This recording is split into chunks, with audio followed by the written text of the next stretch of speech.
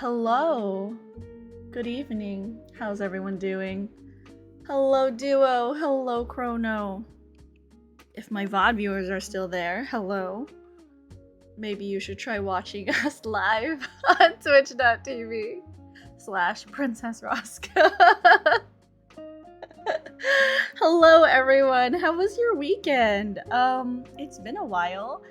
I also realized, like, at the end of my stream on Wednesday, I never thanked everyone. So I just want to go through real fast and run through all of the names. I want to say thank you to Perks187 for the follow, Guther VT for the follow, Fan for the raid, Astrolocra for the follow, V the Fairy for the follow, Mr. Retro for the follow, Lawler and YB, thank you for the raid.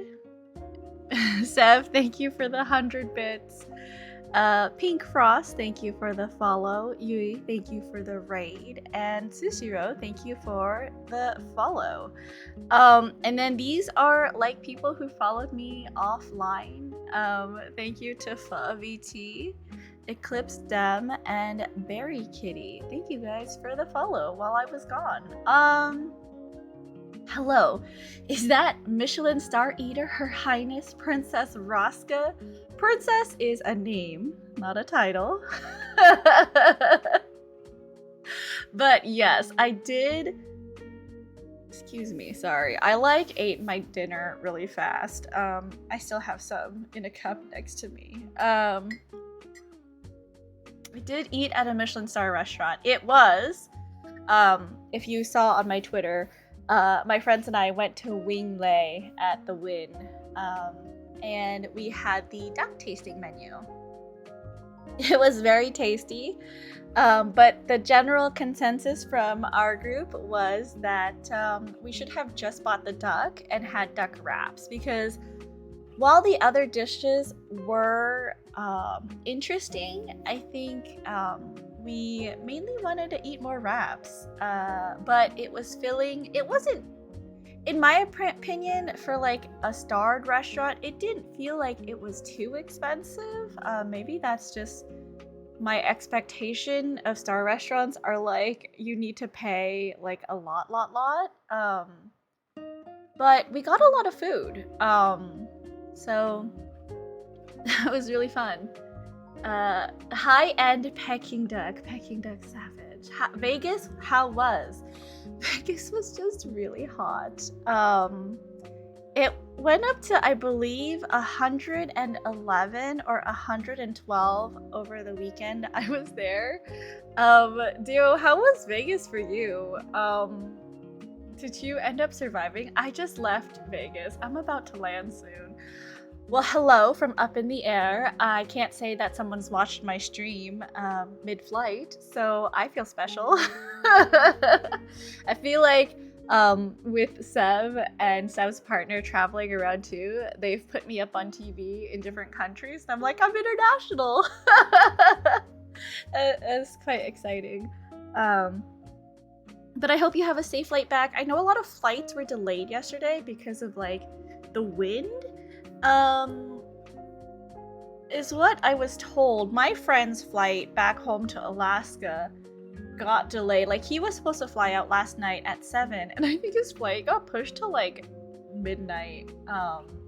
And it was insane. Vegas was very dramatic. There was a storm warning at the US yesterday. Ryan, hello, welcome in. Thank you for the toy bone. I appreciate it. I hope you're having a good Monday.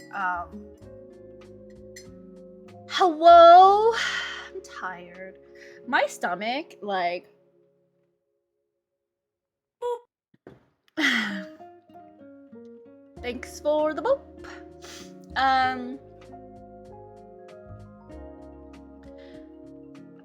Hold on. Lost track of what I wanted to say. My stomach is rioting. I ate too much, too richly over the weekend.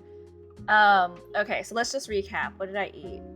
On Thursday, when I came in to Vegas, I ate the duck tasting menu at the Wing Lei. Friday morning, I didn't really eat anything. That was the first day of FanFest. It was such a clusterfuck. There was like so many people. The lines were freaking insane. It was absolute chaos. And the food line was crazy. No one knew like where to line up for food and such. So I think my friends braved the food line inside, and one of my friends went outside for the food truck. He stayed in line for 2 hours outside in the Vegas heat, and like literally the two heads in front of him, after 2 hours, right? They told the two guys in front of him were out of food. I legitimately would have rioted. Like, I would have made a fucking mess of myself, crying if that was me. But no, I messaged Sorens because I was supposed to meet up with him, and I was like, hey, like, where are you? he was like, I'm at my hotel room, I'm about to go back to the con. And I was like, if you're stopping by somewhere, can you bring me some food? And so he's like, yeah, sure. So he brings me half a ham sandwich that he had. It was like a croissant, like ham sandwich with cheese. And I had to go find him after a panel, and I was like, thank you. That was like the only thing I had. And then Friday, that was like, maybe I ate that at like 2 or 3, I want to say. And then I had dinner with Soren's group on Friday. We had KBBQ. Saturday, I was much more prepared. I bought myself a sandwich at Dunkin' Donuts, which I like snuck in with my bag because like they weren't checking bags at all. So I grabbed that and ate it around lunchtime. And then Saturday night, I had tacos at Tacos El Gordo. Super crowded, and like the thing with that was like I was eating dinner with Pat and Tiny, but like no one was responding. And like the way it works at that restaurant, right? Like there were 6 different lines with different meats, and you had to get in line with the meat that you wanted. So I was getting some lengua tacos, and I had my friend Miku. I met up with Ever, Miku, and Ash, and my friend MT after. And my friend Miku was getting in line for Al Pastor tacos. And I was like, hey, get me 2 of those. And then I was going to get like just 1 lengua taco. But then no one was responding. And I was worried because it was so chaotic. There were so many people. And I was like, okay, no one's responding. Let me just buy like a whole bunch of tacos in case anybody wants to eat it. Because we're not going to want to stand in line for this again. Because it was so crowded. It was so packed. So I bought 5 tacos. 5 lengua tacos. And then I checked out. And then I got to the table, and also there was like no seats, but like we managed to find a table with 2 seats, and we kind of did like musical chairs. And I was like, does anyone want tacos? And they were like, no. And I also had 2 extra tacos. So yeah, so I stuffed myself. At the end, I just started picking at the meat, so I didn't really eat the tortilla, because I was like, this is just too much food, but I feel like I'm wasting it if I don't eat it. And then on Sunday, we went to the Bacchanal buffet at Caesar's Palace, and I ate so much crab that I think I got a stomach ache, and my stomach still hurts. So I've been drinking a lot of like broth, and I made myself some like porridge with rice and like chicken stock. My stomach needs a reset. It was very yeah, it was like I ate too much, too richly. Sad I didn't get to meet up with the famous actor Pat because 2 people in the bachelor party got COVID. So I had to isolate for 2 days to ensure I had negative tests. That's terrible. I'm so sorry. I hope you're well. What's up, homegirl? You still tired from your trip? I'm still tired, but I miss you guys. I miss playing video games. So here I am. And here you guys are hanging out with me, which I always appreciate. Holberb. Oh yeah, and then we went to Yardbird on Wednesday. Sorry, Thursday. Before Wing Play. Just for like a quick late lunch before we picked up tickets on Wednesday. My party and I took the monorail once, and we saw the warning for people to stop fornicating the squipes. I thought that was a fake picture, because Ever looked at it, and she's like, girl, this is fake. Like, look at the header and footer information on this piece of paper. It's 100% fake. I was there Saturday night. We breathed the same hot air. It was too crazy. There was like so many people. It was chaotic, and cause I suggested tacos El Gordo, cause I knew Ever and Co were gonna eat there, but like my dinner plans were with separate groups of friends, cause like I didn't want to drag my friends along to meet, you know, random streamer people that they had no idea who they were meeting. So I was like, okay guys, I'm gonna do my own thing on dinner nights, but you know, at least we're gonna hang out for most of the con. And they decided that they were going to go to Tacos El Gordo on Saturday night. I was like, well, Pat's group, Pat, Tiny, and Trev didn't really know what they wanted to do for dinner before the skate game. So I was like, how about tacos? Because Azure told me about this taco place, and it happened to be the same place that Miku recommended to our group. So I was like, yeah, let's go. Not knowing how chaotic it would be, I told everyone to go there, and I told Soren's group to also meet me there for dinner. And I had to apologize profusely to everyone just because I felt bad. I was like, there's so many people here, like the lines are really long. I'm sorry that I invited us to eat tacos. I didn't even know how good it was gonna be. It was good, don't get me wrong, it was good, but just not knowing and not being able to warn people, you know. And the monorail was crazy. Crazy packed, crazy hot. Next time we go, I would want to be able to be close enough not to take the monorail if I go to FanFest again. The wait is insane, but the food is so good. The food is delicious. Had no control. Yeah, I had no self-control when it came to eating. And I also ate a lot. Like, did I post the picture of... No, I posted on Discord of the Bacchanal buffet. So I had like a plate with like a prime rib. And then I think I had a second plate with like crab legs and stuff. And then I put a picture of dessert. What you guys didn't see was the 2 other full plates of crab legs that I had. I ate so much. And I was like, I never eat crab, so I have to eat it all like right now. I was like, I never get to eat crab. This is my only chance. So I think I overate, and it just hurt. It hurt my stomach the entire car ride home. And it was crazy. Hello, Kuwaitan. Thank you for the welcome back, and thank you for the resubscribe of 16 months. I appreciate you.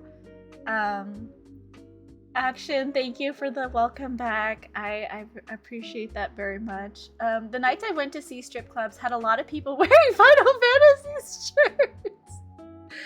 You know, us nerds can get down and dirty too.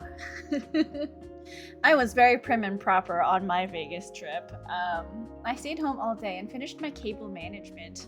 Oh yeah, good job on combing through your spaghetti. It looked good. It was delicious. Okay, I'm caught up. Sorry, there was a lot to say. Wait, let me just switch over to Jump King because I'm gonna talk anyways, and it's not like we stop talking once we go back to Jump King, you know? So it's been a while. I may not be super good at this game anymore. I haven't played in a whole week, and usually I do play a little bit in between. I already don't know. Okay, we just have to be careful on the recovery jump, I think. But yeah, it was really fun. The first day of FanFest was quite chaotic. I think they weren't expecting how many people there were gonna be. Like, there were apparently 15,000 tickets sold because someone had like called Show Clicks and asked them like, well, how many tickets did you sell? And it was just a lot. There were so many people. It was so disorganized. The second day was much better.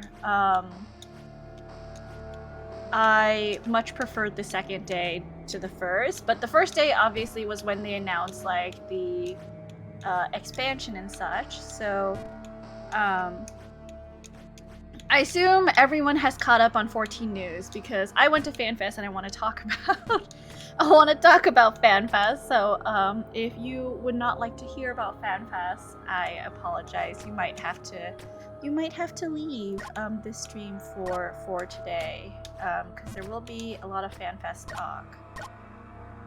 I hate the feeling of an upset stomach after eating. It happened to me once though, but still, yeah, my stomach was just not having it. It was very upset.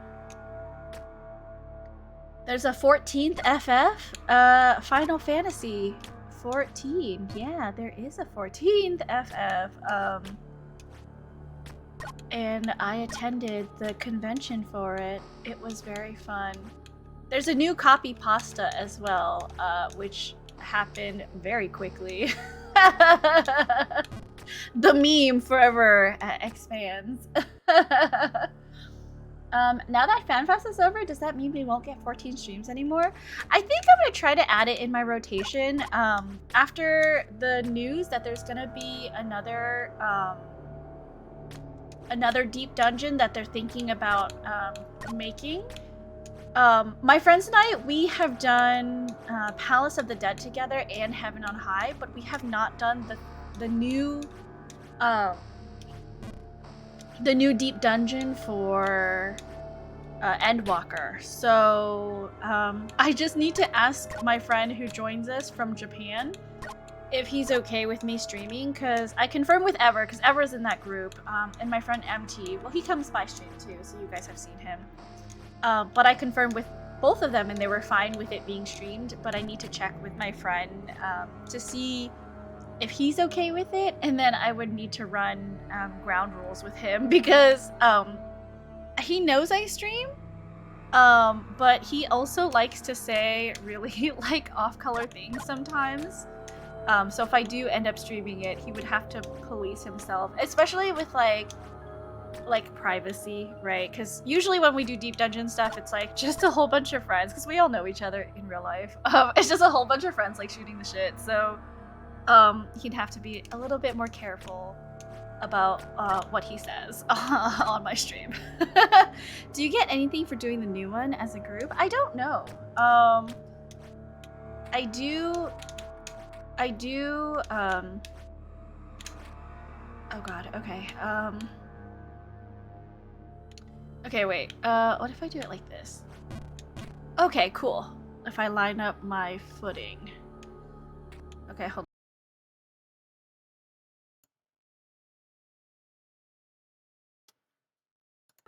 Hello. Am I back? Am I live?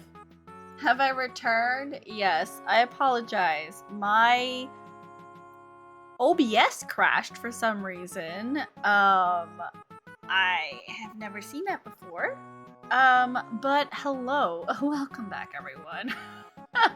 Welcome back to me. Yeah, okay. Get that in now while we can. Very true. I guess contribute to the ketchup challenge if you so choose. Hello, LJ. How are you? Oh. I don't know why my time looks so weird. Hello?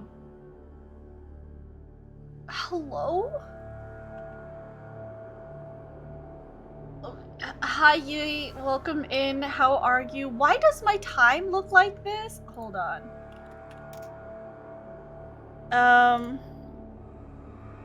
Sorry, I'm just taking a picture of this. Can I...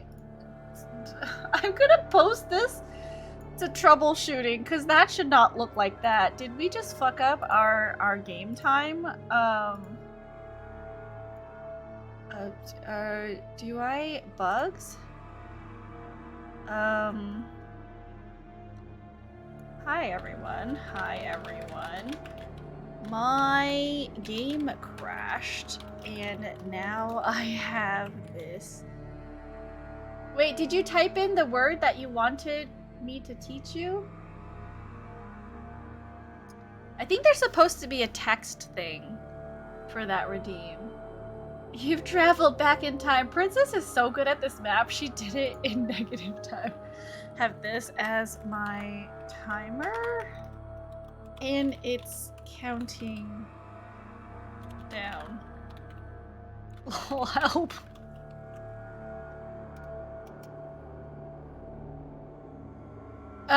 Okay, so that is, I have Chunking Plus installed. Currently playing IB Plus map.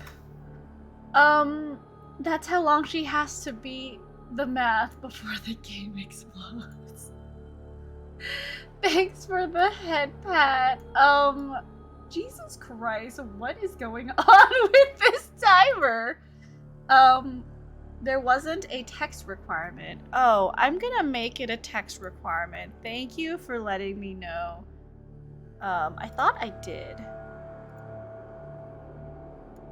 Okay, well, if you want, I mean, you're already Viet, so I don't know if I'm the best person to ask if you want to learn Vietnamese. You know, just saying. Decided to find out what it's counting down to. Maybe it's when Jump King Quest comes out.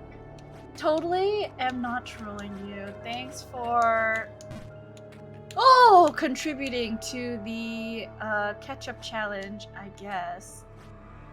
Okay, so is one of these gonna be like... Oh god, okay. God, that was not an ice jump. Okay. Try turning the counter off and on. Thank you, Czar. In-game timer. Okay, it's off. And now, in-game. No, that did not fix the problem. I don't know. I asked already. I'm sure someone in the Discord will answer my question for me. It was a good try. It was. Try logging off and on the game again. Maybe a full game reset. Okay, hold on. Let's just save and exit real fast. I apologize for any game noises or computer noises, not game noises, that you'll hear. Sorry. We're hitting play now. Sorry about that. Okay, we're back. Continue. No, this is your sign to stop playing Jump King and play Sticky Business instead. Is not a stream without scuff? This isn't my fault. I don't know what is happening. I turned the timer off and on. I reset the game. Nothing is working. Oh my god, what is happening? This is not correct. Just notice this. Negative falls.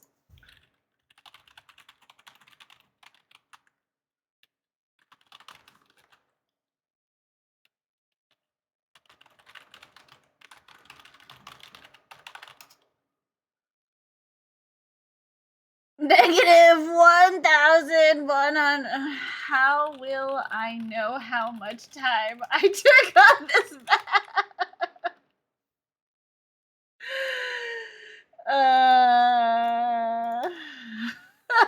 This is too powerful. Is there actual in-menu time going down? Yes, it is. What was that? Was that number even worse before you close the game? I don't know.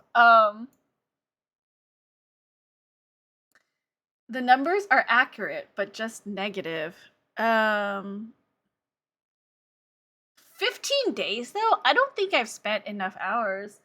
Record the time and reset your save. Not save permas, just save. Record the time and reset your save file. Well, I'm fucked. I don't want to do that. You were like 39 hours or something? Okay, wait. I don't want to, so we're just gonna... Okay, cool. Okay. Thank you. I don't know how to reset my save file. But here's what we're gonna do. Today, we are playing from 6:36 p.m. I will manually add this math up later. I don't want to reset because we're already here. If I happen to get back down to the bottom, I will reset my save file. This is just very unfortunate because stupid. Oh, that was too much. Okay, well.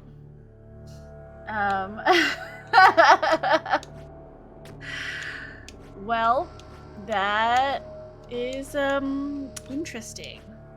I don't like that, but what can we do? How's everyone doing? Seems like all of Twitch went down. I know I've been here longer than 8 minutes. I had a crash. My stream, my OBS crashed for a hot second. Now my Jump King is fucked up. And you know, all these other things are happening. Thank you, Action, for ranking my maps. I pretty much already know, it's gonna be Immortal Babe and then Wave of Ascension. But I don't know how the other maps rank in comparison.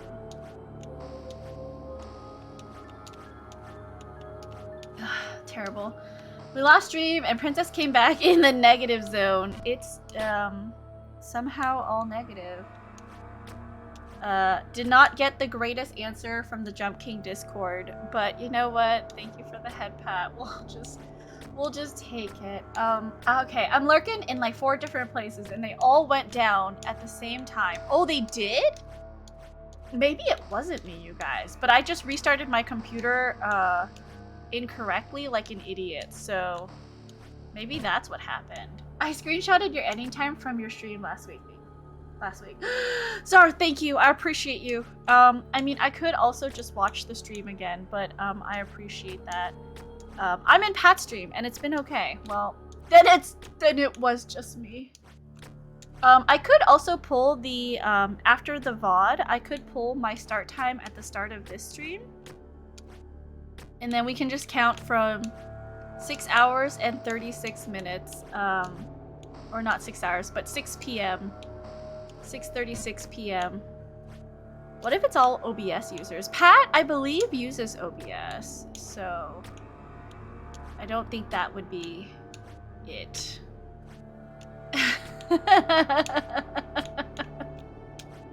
This is so cursed. Okay, full jump here. No, too much. Oh, fuck. Okay, that's fine. A specific version of OBS I'm reaching at this point. It's okay. I appreciate the help. Oh god, why did I... Okay. I have to be so much more careful when jumping. Okay. we'll jump here. Jump King was still running when you restarted your computer? Yes, it was still running. I did not... Oh god.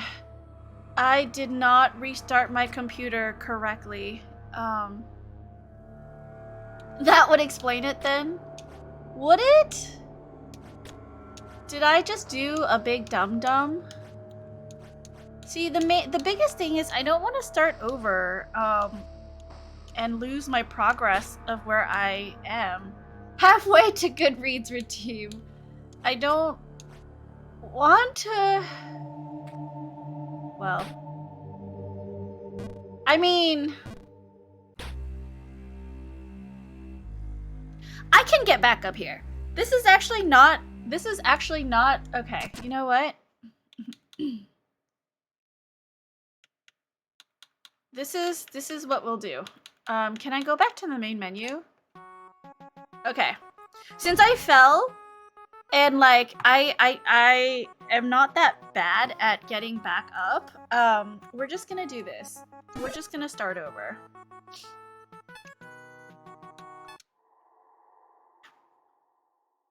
Alright. Okay, so I feel... Okay, it's fine. We'll get back. It's not a problem. Hello, Mateo Medio. Mateo Mewtwo? Is that how you say your name?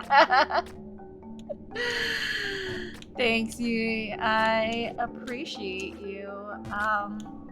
Just Matt is fine.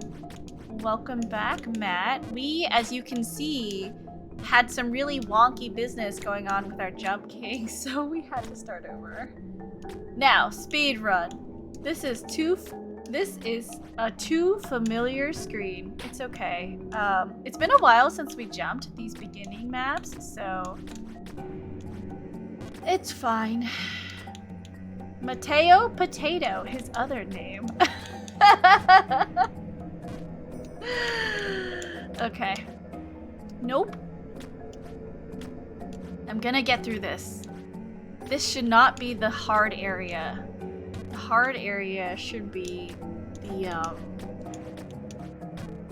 Black Frontier, in my opinion. So we should not get stuck too long here, is my hope. It'll be fine. We'll get there. Just shared record of the maps, Princess, though I do tend to share time on Discord later. Yeah, no worries. Thank you for doing that. I don't think I've ever ranked my maps from longest to shortest. Fuck. But it will be interesting to see. Okay, so how long was that? I mean, 6 minutes? Barely 6 minutes since I started the new one, so it'll be okay. I'll just add the regular time. I have to jump all the way up anyways, and it's additional time that really shouldn't be counted because I was up a lot higher when I had to restart, and this is very upsetting. It's fine. It's fine. Okay, we're good. Okay, we're good.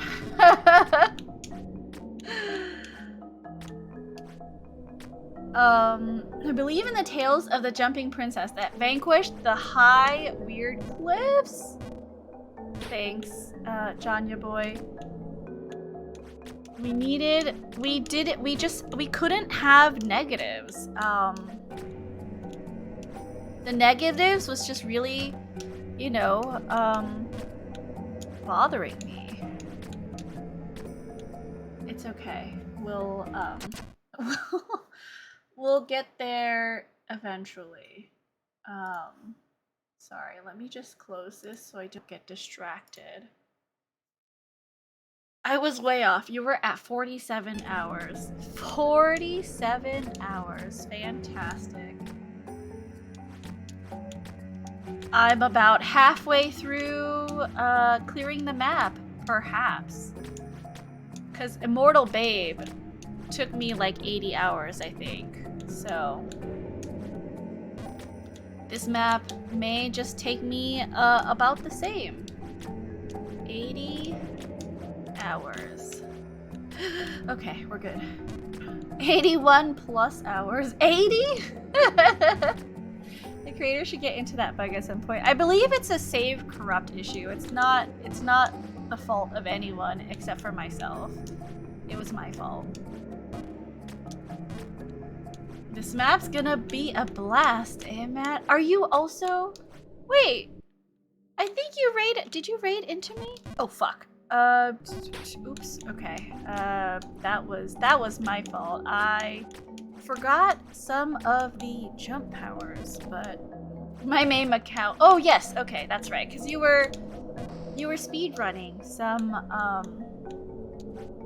you were speedrunning a map. Was it Main Babe or Ghost of the Babe? I think you were speedrunning when you came in. That's not right. Wait, what? Oh, okay, hold on. I forgot how to do that jump. Oh shit, okay, hold on, let's do that again. Okay, I'm gonna get it this time, for sure. Just forgot how to do that jump a little bit. Okay, so this one, like that. Okay, no! Fuck. Okay, that's fine.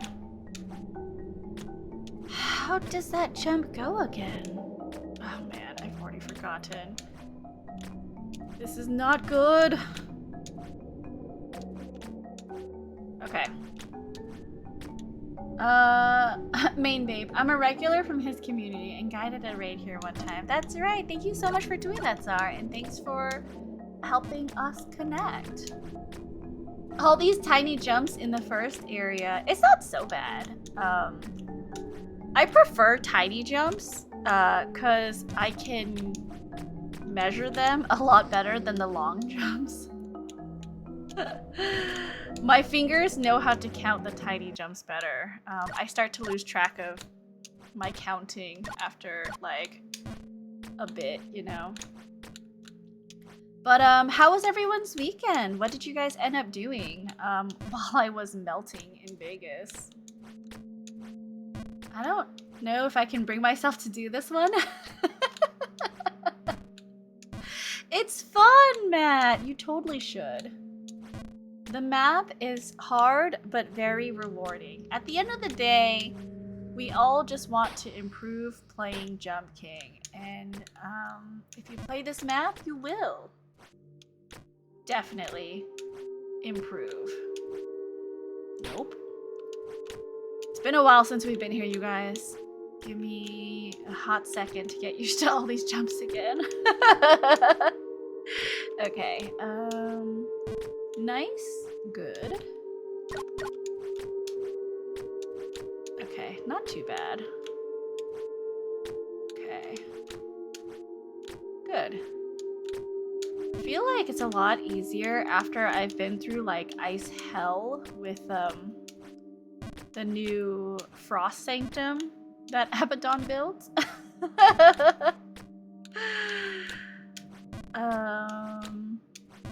Good. Okay. Good jumping so far. No!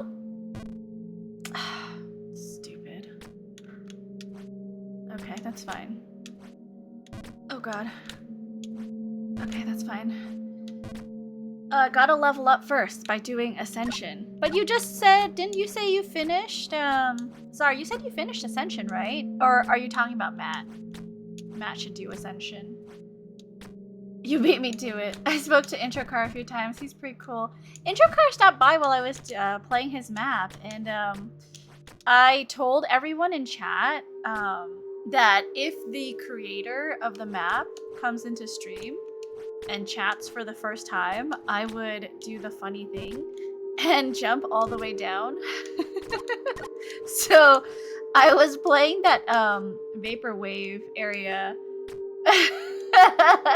I was playing the Vaporwave area when he was like, oh hey, you're playing my map, how are you liking it? And I was like, alright guys, it's time! I jumped all the way down, and then everyone had a good laugh. It was pretty funny. So it did increase my time to clear, but it was funny and for the memes. Honestly, it didn't set me back too long because I got back up like pretty quickly. So it was very funny though. Definitely worth it. I do wish more people played the modded maps. I would agree with that. I love the maps. Oops. I love the modded maps. I think a lot of them are very well made and, you know, are very high quality, like they could be included on the main game, kind of. So it's sad that not more people get to enjoy modded Jump King. But it's really, if you love Jump King, you're gonna find these modded maps and, you know, you'll get to enjoy them. If you truly, truly love Jump King, you know, there's always a way to find out. And plus, Jump King Quest is coming out soon too, so that's gonna be really exciting. Don't know when. I think Nextcloud just released it to put on like waitlist. So I guess we'll see when it actually comes out. Love Jump King until I'm stuck 20 hours into a map. It's okay. I've been trapped on this map for almost 50 hours and I still am enjoying it quite a bit. But maybe that's just me. Maybe that's just my weird way of, how do I do this again? There we go. I was like, I don't remember which direction I was supposed to jump. There we go. Epic funny moment. Nextcloud specifically recognized Ascension as being main game worthy, didn't they? I believe so. There's but that was at the end of last year, and a lot of maps have been released since then. Like more high quality maps, right? Like this game is always having new and old map creators contribute to more amazing maps. And there's also people who are doing like short maps, so they're not like super long like Ascension is, but they're also quite challenging and enjoyable. Okay, we'll get back in no time. Just have to be careful jumping these areas. Okay, sorry. I really want to get back to at least the Black Frontier, you know, so I can get back to Mime Rift. What a crazy area. Okay, so very carefully. Okay, and then here. Okay. Nice. Okay. No! What? How am I supposed to be closer to the edge? That has never happened. Forgive me for being a ring noob, but what ring do you keep toggling? Oh, there's only one ring in game. It is the snake ring. So it's because, in the, oops, on some of these maps, obviously positioning of the sprite is really important. So what you'll see is, you'll usually see me if I'm on an edge here, I scoot so that, and it's important that I use the shoes because I can tell by the pixel, the color of the pixel on the shoe. I can tell if I'm close to falling off or not. I'm good on the straight platforms, but when the platform has a diagonal on one side, I'm not so good at estimating where I'll fall off. But yeah, I usually use it to inch like to the left or right of a platform to make sure that my positioning is perfect. I still need to get it. It's not that hard to get the snake ring. Honestly, if you can play all the maps and you're speed running them, like the main the main game maps, you're pretty much good for, grabbing the snake ring. It's not that hard.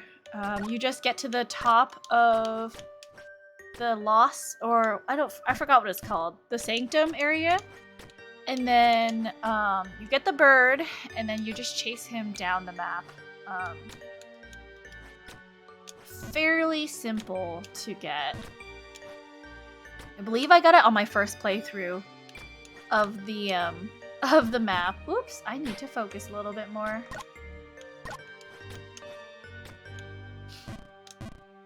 It's fine. I used to never use the ring either, but now I use it all the time. Yeah, I just think it's really helpful to set yourself up for certain jumps. There are people who clear without using the ring, right? It's not like it's impossible. You just really have to be careful of like how you position yourself. Explain your VTuber model. Plasmir, hello, welcome in. I hope you've been having a good weekend. Yes, no problem. I definitely can. I've been VTubing for about 1.5 years now. Please explain. You have to go to the snake in New Babe Plus, then follow the bird all the way. Yes, that is how you get the ring. Thought I shared this. Why am I sharing it? Bakugan, a franchise I grew up with, getting a 3rd series. Oh, congratulations! I have never heard of Bakugan, but I hope you enjoy it when it comes out. Explain yourself, literally. Yes. So I've been VTubing for about 1.5 years. So I started in March, like late February, early March of 2022. And I wasn't sure if I was gonna like streaming. So I know a lot of people are like really into the VTubing culture, right? With the lore and making sure all the assets are ready and stuff. And I'm like, I don't even know if I'm gonna like this as a hobby. Fuck, why do I keep jumping that jump wrong? So I looked into some low budget ways to start streaming as a VTuber because I appreciate my privacy, and VTubing allows me that versus being a face cam streamer. Plus, like the whole thing of having to put makeup on and look nice every time I stream, which is very often, right? I'm like, that's too tiring. Like after work, having to slap makeup on just to like stream does not sound like a thing I want to do. So I looked into VTubing and I saw that there are 2 options, right? So obviously there is, if you know VTubing, there is, 2D and there's also 3D. Now a lot of the corpo VTubers that you see nowadays are 2D, but they do get some like 3D models eventually. It's becoming more of a thing to get like 2D first is your main model and then 3D as like a additional after.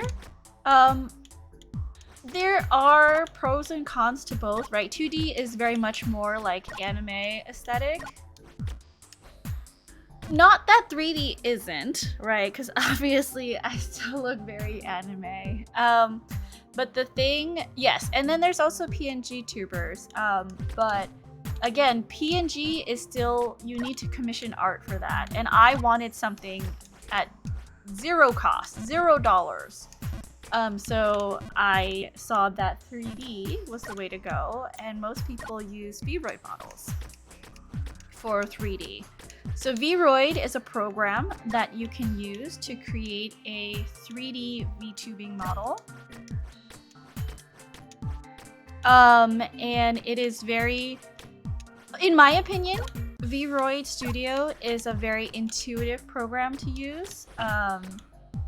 If you've ever made a character in an MMO, VRoid is just like that, where, when are we gonna get 4D?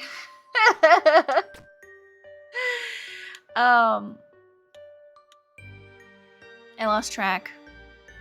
Oh yeah, so there's like just a whole bunch of sliders in VRoid. So I just used the sliders. I don't know what else to say except I used the sliders in the program until I made something that I was happy with. And then eventually I learned there are things called textures that you can apply to character creation. Isn't unique to MMOs, Princess. Well, it's what I know, right? For character creation, it's what I'm most experienced with. So I just say MMOs. Azure, hello, welcome in. How are you? Thank you for recommending Tacos El Gordo, by the way. It was very delicious, but it was so crowded, and I wanted to apologize to everyone for suggesting it as a dinner place. Have you been? Hello, hello. Welcome in. Every video game is an MMO to Princess. Well, I mainly played MMOs when I was younger. But, you know, I don't play any other games really except MMOs. It's only recently that I started playing single player games, to be honest. But yeah, so fuck. Character creation, sliders. Yeah, so sliders and textures.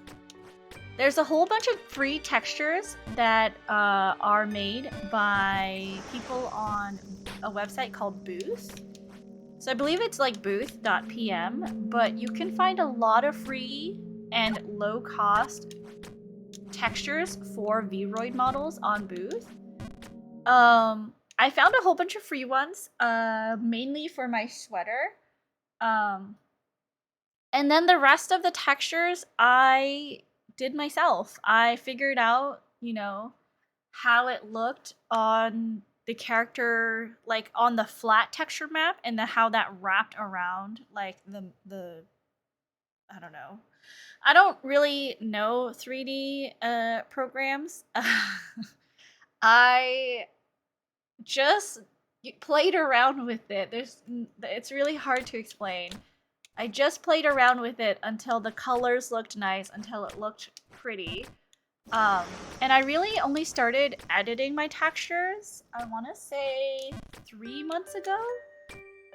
Because for the longest time, I had really basic coloring on my model. You taught us how to use Blender. Yeah, I made a donut in Blender. Wasn't it amazing? It's the most beautiful donut I've ever seen. It's 3 a.m. drunk food. Don't get me wrong, it was really good tacos, so I'm not mad about it. I was just not expecting the size of the crowd. Blender hurts my brain. Blender also hurts my brain. You really do not need to know 3D modeling to use Vroid Studio. It is very approachable and intuitive, in my opinion. So yeah, I just used Vroid Studio to make my character that you see here. My old model. Let me see if I can... I don't know if I can show you my old model, because... I mean, maybe? No, I might crash my computer. I don't want to do that. I might crash my computer. We'll settle for bald model. I mean, I guess. But,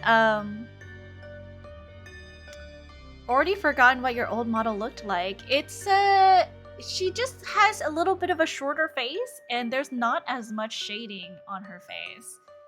I didn't know you would try to go for dinner of all things. I just listed off a whole bunch of places. Totally okay. It was... Unfortunately, dinner was the only time that I could eat with friends, because for most of the con, I wanted to attend, like, panels and such. So, I mean, not your fault, right? But it was crazy, but delicious. She's simpler, more cartoony. Yes, my first model that I made was a lot simpler. It had a little bit of a goofy looking face. Not that that's bad or anything. I just messed around with the sliders too much, and I didn't know how to change them back until I decided to refresh my model like a couple months ago. Did you get the lengua? Oh boy, did I get the lengua. I was in line with my friends, and I didn't know how this worked, right? So then I asked and realized that it's a line for each of the meats. So, Fan, hello! Guys, if you haven't... Wait, did you hit 1K yet, Fan? Guys, if you haven't, you should definitely check out my friend Fan. He's awesome. He's amazing. He's so close, or maybe he already has. No, he's so close to reaching 1K. So, you know, click that that follow button on the banner above chat. Because if you like me, you'll love his content too. He's comfy cozy. And he streams during EU work. Well, no, he's in the EU. Sorry, my brain doesn't work. And he streams while I'm working. So if I do see it, it's usually like later on in the day, like in the afternoon that I see him streaming. So I'll usually put him on just to like chill and hang out. In the morning is like when all my meetings are, so I'm usually not there. But check him out. Thank you for contributing to the ketchup challenge. Been doing some 14. How are you? Okay, guys, hold on. Did you know? Also, I sound like I'm recruiting for a cult. Did you know this weekend they announced that Final Fantasy XIV has expanded their free trial, okay? You can now not only play up to Heavensward, but through Stormblood, okay? Up to level 70. Ad, hashtag ad. Up to level 70 with no restrictions on playtime.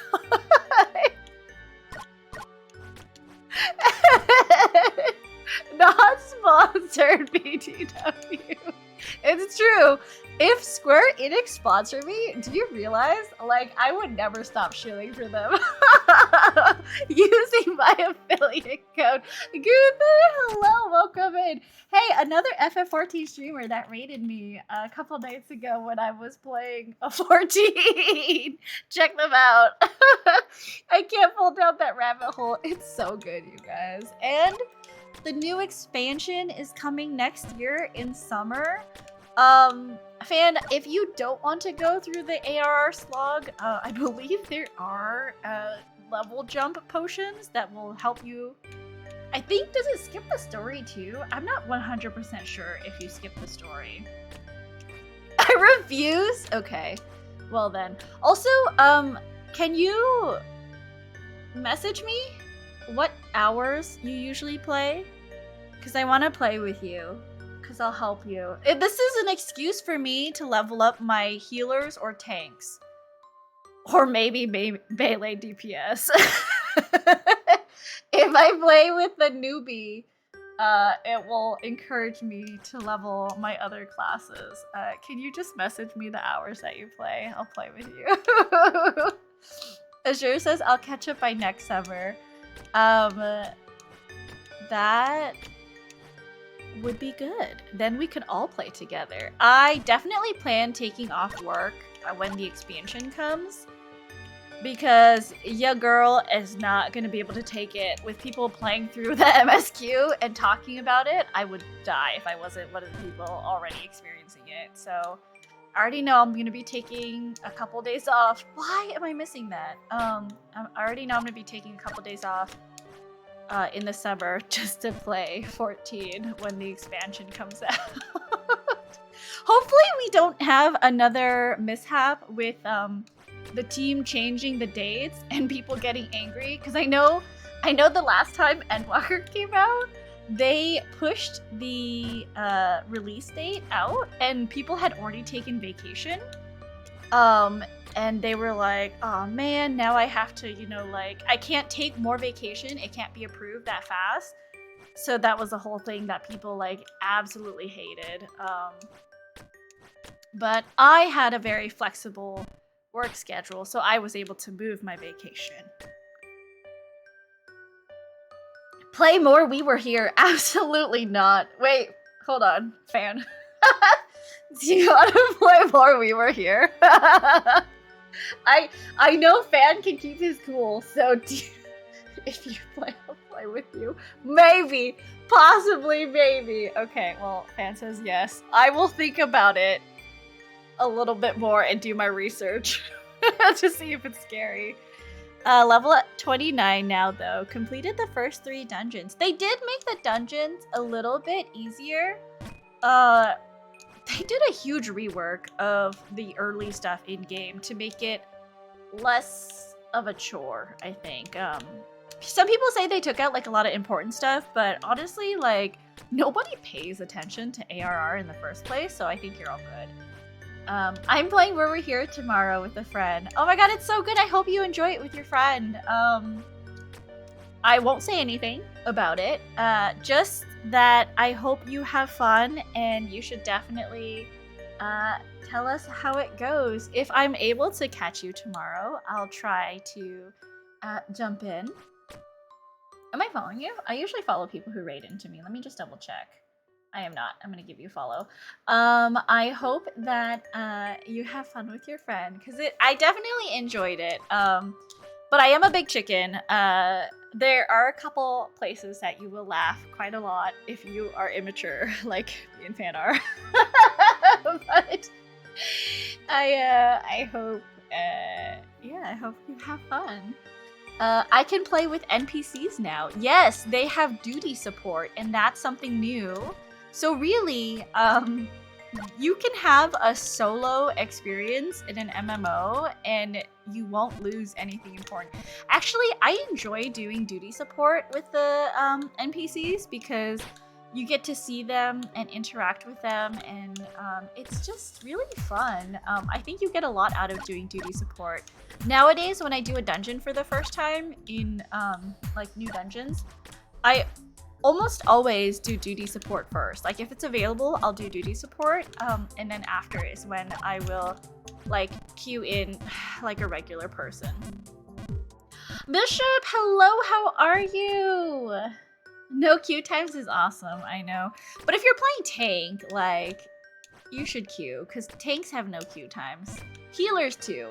I mean, sometimes healers do have a little bit of a queue time, but not as long as DPS.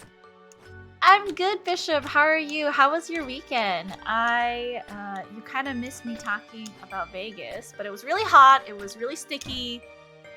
But it was really fun. And did you know? Wait, do you play 14, Bishop? Did you know the expansion for 14 is coming out next summer, and they expanded their free trial? And also, you can play on Xbox now. That's new and exciting. Fuck. That's fine. So, average Vegas moment. Yeah, basically.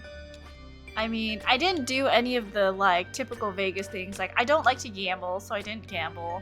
I don't go clubbing. I don't drink a lot. So, Vegas was honestly, like, the whole environment and concept of Vegas for me is very mid. But the people that I got to meet and the event that I went to was fun. It could have been anywhere else, and I would have been fine. I'm not a huge Vegas person. Going with NPCs is nice because it allows me to remember mechanics without the stress. That is true. Less stress when playing with just the NPCs by yourself, because you don't have people tagging after you, wondering why you killed them. Haven't gotten into 14 with code, not an ad, guys. So one of the people I follow on Twitter, if you don't know, she's like a musician, Abake Pam. She she did the new copy pasta for 14, like, you know, voicing it, and then I responded and I was like, yeah, basically everyone I saw in Vegas that was like, okay, cause get this, hold on, Twitter, you mean X? Yeah, it's fucking Twitter, you guys. I have never understood gambling. I think it, like, it feeds, like, the dopamine center of your brain or whatever, because you're like, oh my god, money? I spent a little money and I got more money? Wait, so Plasmir, did that answer all your questions? I'm so sorry. I want to give you the time and attention that, you wanted from asking about my model. I mean, gamblers always quit before they hit big. I don't really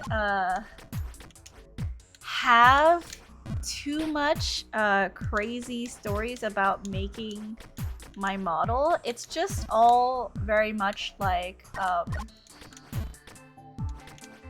I just played around with the VROI program until I got a model that I really liked the aesthetic of. Really, that's about it. I know it's not super useful, helpful, but I think because a lot of people were asking and they were interested, what I'll do probably is eventually I'll make a video of like how I made my model in VRoid, and I'll show you guys like the program and like the sliders and stuff. Unfortunately, I won't show you my exact sliders because then you can make a copy of me, which I do not want. I would like to be unique. Thank you very much. But I think it'll help in having people understand like how to get everything set up. What about the equipment? Okay, so for my facial tracking, I use a program called VC Face. VC Face is what I used when I first started out. It's very simple. It only has facial tracking. It does not have chat, like Twitch chat integration. So you guys know how like you can throw stuff at me and like, you know, squirt water in my face and stuff. VC Face does not do that. That is a second program that I run on my computer simultaneously. So the program that I use for that is VTuber Plus. I believe there are other programs out there now, like Vinyan, and I believe Warudo is another one that just came out on Steam that is connected to Twitch integration. You reckon there are people who know what sliders you have just by seeing you? Probably. People who work in VRoid a lot probably know. It would be very, like, I think it would be a very big faux pas, though, to try to copy someone's model. It's like copying someone's design, you know? Like, just don't do it. Don't be an asshole. Matthias, good night, Princess Chat. Going on lurk mode today. Just passing by to help you eat delicious food. Thanks, I guess. Thanks, thanks. Let me give you a tug.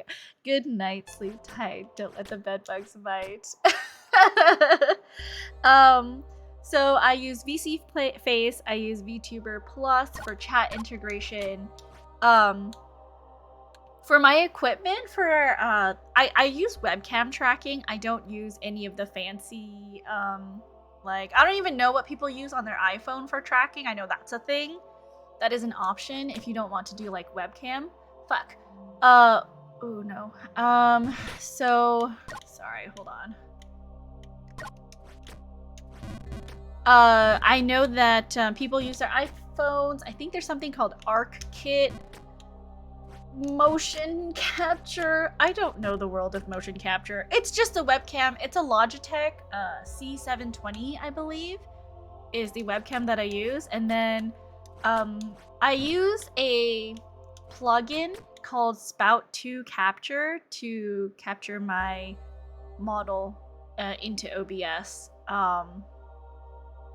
Couldn't tell you how I installed it because my friend helped me set that up about 6 months into me streaming.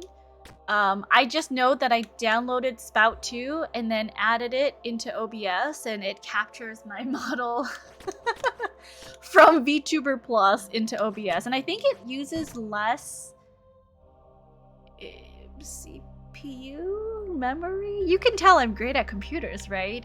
Which means if you are a little bit more computer savvy than me, you'll probably get this stuff right away. And then for regular equipment, I don't know what I run. Hold on, let me see.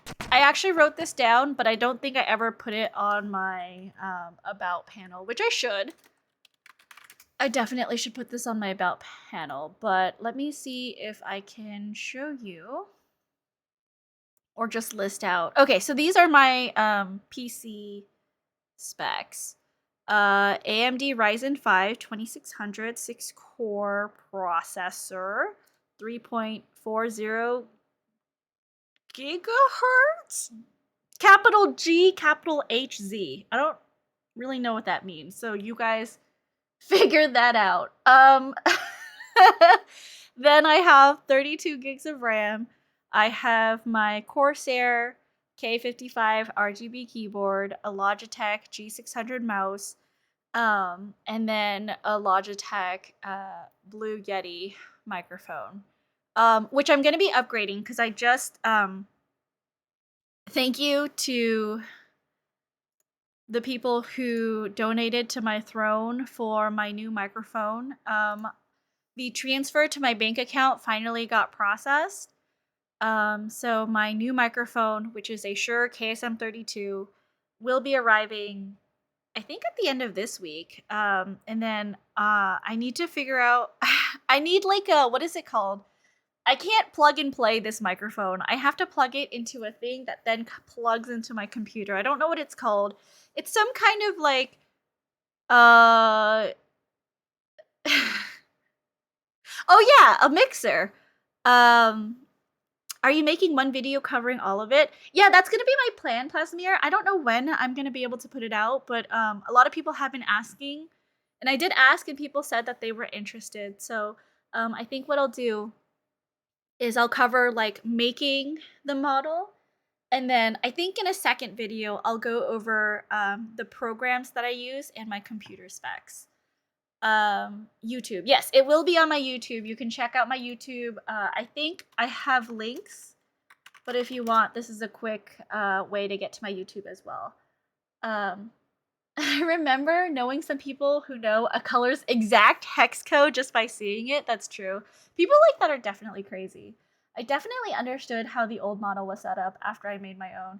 Yeah, so it's not, I mean, it's not out of the realm, but I think it's a huge faux pas to like just copy someone's like exact design, you know? Like, I mean, we all use the same program, Vroid, but I did make changes to the model. I didn't use all of the basic stuff. I did modify it. So if you made a complete copy, I know you had to try to do that. Damn, Rosca got the Giga PC and uses it to play Jump King. Yeah, I recently updated, or not updated, but I recently, as in last year in the summer, upgraded my motherboard and my graphics card. And I was laughing because I was like, wow, I'm doing this all to play Jump King. Like, yeah, it's to stream Jump King, but I'm only playing Jump King. Which was really funny. Preamp, mixer. I'm pretty sure it's called a mixer. I think the one my friend recommended was the Scarlett 2i Focusrite or something. But Ever's partner, Ash, who's really into like computers and really into sound stuff, he has an extra one that he's not using. It looks very complicated. I might end up just buying the Focusrite just to like be able to plug and play a little bit faster, because the one that he has as an extra, because he has the Focusrite, right? But the extra that he has is not a Focusrite, and it has a lot of knobs on it, so I don't know if I will understand how to use it, but it is free, so I might just mess around with it a little bit before I decide to just spend some money to make my life easy. Audio interface, that's the one. Corns, hello, welcome in. Let me give you one of these. The Focusrite to run VC Face without any anti-aliasing.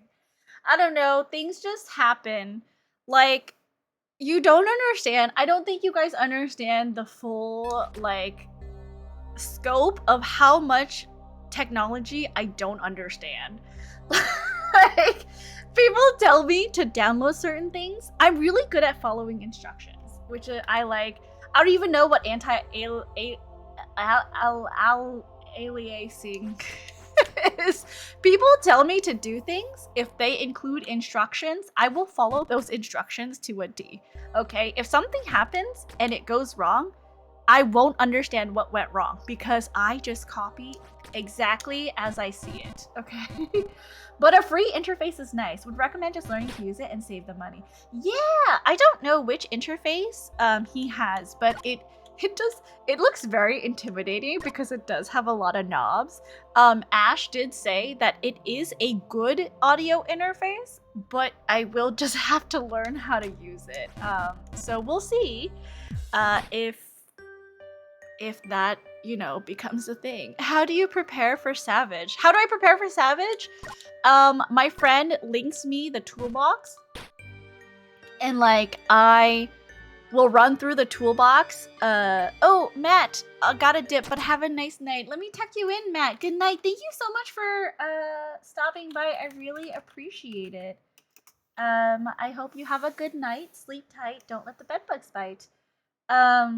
But yeah, so my friend links the toolbox, and then we'll usually like have a rundown of what the mechanics are gonna look like. And then I see it a couple times, right, to like prepare my brain to like process. And then as I'm doing the movements, I'm gonna tell you, I don't I don't look up. Like I don't when I play 14, I'm not looking at the mobs. I'm not looking at anything. You know what I'm looking at? I'm looking at my model on the screen, and I'm looking at my hotbar because I'm clicking things as soon as they light up. And when I run to stop myself from getting hit by mechanics, almost always I run to the same position on the screen every time. So that's how I end up learning Savage and Extreme Fights. Is there are specific points on the map where I will start to slide cat. Like it's all memorization. I don't know how to respond to random mechanics is what I'm trying to say. Like I remember my rotation in regards to the boss's mechanics. So mechanics that get switched around, like I think in Eden, where there was 2 separate orders in the second phase. Which Eden fight am I talking about? Maybe 3S? I don't remember which fight. But like he could either do like a certain order or you can get the order flipped. I don't like those types of mechanics where you have to think and respond accordingly. After the 10 hours of research I did on audio equipment, I can confirm more knobs equals better. I'm glad to hear that. So I will have the Shure KSM coming by the end of this week. I'll probably be able to plug into the interface because I'm going to my friend's house on Friday because we play D&D every Friday. And I left it at his place, excuse me for the burp. So I'm gonna pick the audio interface up. Hopefully he has the cables, because he dug it out, and I don't think he had cables, but I'm pretty sure I could stop by like a Best Buy or something for any cables that he is missing. Better than buying a whole new audio interface, you know? Literally just single neuron activity, muscle memory. Yep, muscle memory is how I learn most of the fights. So I feel like when I learn a fight, I'm very reliable. If the fight is very predictable. If the fight has more, like for example, T. Where my group has been doing T for the past, I want to say 2 years. We've had a few interruptions to our raid schedule, so, and we've also had a couple people like just drop out, so we had to like fill. So having to like relearn the fight again with new people. But I can tell you the T mechanics for me are very easy so far that we've learned. So there's nothing random about it. Every mechanic is quite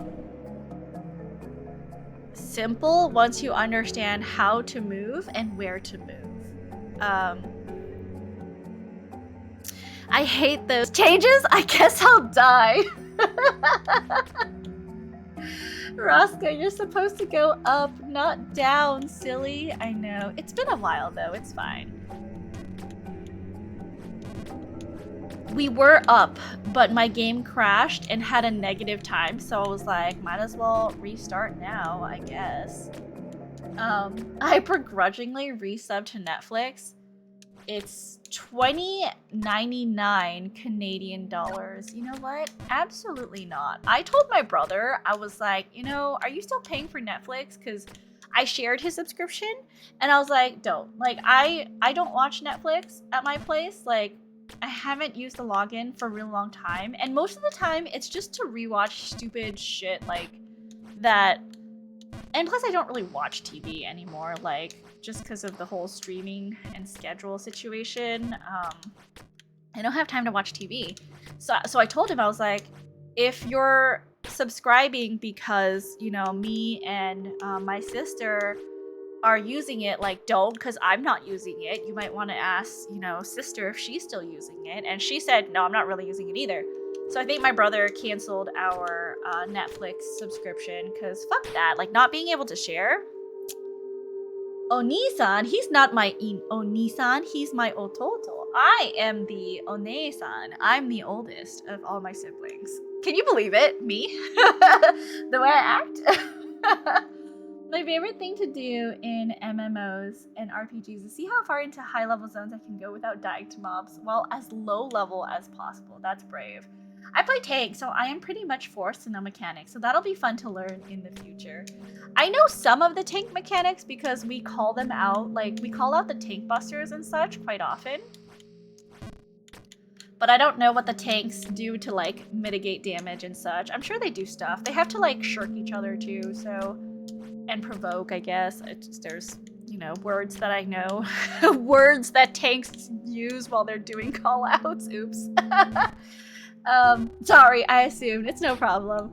I feel like when people meet me and my siblings for the first time, nobody thinks I'm the oldest because I act like a freaking baby. But yeah, I am the oldest of 3. People that call out are a godsend. I would pay people that can call out. I feel like in my group, we don't have one person doing call outs. We kind of share the responsibility. There are certain mechanics some people remember better than others, and we just call it out when it's our quote unquote turn to call out, you know? Fan, you're the youngest? Of how many? How many siblings do you have? Dang it. Okay. We're all the way at the beginning of 3. 2 older sisters. Oh, you're just like my family then. It's me, and then my sister is in the middle, and then my brother is the youngest. Torrent, welcome in. Good morning. Thank you for the save check. Hello, hello. As you can see, for some reason, my Jump King has resetted itself, and is now we're all the way at the beginning at 46 minutes because the save file got corrupted. But thank you for the self-care. Let's stretch. Nice to see the start of the map. Yes, very nice. Princess Roska age? I will not tell you. My age is, you know, it's not a secret, but it's like, I don't even know how to calculate it. I've been, you know, I've lived the lives of many dogs. I'm like, I don't know, maybe 200 something years old. Who knows? Yeah, we had to restart. I'm at 46 minutes in to this session. That's like my fam too, but add another. I'm gonna take a sip of water real fast. Why is my thing? Oh, it's because I'm sitting too high up.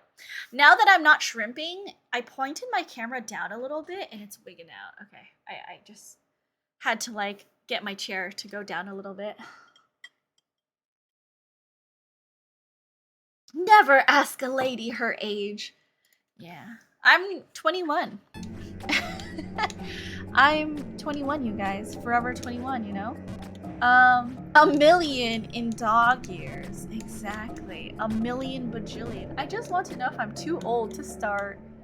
I'm gonna say this.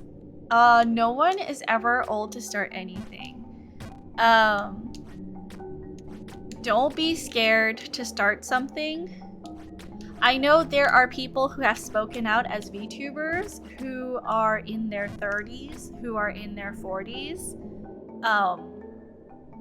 I think the misconception is that VTubing, and it's true, like, don't get me wrong, I do think there are a lot of young people in VTubing because it attracts a certain,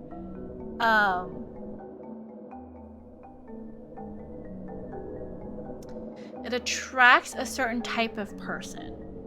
But I think you would be surprised to know that a lot of your favorite VTubers are probably a lot older than you think. At least the successful ones that have managed to make like a brand and to market themselves. I'm in my 50s. Just think about it, right? Like, I know that maybe there are some really rich kids who probably have money from their parents, but if you really think about how much a VTuber model costs nowadays, with the art, with the rigging, that alone could cost anywhere from, $1,000 depending on who you commission, to upwards of, $5,000 to $10,000. That's all, a thing. Plus, people who, have been streaming for a while know that they have to be able to have a cohesive brand and to market themselves. And getting, very consistent, overlays and emotes, that all costs money.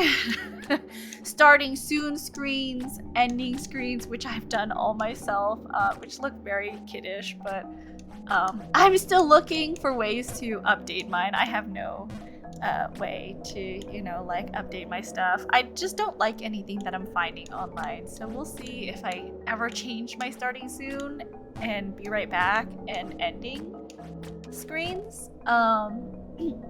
Just do it. Starting new things is how you stay young. You stop moving, you stagnate and die. Yeah, exactly. Plus, like, do you like streaming? Do you even know if you like streaming? Because I feel like a lot of people, maybe they get into streaming and then they realize, I actually don't like this, and that's why I wanted to start with a very low cost model, which I ended up just really liking because I'm like, well, no, that's me. Like, I look at the screen and I'm like, that's me. I'm Princess, So now it's just become a part of my identity and my brand. But some people will use Vroid, use this low-cost model as a way to see if they even like it in the first place, You usually need a job to support it, unless you already are a successful streamer. The setup. Yes, the setup does cost a bit, but I already had a pretty good setup because I play video games and I like to push the graphic settings. I already had a PC. But, if you don't and you're getting into VTubing, you will need, obviously, the equipment to do so. Because I already had a PC, really the only thing I needed was a webcam and a microphone. The microphone was a hand-me-down from my friend Ash, so I really lucked out on that. But I mean, the microphone is about $100 if you buy it brand new. The webcam was $20 on Amazon. Like, it's $20. I've used it for a year and a half. The most expensive thing for my equipment was really my computer, which I already had, right? Like, I already had that stuff. I didn't need to buy anything extra. I really only upgraded my motherboard and stuff because I was like, well, I want to see if I can stream other games. But it was also selfishly to just have a better computer, right? Like, it complements my hobbies and my, the things I like to do in my free time. I love your screens. They're cute. Oh, Bishop, thank you. I quite like them too. I do think they fit my theme with like yellow and pink. I just want to see if maybe I can make something better. I don't know. I'm still in college. Takes up a lot of time. I do know there are VTubers out there who stream in college while they're in college. You just need to make sure you're managing your time well. Like, I work a full-time job. From 8 to 5, I'm working. The lucky thing is, right, once you're in the workforce, you don't have to study. A lot of your free time, once you're not taking classes and stuff, a lot of your free time is your own free time. If you want to be a VTuber but don't know streaming, just get a PNG or a free model. Exactly, yeah, like get a PNG, or because a PNG is going to be very easy on your system, right? There are different programs for PNG tubers, but if you don't have a computer to support the type of streaming that you want to do with like a 3D model, a PNG model is probably your best bet. Because there's like reactive images, and now there's like VideoTube that you can use for PNG models. But here's the thing, I gave this advice on Reddit too, where someone was asking like, how do people afford such expensive models? And then people are like, well, you don't. Like, you start streaming first, and then you kind of build up your money, or you save up your money, right, from working, and purchase your model later. But this person was like, well, I really want a specific aesthetic, and the live 2D model commissions are too expensive. And so the person was like, I'm just gonna learn how to make it myself. And while I think that is very commendable, yeah, or do what LJ did. LJ made their PNG using Vroid. They made a Vroid model and took screenshots of their model in different poses. And when they stream, you know, that's what they use. It's free, right? That's 100% free. Plus, PNG is a lot easier on your computer. But like the person on the Reddit thread was like, I want a specific aesthetic. I want to go boing boing on screen. And I'm like, that's great and all, but like, recognize and understand that learning to make a model is time that you will be wasting. And I'm using the word wasting because you don't even know if you like streaming, first of all. Second, the more you put off streaming, the more behind you will be, because the whole thing with content creation is the longer you do it, the more people you can reach, right? Like, even if you're using a temporary model, just do it now. Like, don't wait until everything is perfect. I can assure you, it's never going to be perfect. I'm a year and a half into my journey. I still find things to improve of my streams, like, every day, right? Like, there are things that I'm constantly thinking about, my content, my assets, you know, like my overlays, what kind of content I want to be putting out and how I want to present myself, how I'm narrowing down my niche. I don't even want to do this as a business, right? Like, I'm just doing this for fun. And I'm constantly thinking about this.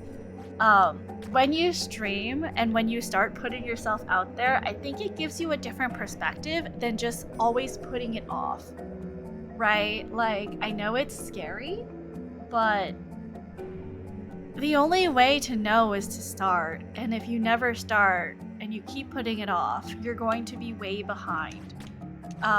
And I think a lot of people get discouraged when they don't see the numbers that like they see for other creators, right? Like, you really have to love doing this, because you're gonna constantly be comparing yourself to others. If you're focusing on numbers, if you're focusing on popularity, I don't think you will succeed. But if you're focusing on the content that you put out and you're passionate about it, I think people can tell. Duo says, I honestly want to start streaming as well. because I need attention. I want a full 2D model with full rigging and all the physics. I got a job. I just want to do it for fun. What if I just want attention? You know what, Duo? That's the secret. I also just really like attention. Josie! Hello! Welcome in. It was so nice meeting you this weekend. I had so much fun. Guys, Josie is a friend from Soren's community. We all met up because FanFest, and we had Korean barbecue together, and it was so fun. I hope you had a fun trip to Vegas. Are you safe back home? Did your flight get delayed? I heard from Soren's a lot of flights out of Vegas got delayed due to the storm. Or wind. I don't know if it was a storm. Duo says it was a storm. You are hilarious. Oh, thanks. I had a fun time. Mine got canceled. Are you home? Chances are you will still look at numbers and compare yourself to others, but doing it because you enjoy it makes it easier to carry on. Yes, I will say, yes, I do compare myself to others all the time, in good and bad ways, right? Like, I'll be like, oh, this person has been streaming longer than I have, but I hit a milestone faster. But there are other times where I'm like, well, this person just started a month ago and they're already past me. It happens. Like, as a content creator, like, it's gonna be impossible not to compare, right? But at the same time, recognize that at the end of the day, you're the only person who's really gonna be hard on yourself about this stuff. Had to rebook a standby flight and got lucky. Someone was too drunk to fly, so I got his seat. Wait, how are you too drunk to fly? Did he like cause a commotion at the airport or something? Because that's funny. What a mess. What a mess of a man. And the other thing is, like, I haven't told a lot of people this, but I actually have always wanted to be a content creator. Before I became a VTuber, I was filming myself sewing things. And it was actually like summer of 2021, I want to say, that I was filming all of the stuff that I was sewing, and I was working to put it together during Christmas time. I wasn't brave enough to post that onto YouTube, but after I started VTubing, I was like, yeah, I do enjoy content creation. I enjoy a lot of it, though, for me, is like live streaming on Twitch is really fun because I get to interact with viewers. But eventually, once I kind of get settled into what I'm doing, which I still don't feel settled yet, but once I do feel settled, I think I want to make more long-form content on YouTube, and my ASMR scripts are a little bit of a way to like get into that, with editing and learning how to use Resolve. But eventually I want to be able to put stuff that I'm working on, like sewing, cross-stitching, embroidery. Like, that's, like, for me, one of my biggest, like, creators that I look up to isn't even a VTuber. It's Bernadette Banner on YouTube. Like, Bernadette Banner, Rachel Maxey. Like, I watched all of those people before I started VTubing, and I get a lot of my inspiration from them. So, not sure. He was already removed from the plane when I got on. I see. I didn't ask too many questions to risk not getting a seat. Well, I'm glad you're back home safe, Jersey. It was so fun. The next time I am in your area, if I'm ever in your area, because I've never been there before and I don't want to say it online, just in case you don't want it out there. But the next time I'm there, I would like to hit you up and meet up with you again, because girl, you are hilarious and I love you so much. Also, please let me know how much I owe you for the lift, or I will chase you down forever. This is not a threat, it's a promise. Royalty Raska origin story. I just like talking. I also like, I think you guys can tell. I freaking love talking. Like, I talk a lot. I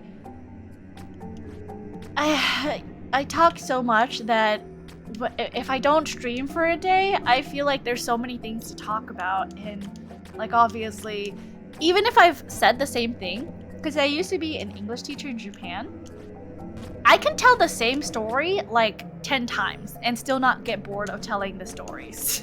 So if you guys have heard repeat stories on here, that's why. I just forget sometimes like who I've told what story to, and I don't mind repeating myself, just because I think that's just my personality. I watch Bernadette, wonderful seamstress, amazing work. Oh my gosh, right, show? There's also this lady, I can't remember her name, but she makes a lot of like, her videos are amazing. I believe it's like Frieza Leopold or something. She makes some amazing sewing videos on YouTube. Yes, please, and you will never owe me anything. I'm gonna find you. I'm gonna find you and make... I'm a Lullafell, okay? I will find you and make your 14 life a living... How dare you do this to me, Jersey?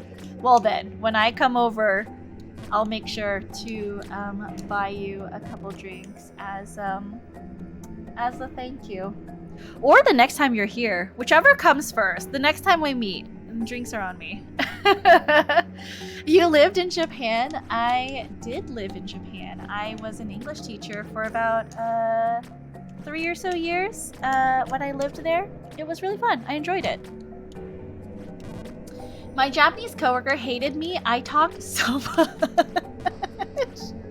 She always said, you would do well in Osaka. Okay, I get it.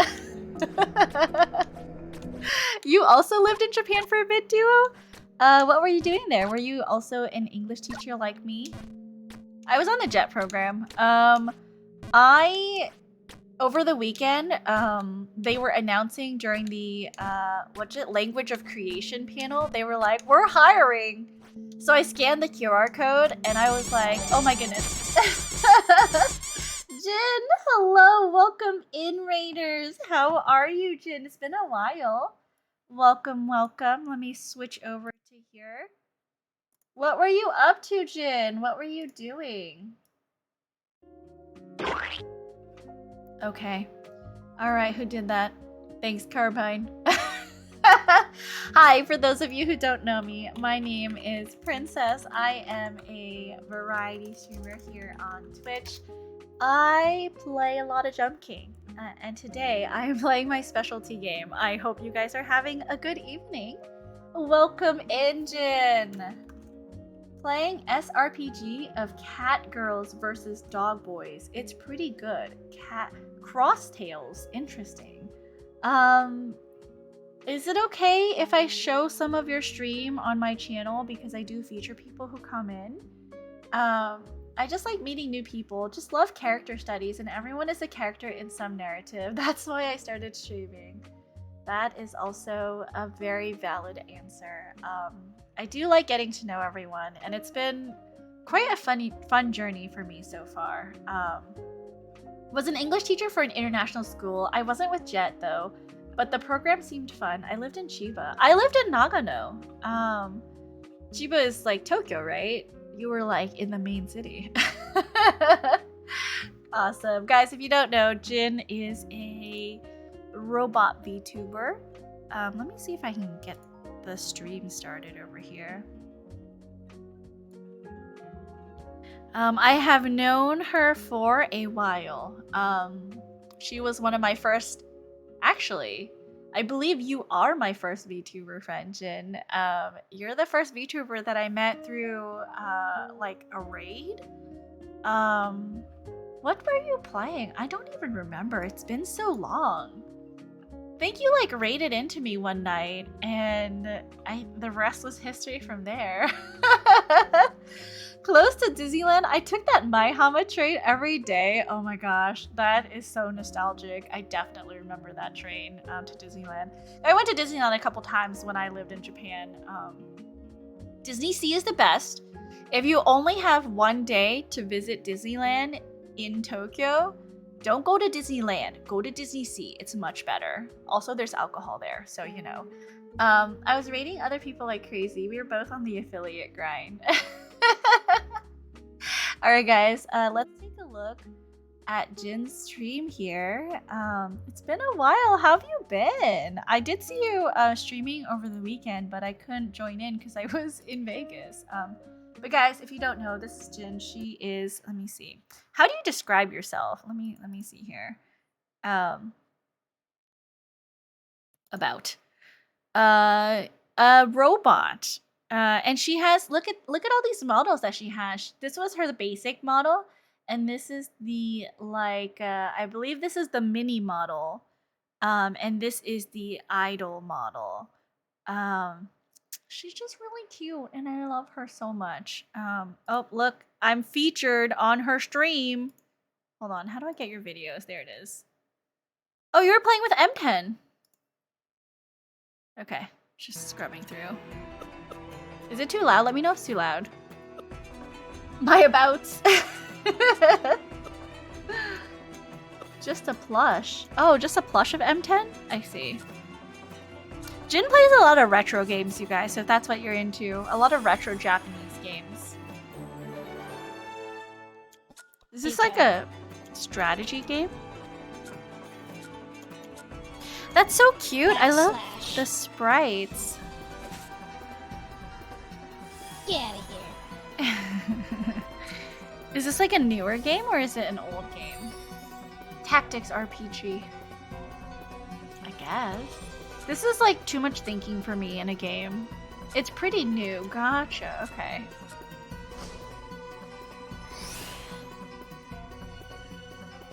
I like how cute it is, and it's kind of like FF10 style with this kind of like who's up next, maybe? Regenerate.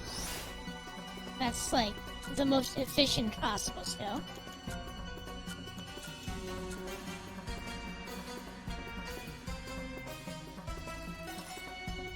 But yeah, check out Jin. Enforcement, you say? She is so sweet. One of my very first friends. Welcome in, Raiders. I hope you had a good time with Jin. Heavily inspired from Final Fantasy Tactics. Gotcha. If you need to raid and run and take care of yourself, please do. Thank you so much for raiding in and introducing everyone to me. For those of you who are new here, welcome. For those of you who are returning, welcome as well. Please make sure you guys are taking care of yourself. Getting in that after stream care, even if you're not a streamer, you know, make sure you're getting water, getting up, stretching your legs. And if you decide to come back and hang out with us, I would love that. But if not, I hope you have a good night. Most of my viewers know you by now. It's true. We have raided each other. Every time that I see you on that I can raid you, I do try to. But it's been a while since you've been on at the same time as me, right? Because you usually stream like a lot earlier in the afternoon for me. Boing boing. She does have the boing boings if that is what you guys are interested in. Oh, but you were talking about your schedule because you said you were still in college. If you really wanted to, Plasmir, you would definitely find the time to. Like, I know it's cheesy, and I know a lot of people usually say it about like friends. If they wanted to make time for you, they would. But I find the same with just your hobbies in general. If you really wanted to, you would find the time to. I'll go over my daily schedule just so everyone can understand like how much free time I don't have in my life, and why I don't like call people as much as I should. So I work 8 to 5, like I mentioned. I work from home Monday to Wednesday, so it is a little bit easier on me schedule-wise when I don't have to drive into the office. Around noon is when I wake up, around noon is when I step away from my work computer and I turn on my PC. And I'll be working on stream stuff. Like during lunch, I'll make myself a quick lunch and I will usually make like YouTube thumbnails, or I'll look for assets that I can use on stream. I'm still currently looking to see if there's any like starting soon screens, BRB screens that I can either use for free, use at a cost, or use as inspiration for like a new layout. I haven't found anything yet, right? And then after work at 5, I typically, you have a work computer and a PC? Yes, my work supplied my work laptop. So I did not buy that. If you work for a company, they should never make you purchase anything with your money. It's something that they provide. Do not accept that the company is making you buy anything for work. If it's for work, they should provide it, okay? It's a little bit of a PSA. Usually stream earlier and a lot less often. My only later night streams would be on Fridays. I might actually have a schedule for at least one day of the week. Oh, that's great. Fridays, unfortunately, are the days I do D&D, so... Sup, y'all? Hello, Aeon Knight. Welcome back. How are you? Oh my god. Okay, I know you followed me from 14. How excited are you about all of the news? Because I just came back from FanFest, and I am so excited. Of course, if it is for work, you probably should dedicate it to that. Oh yeah, work PC. Yes, if you get a work PC, don't use it for anything else. That's something that a lot of people also don't understand. Because work can track you and what you are looking up and using the work PC for. So definitely don't use your work PC for something other than work. You will get in trouble, you will get fired, or you will be written up and then fired later. But from 5 to 6 or 6:30, depending on my stream time, I do a lot of things. It's usually my most busiest time. I practice violin, I shower, I make myself dinner, which I'm gonna be changing up a couple things with my schedule because for the last month, I've been just making whatever is easiest, and it's not super healthy. So I'm planning on Sundays now. I'm gonna be meal prepping for the week. Just foods that I can take out of the fridge and microwave. So just some rice, some chicken, maybe some broccoli or vegetables or whatever, so I can grab and microwave. But it's been a little bit unhealthy, and I can see a difference. And I hate it. So I'm gonna be meal prepping. But during that time, I'm practicing violin, I'm showering, I'm literally getting everything pre-stream ready. And then 6 or 6:30, I go live until whenever, right? Like, depending on the day, if it's Wednesday and Thursday, I have to stop at 9 because from 9 to midnight, my time is when I'm raiding the T fight in 14 with my raid group. If I don't have raid, I can go whenever. I usually don't stop at 9 if it's the right other days, because I do like to stream for a while. Usually I'll stop at like 10 or 11, maybe midnight. And then after that, all those ASMR recordings that you see on my YouTube, I pick a script and I record and I edit and I download sound effects if there are sound effects in the script. I insert those in, do all of the sound balancing, and then I post on YouTube like super late at night at like 2 or 3 a.m. And then I go to bed. And then I do it all over again. So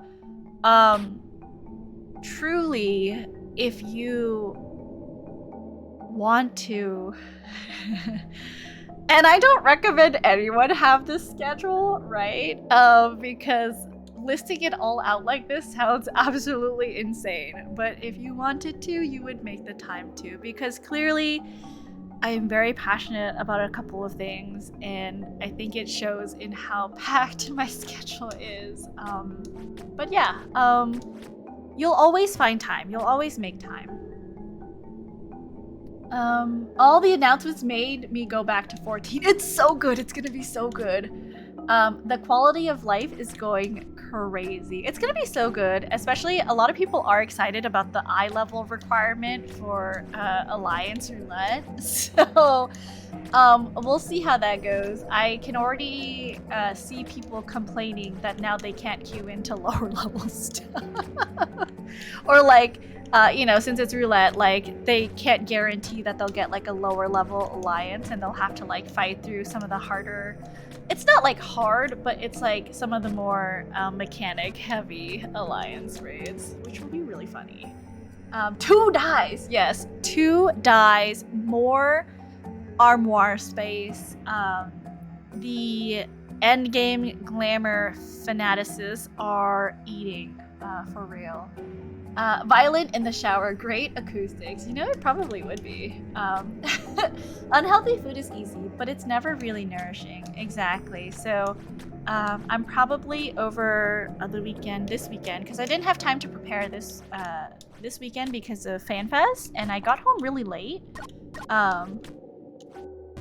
Oh, and did you hear? We can finally equip hats and eyeglasses. So I'm really excited because I've always wanted glasses on my Lalafell, but I refuse to take off my beret that I've dyed yellow.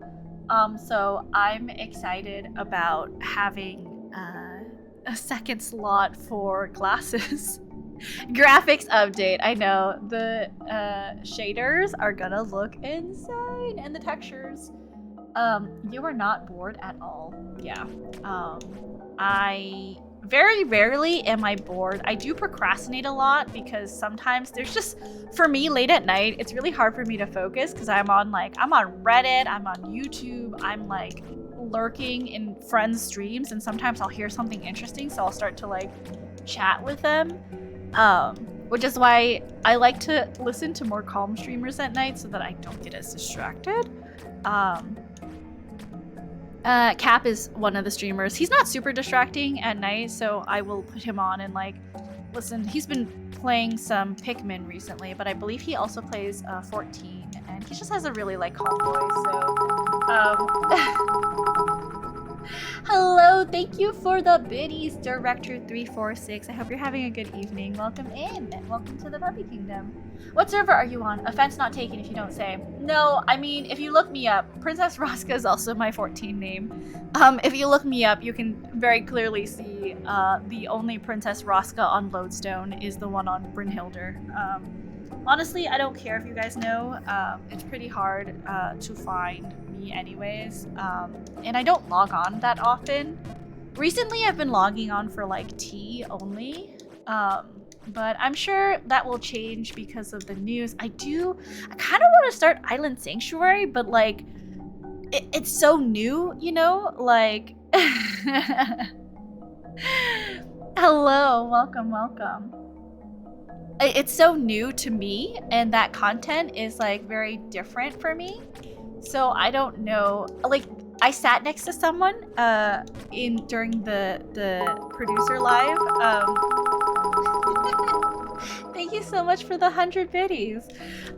During the live letter, I sat next to someone who does Island Sanctuary, and he was like, oh yeah, let me just add you on Discord and I can invite you to the Island Sanctuary one. And he's like, oh wait, it's just called, I forgot what the Discord is called. Let me see real fast if you guys are interested in doing Island Sanctuary. Did I put it away already? I think I stuck it into a folder.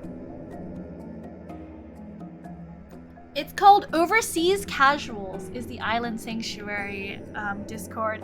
At first, he was like, let me add you on Discord so that, I can invite you to the Island Sanctuary one. And I was like, and then he was like, oh, it's called this. And I was like, oh, I can join that on my own. I was like, I don't want people I meet in person for the first time to know I'm a VTuber. But I do have a lot of tips for Island Sanctuary if I decide to start it. My cousin is asking me to play Fortnite with him. I won't always be here when you stream, but I'll try my best to lurk. It's no problem at all, Plasmir. If you're able to make it, I would love to have you, but I understand that people have things that they need to do in their lives, right? I think everyone knows my schedule now, right? I don't fault anyone for not coming in. Life gets busy, and I know that, you know, like, I won't be a priority for people. Thank you for the head pats. I appreciate it. It's not, you know, I know I can't be a priority to everyone, and when you can make it, I would love to have you, but, you know, if life gets busy, I also understand. I'm not gonna force anyone to sit and watch my streams. As much as you guys all joke about me being yandere, like, I'm pretty easygoing. You're here when you're here. It's not a big deal. Thank you for the boop. I appreciate you. I play with Pat's group. I fucking love Island. Oh no, Duo said I freaking love Island Sanctuary. I just cursed, but you know, Duo didn't. I know, you know, saving your pennies makes a lot of sense. It does. Bits are expensive. Thank you for the hydrate.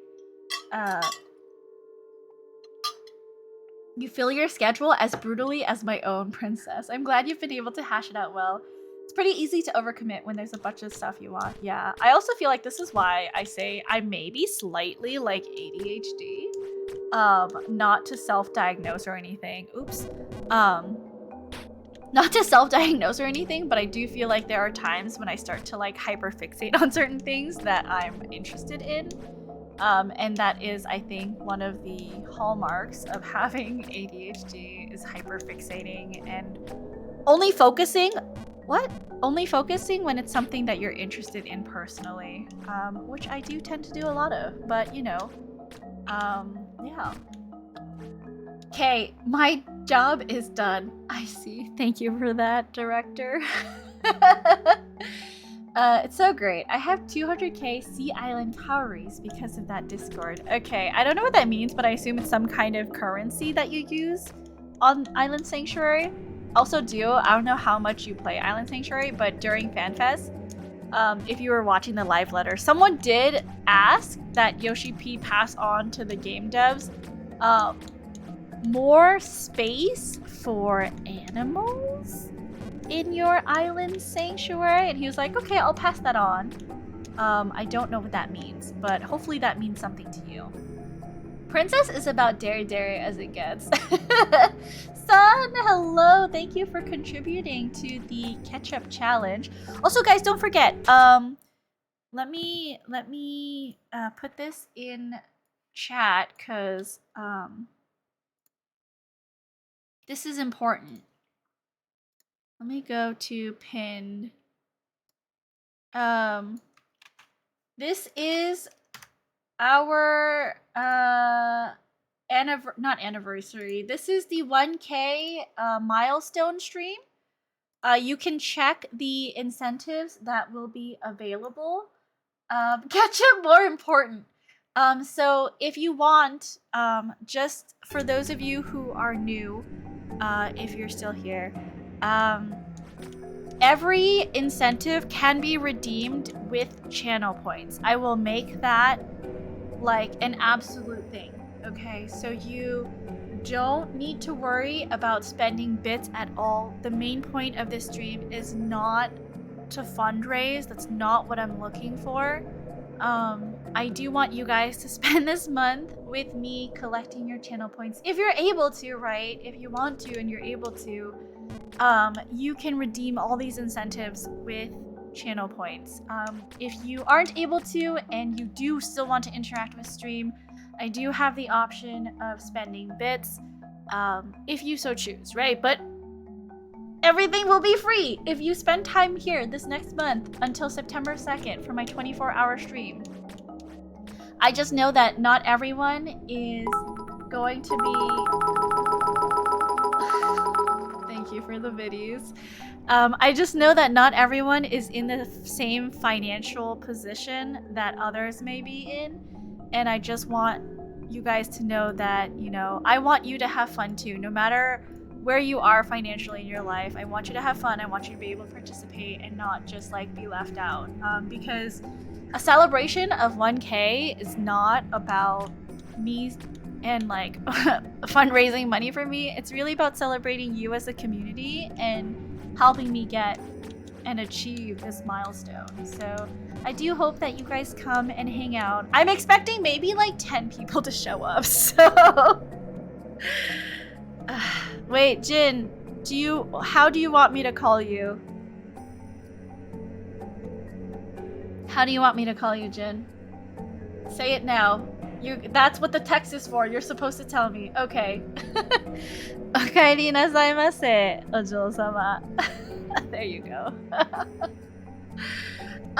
September, that's a couple of paychecks. You don't have to spend money. That's really not the point. I'm legit so excited for that. I'm glad, Bishop. I really want you guys to have fun and enjoy because it'll be 24 hours and we're going to be doing a lot. So I really do hope that you guys have fun. Celebrate with me because as much as this is an achievement and a milestone for me, it also is a celebration of you guys and how far I've made it because of you. I don't take any credit for this. I know I've been streaming for a while, but it's like thanks to you guys telling your friends to come hang out and, you know, just attending streams and making my view count high that people are like, oh, this is interesting. What's this girl doing? And it attracts people to come in, you know, and it's all thanks to you. Don't make me cry. It'll help me get through that slog. I always roll 5-star VTubers. Roll on 5-star VTubers. Oh, Duo, thank you. This is a good speech. Thank you. I appreciate the 1 biddy. I love it all. And yeah, there will also be community incentives that you guys can work on together. So I'm still trying to find a way to calculate all of the channel points because I think there's an easy way to keep track of the bits that you guys are using cumulatively. But I don't know if anyone's created something for cumulative channel points spent on a stream. That may just have to be manual math on my part. But if you guys hit certain, you know, numbers, whether it's a combination of bits or channel points, you will hit, you know, like a Bean Boozle or a Chaos Mode, which means everything. Not everything, but most everything will be 1 channel point. The ones that I refuse to make 1 channel point are going to be my Game Redemption channel point and the Goodreads book. Those will not ever go to 1 channel point. Just so you know. If that's what you're looking forward to, those will not be 1 channel point. She laughed! That's disrespectful! Azure just goes, maid. Azure sure loves the maid outfit. Go wild, chat. Give me something to look forward to when I watch back the VOD. Yeah, this stream, by the way, the 1K milestone, I won't be able to upload it onto YouTube because I think 24 hours is going to be, oh god, too long to move to YouTube. So it will only be available on Twitch as a live and a VOD.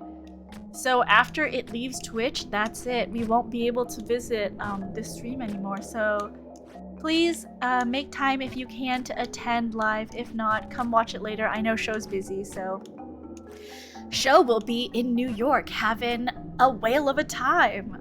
So I do hope you have fun, show, and I'm sorry you're gonna miss it, but we will be celebrating in your honor as well. Pat threatened me to follow, but I stayed for the personality. I'm glad. I know that it's hard to take a chance on streamers sometimes when like your favorite streamers are recommending them, but I do hope that you give everyone that I shout out a chance because again, you never know which personalities are going to click with you. And the world of Twitch is vast and deep, and there are so many personalities out there that you haven't even discovered yet that might be your favorite or comfort streamer. I stand by it. Maid will be 1 channel point? Yes, but here's the thing. So will everything else, like bald Rosca and bikini Rosca and regular Rosca without glasses. All of those will be 1, and I need to definitely test what that will do to my program when all of you guys start redeeming it at once. But everything will be 1 channel point for, I think, about 5 minutes. I don't know what the time limit is going to be like, but yeah. Give yourself credit, Rosca. You've made a very welcoming and warm environment. It's why I love being here. Oh, thanks, Bishop. I find that like my personality attracts more mature viewers. And usually when there's some nonsense going on in chat, I'm just like, hey, cut it out, or you'll be banned. So I don't think we get a lot of like the crazy trolly people in here. Plus, it's like, I do like to remind people sometimes this is an 18 plus stream. If you are not 18, you shouldn't be here.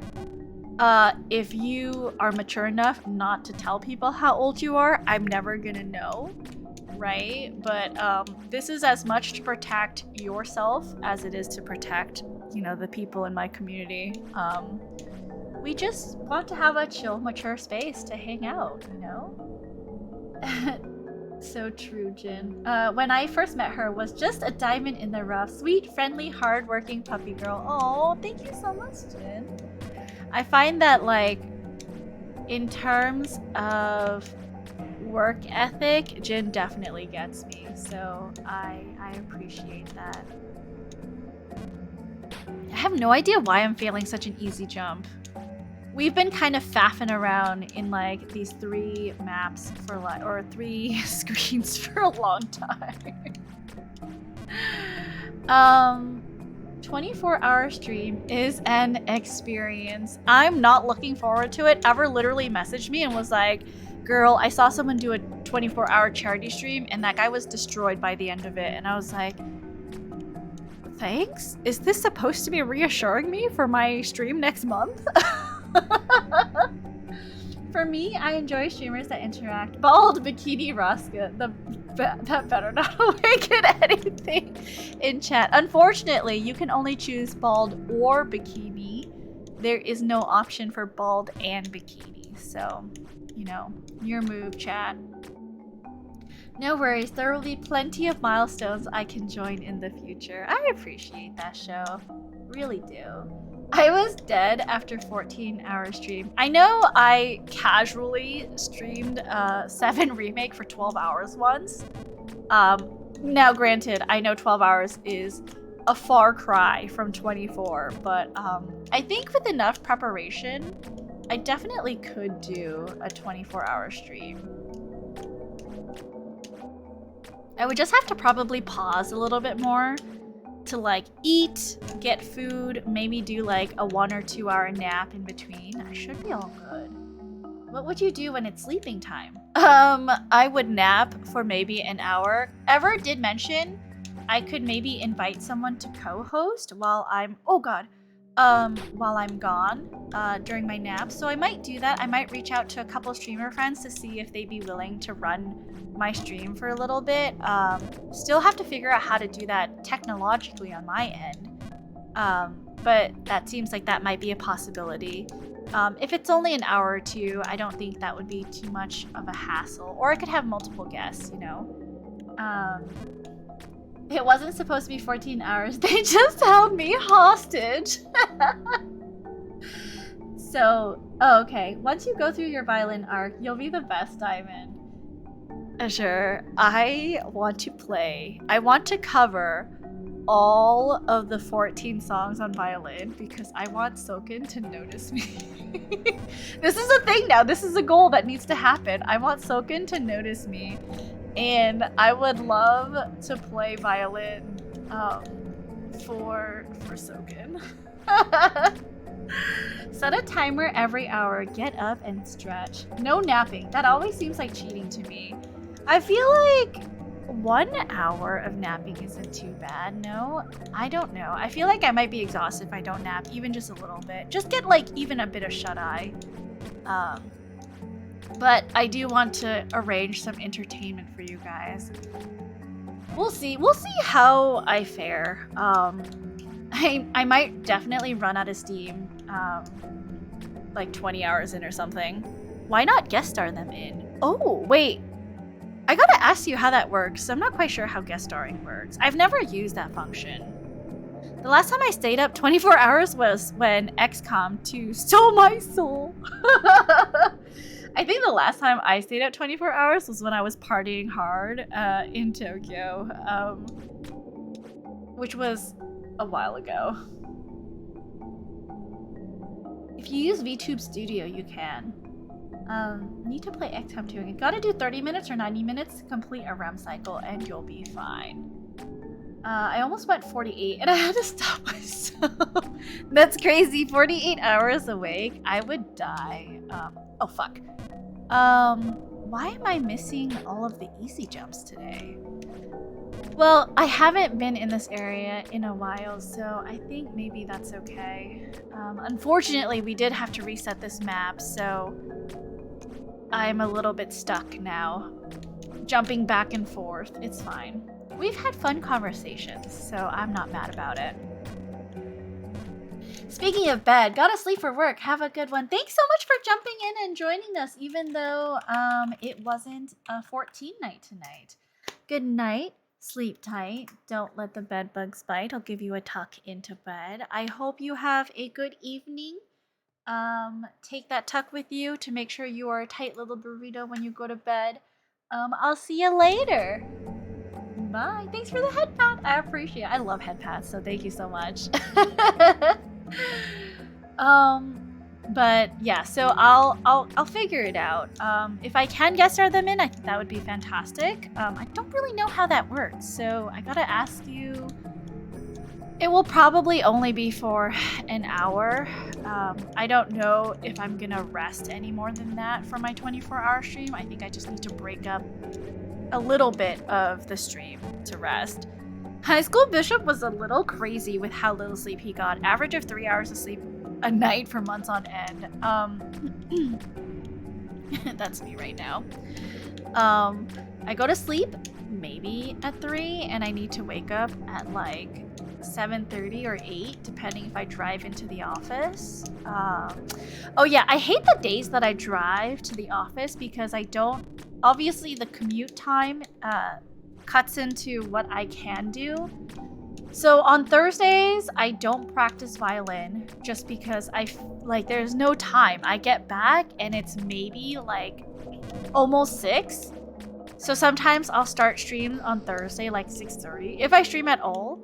And then I'm usually raiding at 9 o'clock. So, and also because I live in a neighborhood with a lot of like children that have school, I guess. And just in general, I live in a neighborhood with people and I share a wall with someone. I don't want to play violin past like 8 o'clock, just so I'm not disruptive to my neighbors.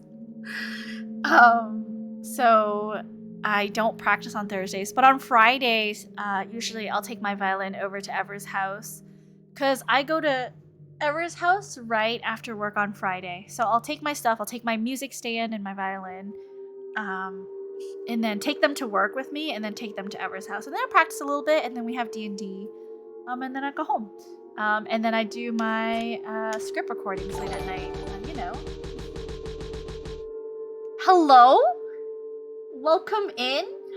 Hey there, princess. Hi. I think you followed me while I was off stream, but welcome into the puppy kingdom. I hope you're having a good evening. I would never do that again. 6 hours at least, 12 hours if possible. You know, after downloading Pokemon Sleep, I feel like I've been exposed for how little sleep I get in the app. It's not fun. I keep getting like dozing and what is it? Like I keep getting dozing and slumbering sleep patterns and I'm not getting like a lot of balanced sleep. I compared my thing to and yet you make 0% effort to change your lifestyle. Yep, because there's just too many things I want to do with my time. Hi Ever, welcome in. This is my best friend, James. Hello, it's another friend that I met over the weekend. How are you? Welcome in, James. What a perfect name. Yes, I was like, who is this? But I don't know, so it's fine. Thank you for subscribing. I really appreciate that. Ever is my greatest treasure, and also, I still want to turn her little bird body into chicken nuggets and eat her. Yes, thank you, Sho. I appreciate that. I want more banana milk boba. I kind of wanted to try, but I was like, I don't know how weird it would be just to ask a random person that I met for the first time, like, hey, can I try some of your drink? Because I know not everyone is comfortable sharing. I would have let you. Damn, I should have asked you. I'll do that next time. How are you back home? How was your flight back? Hello, welcome in, Raiders. Bishop is right. Lack of sleep has very negative effects on your health, not just mentally but physically. I'm not a doctor. I can neither confirm nor deny that information. Hello, Raiders, welcome in.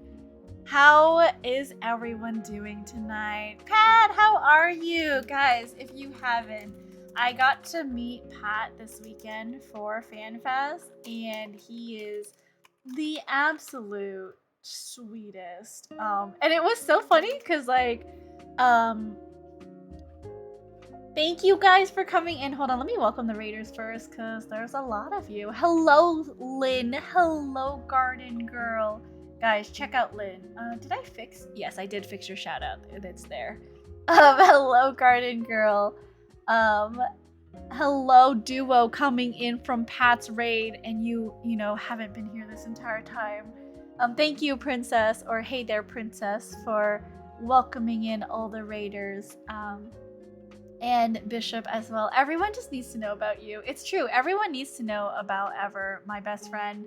Hello, Dallas. Welcome, welcome. Pat, do you mind if I share your stream today? Hi. We did 3 separate streams today for reviews for Lurk It.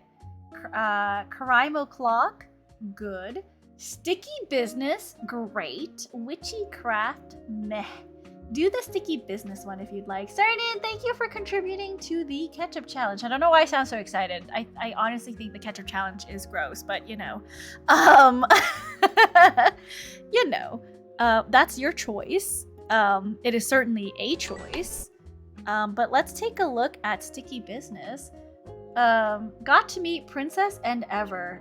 Yeah, we exist in the real world, you guys. And others from Princess's community. It was so lovely. Yes, Pat is the absolute sweetest. I get a message later, and he goes, hey, I like to post pictures of people I've met on stream in my starting soon screen. And Pat goes, if I block out your face, can I put it on stream? And I was like, yeah, just let me see it first. Everyone that I've met over the weekend has been so respectful of my privacy. I remember Soren's even messaged his friend who we went to Korean barbecue to eat together, and his friend Phoenix. I did like a soju shot over beer, and I like, you know, banged the table to get it to drop. And I believe Phoenix took like a video of it. But Soren's was like, hey, if you have any videos or pictures of Princess, like, please make sure you don't post it on social media. And Soren showed me later, and I was like, that's so sweet of you. I love that, like, my friends are definitely looking out for me. I will make Sticky Business my next game redeem if I have to. It's so cute, Princess. You need to play. Okay, hold on. Let's take a look. Sticky Business. Is it this one? You were playing it kind of in the middle, right? Oh, did you separate them? Okay, I understand what you did. Okay, hold on. Let's take a look at this real quick. You separated the games. I feel like I don't have to ask, but did you have fun at FanFest? Oh my god, Contrast. I had so much fun at FanFest. The waitress at KBBQ was something too. Oh my god, that was the thing I wanted to say. Was like, at the beginning, like, I shilled 14 to so many people over the weekend, especially when the news hit of like the new trial, the free trial got expanded. Not new, it's like, you know, it's an old trial. But okay, let's hold on. Let's see Pat make some stickers. Maybe okay. This is okay. Eclipse, another friend I met. You guys, Eclipse. Wait, do you still stream, Eclipse? Thank you for the sub. Another streamer I met with Soren's group. We went to eat KBBQ that night, and we had so much fun. Everyone got to try some intestines. Not everyone, the brave ones did. My favorite Korean barbecue meat. Not really. Kids drain everything. Oh, that's right. Yes, you were saying your kids are quite a handful. But if you guys get a chance, I believe Eclipse streams a lot of 14. So if you give them a follow, you'll see the next time they're live. Beef intestine. It's quite fatty, but my fave. Just ask Nick about the waitress. Wait, have things moved regarding the waitress in Discord? Because I know you guys invited her to the Doink Discord. I ate intestines. It wasn't bad, but it was unique. Like chewing a balloon with fat in it. That's exactly why I love it. Which is, actually, that's a really accurate description of what intestines taste like. This is like right on the money. How you doing, Apple? Welcome in. Welcome in, Contrast, as well, if I didn't say. Thank you for the congrats, Apple. But guys, this is Pat. As I was saying, he is one of the loveliest people on Twitch that I got to meet. And we had so much fun at FanFest. I'm glad he got to experience it. And yeah, we also did an escape game together. We work really good with, you know, Tiny and Trev as a team because we solved that without any clues, you know. But hold on. Let's take a look here at Sticky Business. Also, I need to be careful because Pat's stream is like so loud. I mean, it's great. It's not a bad problem to have. It's just every time I tune in, I'm like, I have to turn you to like low volume. Already know them and they are delightful. We're gonna upgrade more shop slots. Oh, this is what you were go. saying. You can buy stuff? And then we do want to keep some money for printing. Meow metal. Oh, so this is what you buy to make stickers? Ask people to help me adjust that today. Not sure if it worked. Cool. It's not a bad problem to have. It's totally okay. Beef gusher. I was like, oh, the fatty part So is our good, but orders why are am I chewing this long? Good to go. So let's see. Now we've got some new words. It's so good. We've not used the bat yet. Crunchy is also very funny. Have a wonderful stream. Hey, you enjoy the heck out of Barbie and let us know what you think about it. I am very curious. But happy birthday once again. Everybody go follow Britva if you haven't as an easy and free birthday gift. Oh yeah, here, check out Britva, you guys. Birthday, it'll be a good birthday present. They'll be like, why are Wholesome people metal. randomly following me after Pat's stream? Look how cute that is. Oh, okay, so you put stuff together using...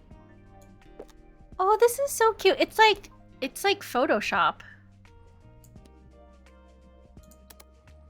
Sort of. You just make the pieces go together and then make stickers.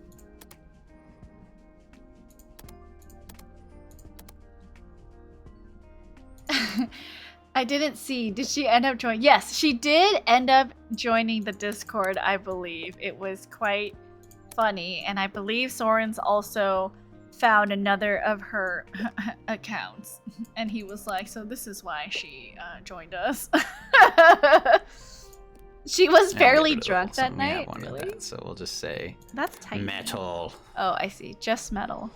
What if we do... But it was really funny, you guys. Oh. Oh, that's so cute. Oh, I see. Okay, very creative of Pat to just overlay. Oh, I see. A bone? You're so creative. I wouldn't think to layer stuff like that. Not at all. But yeah, this looks adorable. What did you name it? Metal bat? Metal bat. The bone in the mouth. And because there isn't like a mouth spot, Well, maybe if it was the bat, maybe. Like if we got rid of the skull.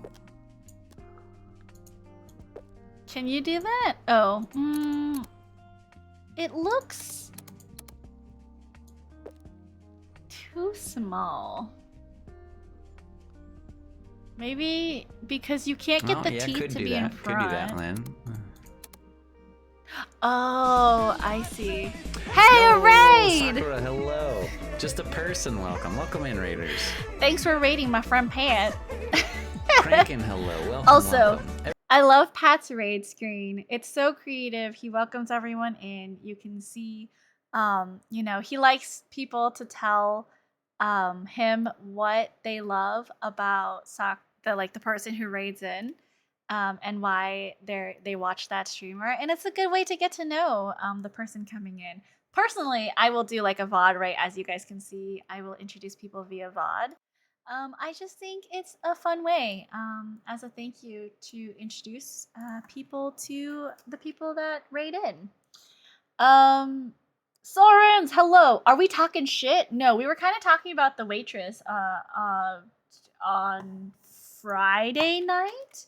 Also, good night, Lynn. Let me give you a tuck into bed. Good night. Sleep tight. Don't let the bed bugs bite.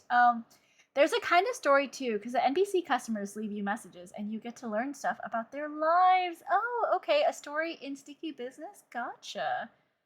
Hello, everyone. I'm fine. Thank you. And you? I wish I were a bird.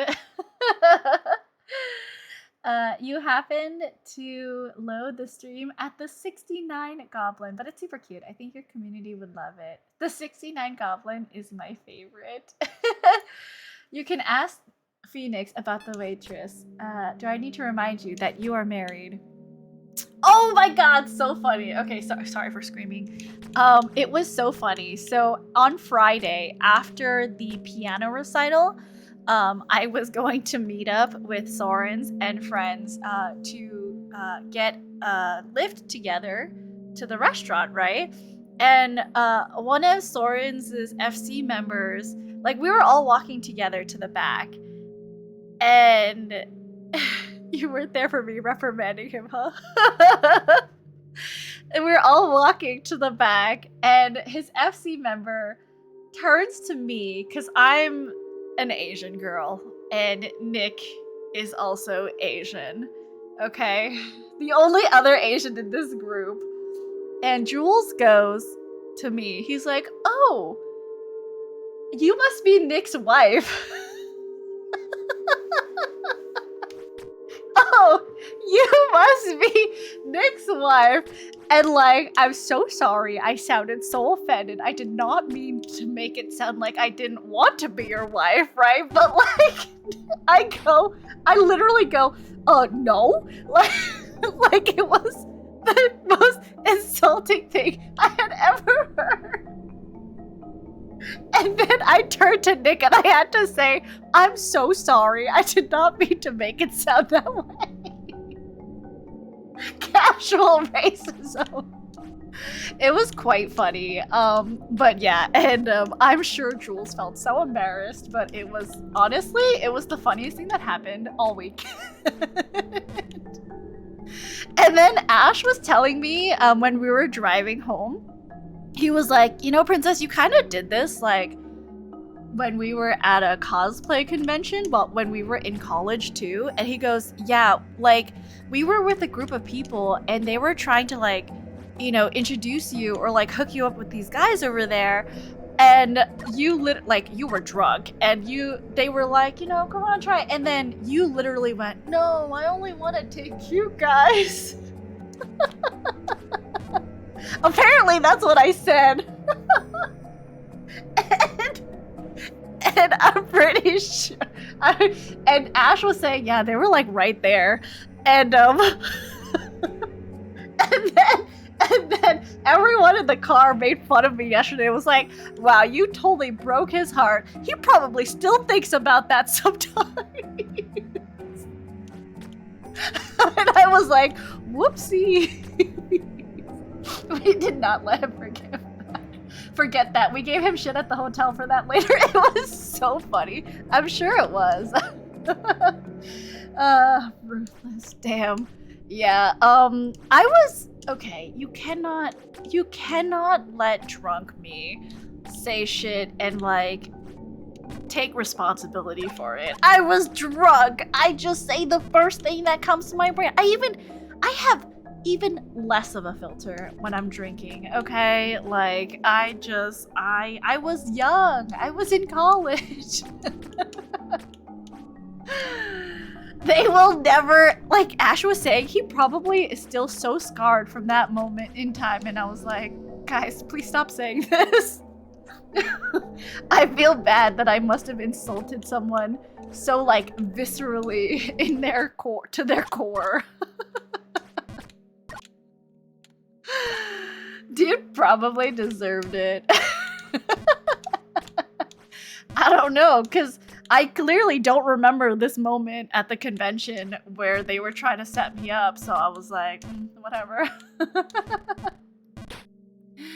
Look forward to more awkward next FanFest, if not sooner. Yeah, if you ever find yourself out in New York City, Pat, Soren's is your guy. That's one of those things you still have come up in core memories. Randomly 10 years later. James, you can't say that. I would feel absolutely mortified if I've scarred this man mentally for the rest of his life.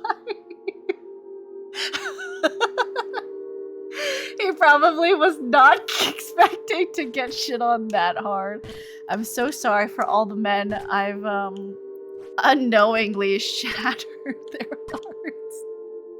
Nah, you live in that man's head permanently. You should charge your friends. It's terrible.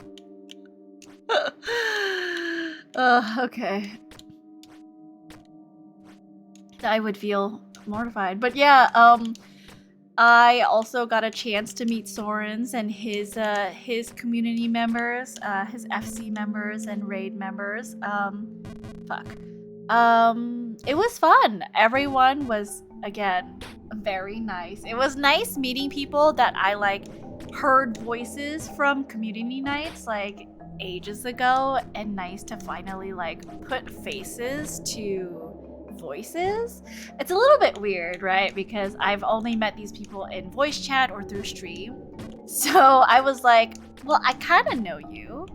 I know how you are like personality wise, but you know, I don't know what you look like. And it's kind of like how people, when they meet me for the first time, they're like, oh my god, like your voice is coming out of a real human being. Like, this is weird. It's not coming out of this anime girl on screen. His therapist is probably working on that damage for years. Emotional damage. Right, I already know who you were just from hearing your voice. Yeah, Jersey was like, yep, there's that laugh. There's that laugh. It was so fun. I definitely would like to, because I was telling Ever this, and I was like, you know, it's different, because like at conventions for anime cons, you can be an anime fan and still not have that much in common with the person next to you, because obviously the world of anime is very, you know, vast. You have different genres of anime like shoujo or shonen or, you know, more adult geared anime. Not hentai, you guys, don't be gross. But more serious anime, right? Versus a convention for just Final Fantasy XIV. You know, like the amount, like the nicheness of it all makes it so that like the person next to you probably understands everything that like you've done and experienced in game. And like to be surrounded by a room full of nerds exactly like me was like such a fun experience that I can't wait to like get to experience again. So many animes. No one brought up hentai. You did. You're telling these boys not to be gross. I can hook you up with anime girl voice changer. It's true, James does sound sometimes like an anime girl. We didn't even say anything about hentai. I know y'all were thinking it when I said adult anime, okay? I just had to put that out there and refute that. But if you insist. James is an anime girl. James makes an amazing anime girl. I thought it was so funny. But yeah, guys, check out all these streamers that I've shouted out if you have a chance, because all of them are amazing. And I've been in all of their streams, and they're all very chill people to get to know. Boba Girl knew I exuded anime girl energy, which is why I didn't have to wait for mine like you. I had to wait so long for my boba drink. When you said adult anime, yes, Phoenix, yes. Oh yes, but the waitress. Okay, so we didn't like really talk about the waitress that much. We just talked about how funny it was. So we're eating Korean barbecue, and then I forgot if like she mentioned it first, but she was like, yeah, there's been a lot of people coming in from the convention, like, and then I think we randomly asked like, oh, do you play or something? And she's like, yeah, I used to. I play white mage, blah, blah. And then like, as she started coming in to talk to us more, we started talking more to her, and we were like, you should play again, because she said she stopped playing, right? And we were like, you should play again, and if you were, you know, a free trial player, they recently announced that they're extending the free trial up to Stormblood, and so you can play, you know, without having to pay a subscription until after. And then she mentioned it because she saw our bags. Oh, I see. Yeah, and she said she stopped in the middle of Endwalker, and so we were like, yeah, come play. And we were part, like, the group that we went out with is Soren's, like, FC Doink. And so we were like, you know, just come play. Join the Discord, join the FC, and if you don't want to play alone, there's definitely always someone who's willing to, like, queue in with you for stuff. And she kept coming back, and we kept talking more about it. And at the end, I think she liked us so much, she comped like a free like bottle of soju for us, and that was fun. And then I couldn't believe that. What kind of person quits in the middle? Just thinking about Seinen. Oh yes, Seinen. I think that's the most angry I've seen you. That boba delay. It was a very long delay. I waited like 15 minutes for my boba drink, and like people who ordered after me were getting their drinks, and I was getting angry. It was because all her friends stopped playing. Oh, I couldn't believe that.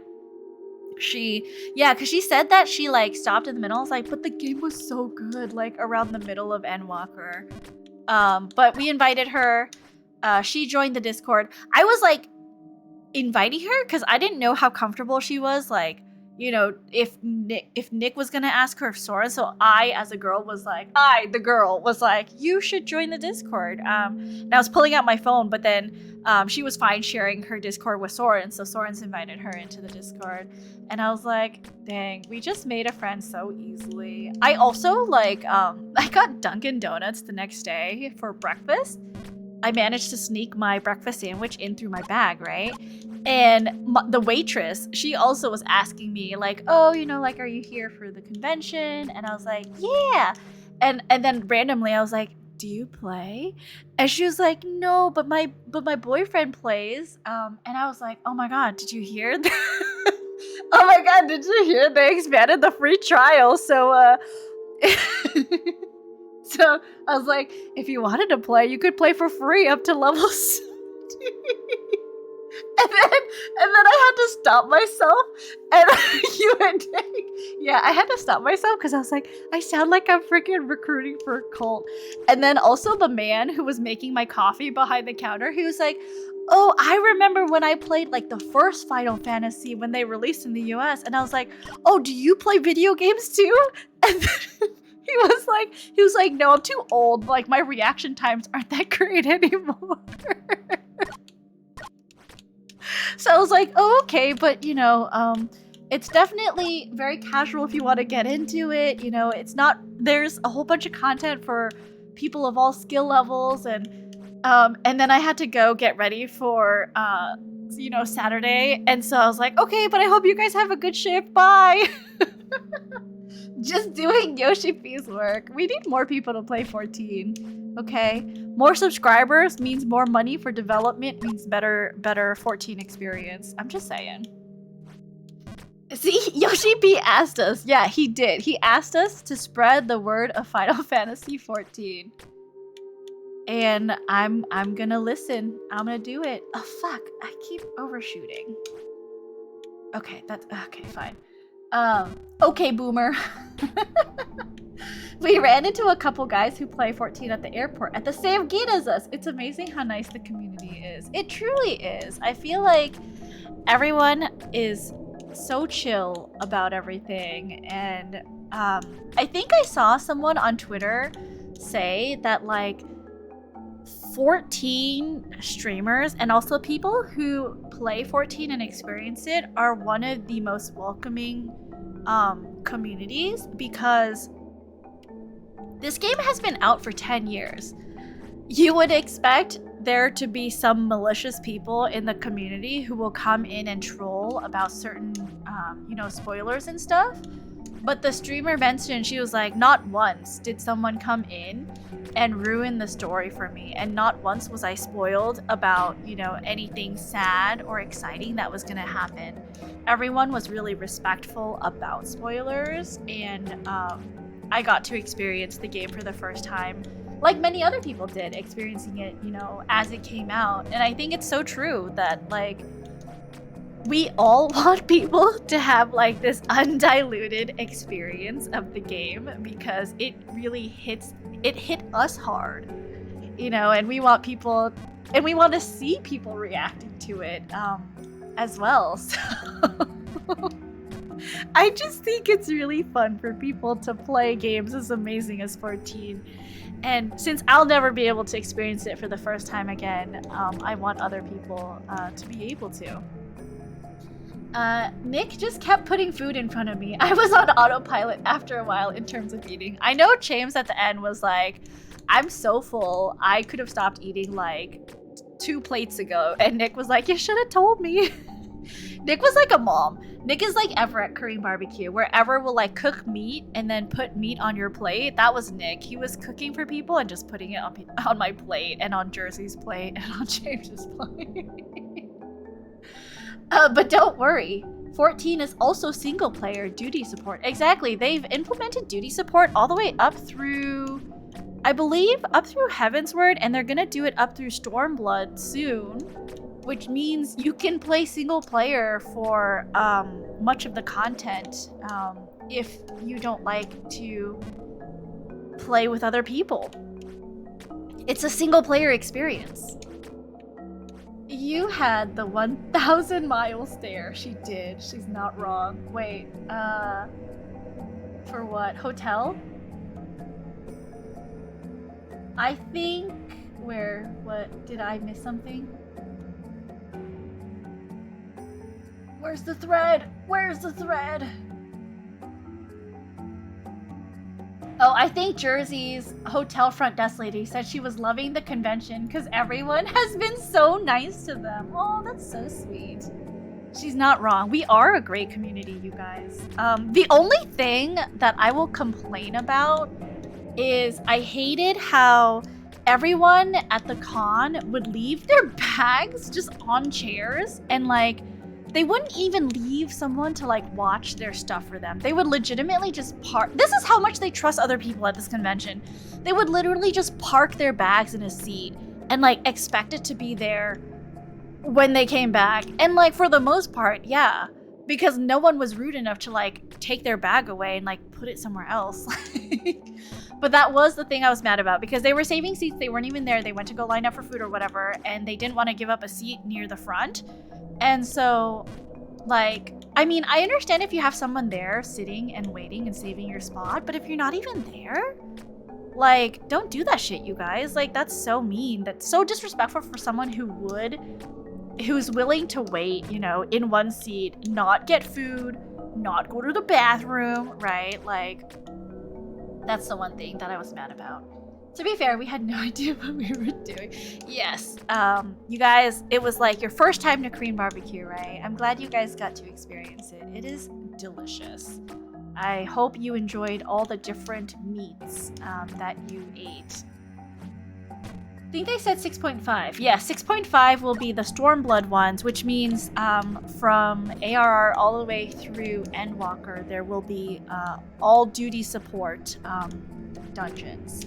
Which is nice because then if you're really nervous about playing content with people, you can always run it through duty support first to get a good feel for it, and then you can queue in with people. If you want to. Again, you don't have to, because you can just move on with the story. It was so hot in Vegas that I kept chugging water. I drank so much water over the weekend. It was very, very hot. I did not enjoy the weather. Shit. I did not enjoy the weather at all. I hated it. Fuck. It's fine. Oh yeah, the con needs to do what other cons do and clear the room/seats between each event. I would do that. I would 100% agree with that. They just need to make it more fair to people who are willing to wait for seats, you know? Because, Jersey was saying how because she's in event planning and she would clear rooms for people who were waiting 45 minutes to an hour for their seats. She would clear the room and make sure that everyone had a chance who was waiting for a good seat would get a good seat. I think that's fair to do. Especially if someone's paid so much money for a freaking ticket to experience these panels, you know? Raska, you need to lock in and focus. You gotta make it back to the icy areas. I know. I just enjoy talking so much that I feel like sometimes I just start Lego talking. Plus, I feel like a little bit demotivated because the game corrupted my save file and I've lost my time. I mean, that's not a huge issue because I can go look at what my time was before, but it won't be a pure run, you know? It's fine. We'll get back eventually. I'm not mad about it. I know that I still have so many more hours in this map, so it'll be fine. Okay, this is the jump that I can't do right now. There we go. Came home to 82 degrees and swore to never complain about Atlanta heat. It's still pretty hot where I'm at, so I did complain a little bit, but it's not, I will say it is not as hot as Vegas, so I'm not uncomfortably sweating in my house. It being dry heat was great for my hair though. Didn't frizz like it does in Florida. I feel like it's pretty humid where I'm at because I am close enough that I sometimes get humidity from the coast coming in. But it's not oppressive, I would say. SoCal was 85. I was like, thank God. I think it's gonna be high 80s this week in Orange County, so I'm looking forward to it not being as hot as Vegas. Just a fan, you know, is what I need. Apparently, that is too little. That's fine.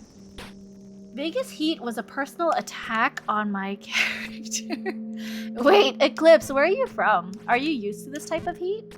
I don't think I asked you and your group where you guys are from. And also, if you're not comfortable revealing that, that is totally a-okay.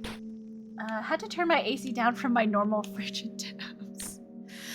It was funny because our hotel room was never warmer than 70 degrees because Ash likes to keep it frigid as well.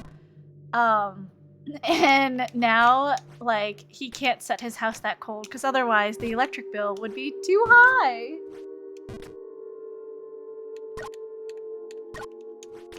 So I thought that was kind of funny. Absolutely not. We are in central Illinois. I see. Sorry. My tongue tripped over Illinois and I don't know why. I guess I don't say that state often at all. Illinois. Off to lurk and grab dinner. Thanks for the awesome weekend, Princess. Good luck with the rest of the stream. Of course, Pat. I'm so glad I was able to hang out with you and Han and Tiny and everyone else. I had so much fun. I hope you have a good dinner and a good lurk. I really appreciate that. I kept our hotel room an absolute icebox. So you are like my friend, Ash, who also kept it quite frigid. I was so cold. I should have traded beds because I was right next to the AC, and it was cold.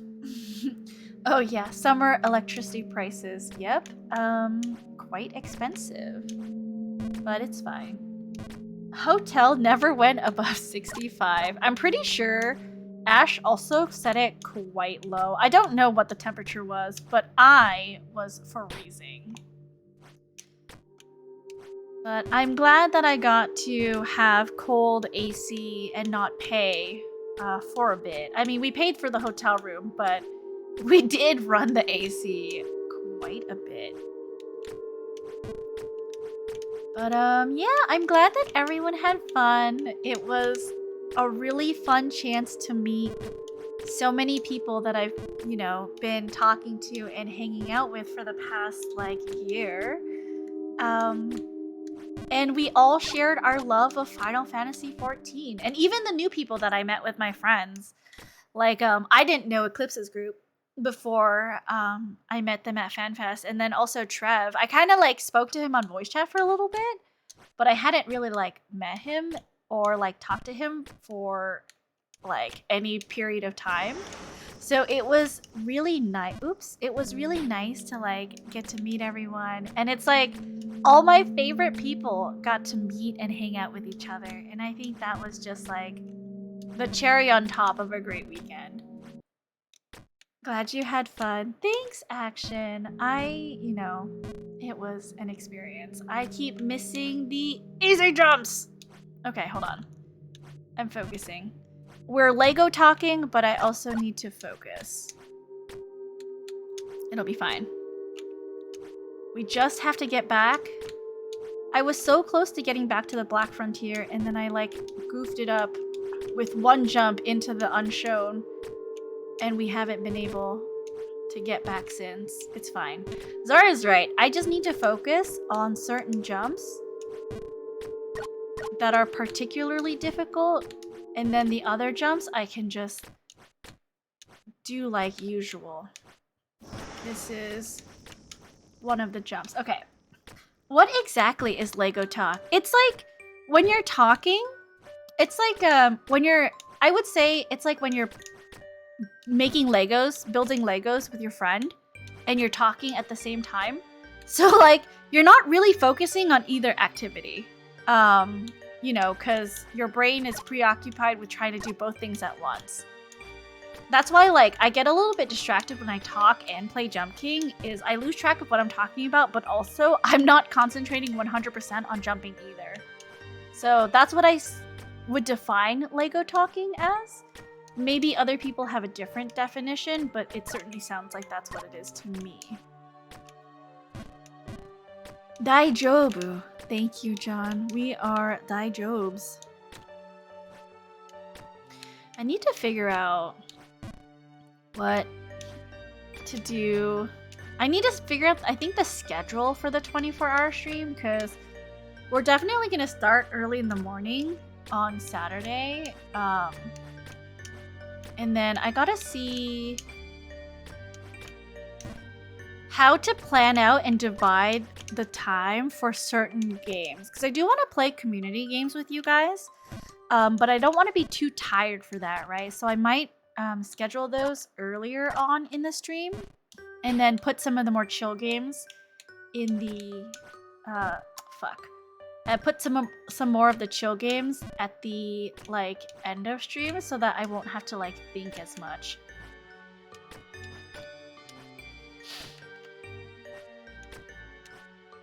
I understand. It's similar to like Let's Players trying to entertain and play. I feel like I haven't seen anyone do Let's Plays like live, maybe? Because a lot of the Let's Plays that I've seen on YouTube have been edited content. So I feel like they still can focus on the game while playing. But maybe I just haven't watched enough Let's Play content to understand that niche. With like, I think it happens more with live streamers than anything.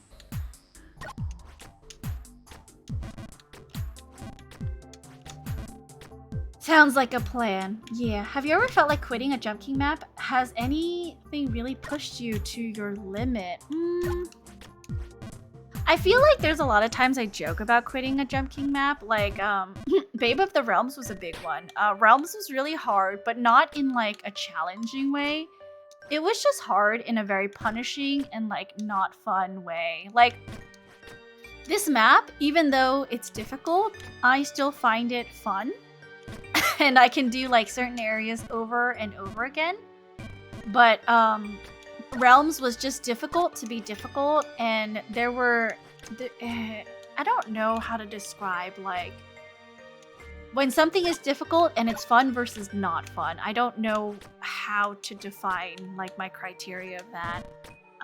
But I did think about stopping Realms for a little bit and going back to it like maybe at a later time. I didn't though. I did keep going. I pushed through it and I beat it, but it was just not... It wasn't like satisfying to me. To like play the game, to beat the map. It just didn't make me excited. And when I beat it, it wasn't like I felt accomplished. I just felt like fucking finally, you know? Whereas most maps, when I beat it, I feel very accomplished. Maybe not only quit, but rage quit or taking a break. I don't rage quit, but I did want to take a break after playing Realms. But then I started on CGM's map, and CGM's map has a lot of nice like background music, and in my opinion, his jumps, the way he grades the difficulty is quite nice. So I played a couple minutes of his map and like immediately felt rejuvenated. So well, I can understand cheap difficulty. Like not grade, but like the way he introduces the difficulty of certain jumps. Like he definitely puts easy jumps in between like the more difficult jumps. Like Abaddon does it too with Immortal Babe Plus. It's just sometimes the jumps are, you have to focus. Like they're not particularly difficult, but if you don't focus, you will miss it. But then he sandwiches like the difficult jumps between the easy jumps, and there's like some recovery built in, you know, so like you're not dropping 10 screens without like a good reason. You know, like if you're not focused, then of course you'll drop, but if you do focus when you're trying to recover, it's usually not so bad. I just obviously don't focus, so then I lose a lot of progress that I make, but that's fine. I just have to keep reminding myself that it is a marathon, not a sprint. I will get there eventually, and not be mad about it. Like, yeah, I do want to get back to the ice area where I was. I do want to get back to Black Frontier, but there's so much that I need to get through to get there that I know I should give myself some grace and some time, because these areas I have not played in a while. I've been kind of like up in the Black Frontier, kind of floating around there. So obviously some of these jumps I don't remember how to do. So it's like having to like teach myself the jumps again, which is fine. I just have to miss a jump a couple times to know how to do it again. It's not too bad. And eventually we'll get back just like before, and it'll be, you know, more progress. If you like lose ground, it's just Jump King telling you that you probably need to practice an area more, and that's why he kicked you back, you know? he senses that you forgot how to do something, and he's like, you know what?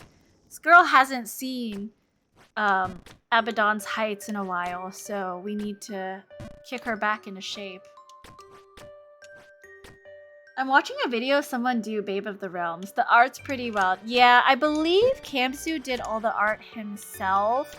It is one of the scariest maps I've played personally. Oh, you know what? I think someone asked if I thought Jump King was horror. Oh, maybe it was Fan. I do not consider Jump King horror. It's like a very comfort game for me. I gotta pack up my PC for a move, so I can't respond, but I'm gonna throw you on the TV and lurk. Oh, James, I really appreciate that. It's probably late where you're at. I hope your move goes well. Let me give you a tuck into bed. I hope you have a good night, James. Whenever that sleep happens. Hichi-san, konnichiwa. Kite kurete arigatou gozaimasu. Guys, if you love Jump King, you should definitely give Hichi-san a follow. He plays a lot of Jump King, a lot of maps. He's actually a speedrunner, and he holds a couple records for Jump King maps. He's like one of the best ring speedrunners that I know. Like, he'll use the ring to make some really crazy jumps that go real fast. He is a Japanese streamer, so he does speak in Japanese, but he has a translator. Oh, you know what? I forgot to put my translator on. That's okay. I only put EN today. I forgot that Jump King is my JP stream as well. John, thank you for coming in. I really appreciate it. Good night. Sleep tight. Don't let the bed bugs bite. Thank you so much for coming in to catch up with me. FanFest was such a fun time, and I'm glad that I got to tell you guys about my Vegas experience. Also, like, very randomly, over the weekend, so I met it with Tiny, right? Who's, I believe, Tiny's roommate, Trev. I believe it's his roommate, but Trev was talking to someone in line because they were both waiting in line for merch, which, like, the merch line was also a huge shit show. But he was in line for merch, and he was talking to this guy from Japan who was in line with him. And the guy was like, I guess they were talking about music or orchestra or something, and the guy was like, yeah, I like came all the way to Vegas just to see the symphony again. And the guy was like, I have an extra ticket. Like, I've been trying to get rid of it on Twitter, but no one's responded. Do you want to go see the symphony on, I think, Sunday? And Trev was like, yeah. So I haven't heard how the symphony was from Trev, but I hope it was fun because he got a free ticket to the symphony. The guy was like, I have a spare.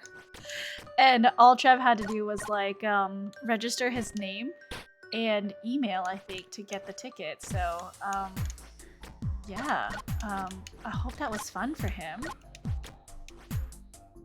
I would have loved to attend the symphony, but it was on Sunday, and also, like, that was when my friends were headed home. We had planned to be in Vegas from Thursday to Sunday, so we just did not have the time.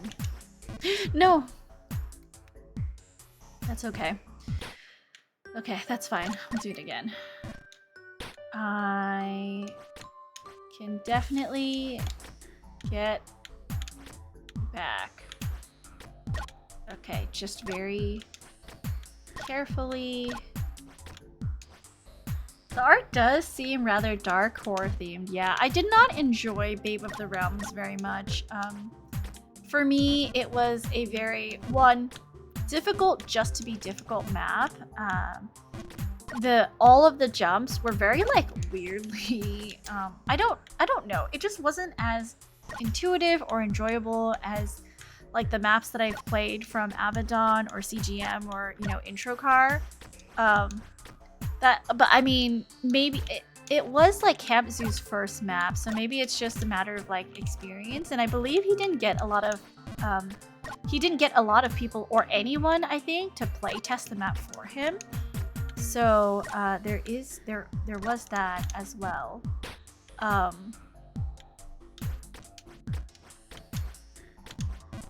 Heard people complaining about the symphony, that the bar staff were too loud when cleaning up toward the end of the concert. Oh no, did you get to go, Nick? Or did you get home like after FanFest? Because I know there were two... What the heck? There were two symphonies, one at 3 and another at 7, but both of them happened today. Or not today, yesterday. Yesterday? I think yesterday. So, and then now it's all done. I don't know what songs they played. I don't know what kind of music there was, but I hope it was fun. It reminds me when the staff at the convention center rolled their bakery. Yeah. No, not during the rock concert, because we couldn't hear anything at the rock concert. It was so loud, right? But the piano recital, they rolled their carts through the piano recital, and I was like, it is so freaking loud. And I was like, can't you guys just clean, like you could have cleaned up before the piano recital, you know? Wasn't quick enough to purchase a ticket. Dang.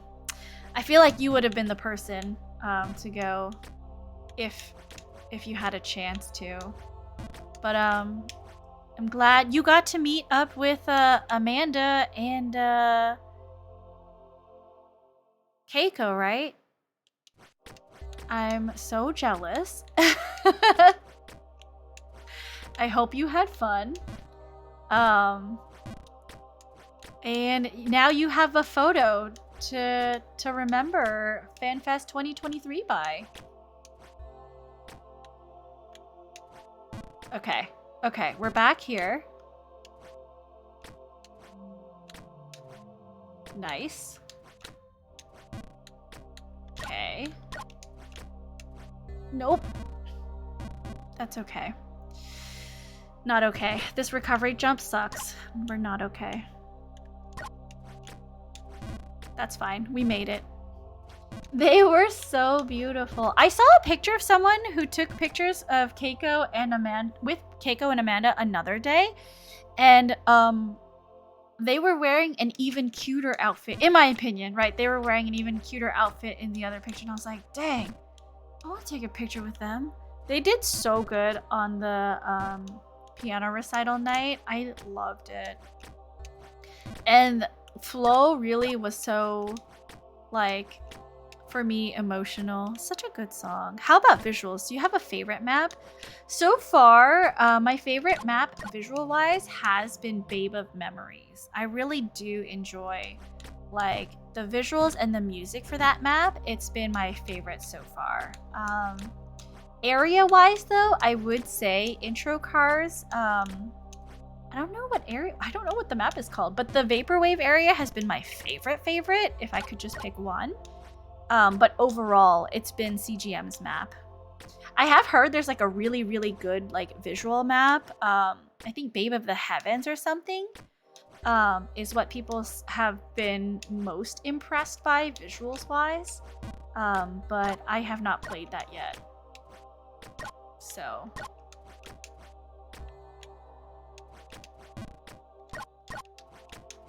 Okay, so we're almost there. I just have to be very careful jumping these next couple of jumps.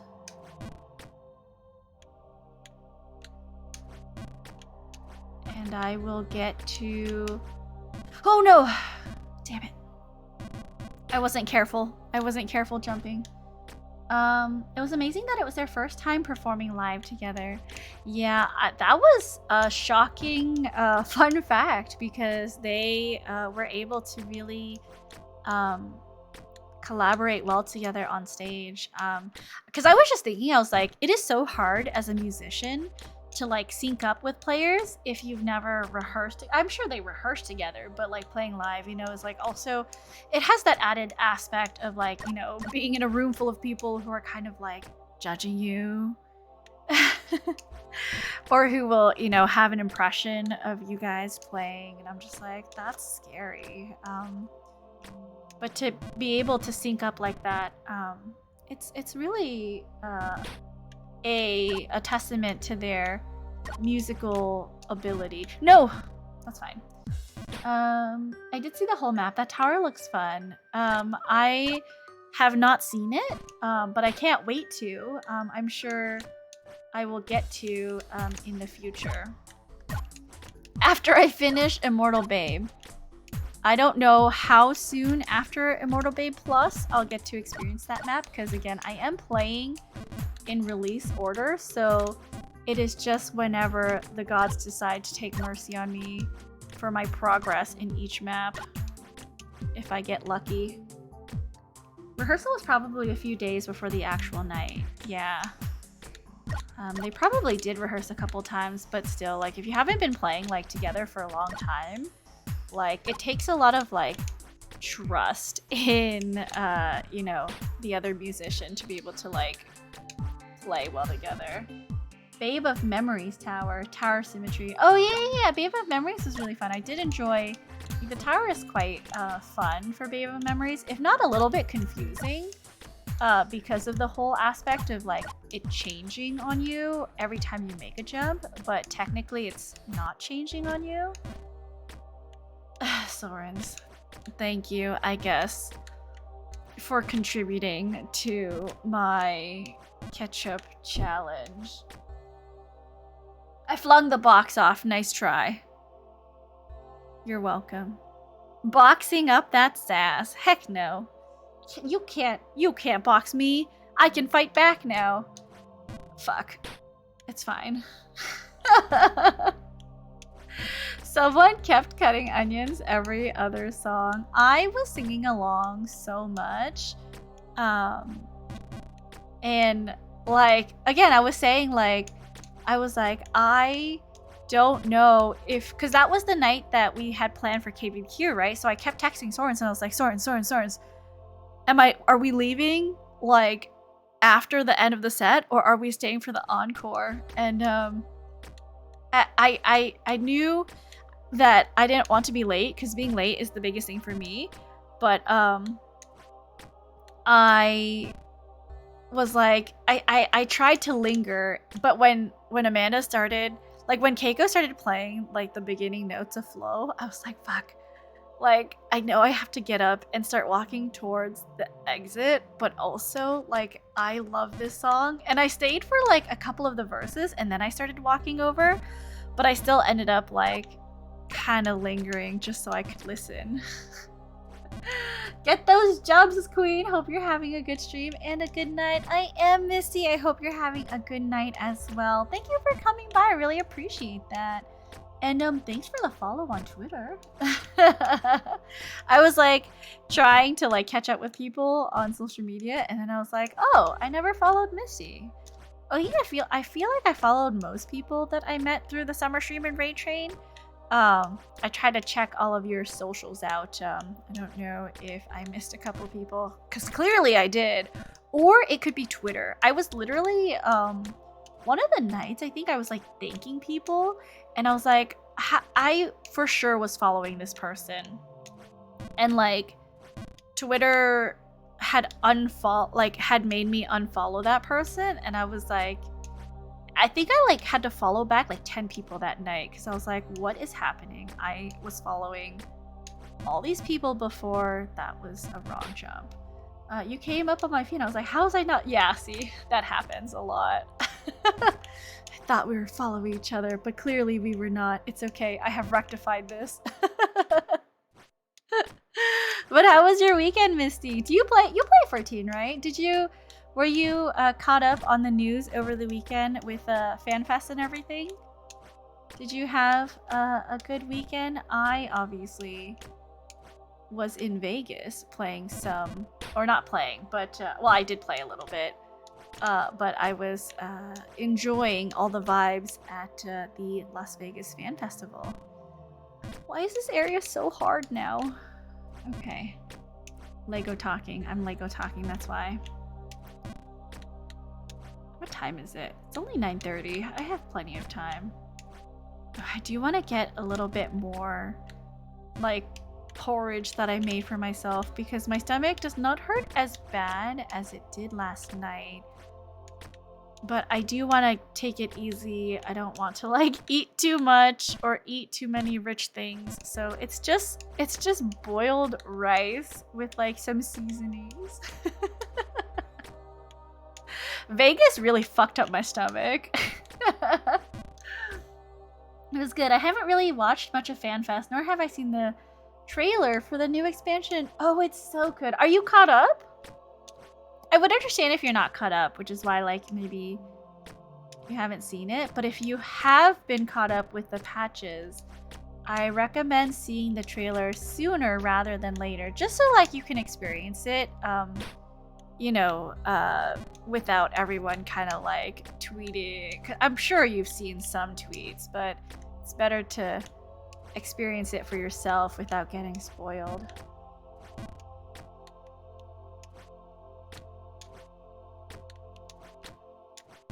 Okay, hold on. Sorry. These jumps are just the hard ones, which okay, that's fine.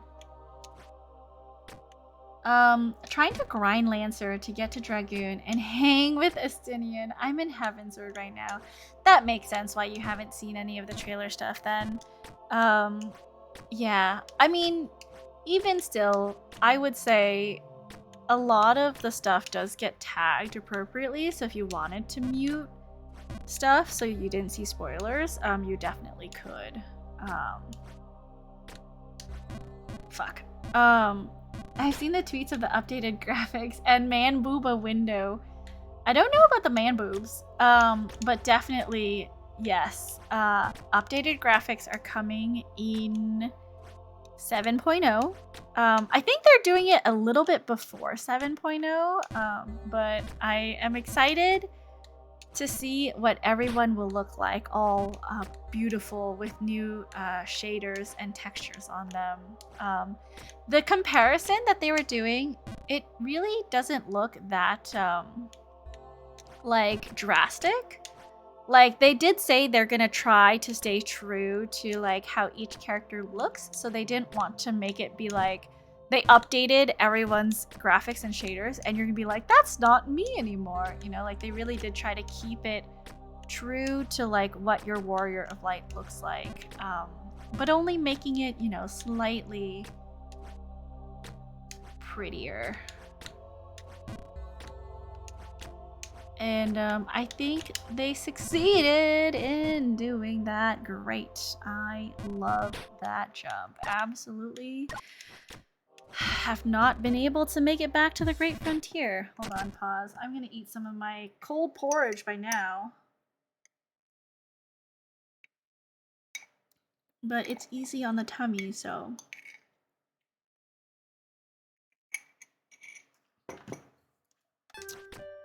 Apparently people have been going wild over the guy character's cleavage in the trailer. I don't know if he has a name, but he's like the character that's supposed to represent you. But it's for the sake of advertisement. Oh yeah, Derplander? Yeah, he got a huge upgrade. I feel like every expansion they age him up. And I mean, he's looking great. He's aging like me. But yes, they did age him up. He does have some cleavage in the new trailer. It looks quite good. Not gonna lie, he do look pretty good. It is. There's so many characters, you know, in 14 to thirst over. It's great. Equal opportunity thirsting, especially what they did with Estinian recently. I was quite surprised. Oh no! Okay, I was thinking too much about Estinian and then Pressed harder than I should have on that jump. That's fine. We'll get back. So close to the back frontier. It's okay. We'll get back. I must not be as good at the Unshown as I thought I was, because I clearly cannot get back to the Black Frontier easily. So we're not where we need to be there yet. I got the hots for Thancred, Emeric, and Estinian, but I need to see what Estinian is hiding under the helmet. You are in for a treat when you do see him. You get to see a lot more of him in the more recent expansions. That's all I'm gonna say. But yes, Emeric, I definitely love. Thancred is like whatever. He's too dad for me. Like, you'll see what I mean later on, but he does get kind of too daddish for me to like, and not like in a good, like, you know, like dad way, but in like the like dad way. So he's like not my taste. But definitely Estinian, Emeric. Graha is just cute. Like, I love spending time with Graha. But who else? Alphino is also adorable. You got some good taste.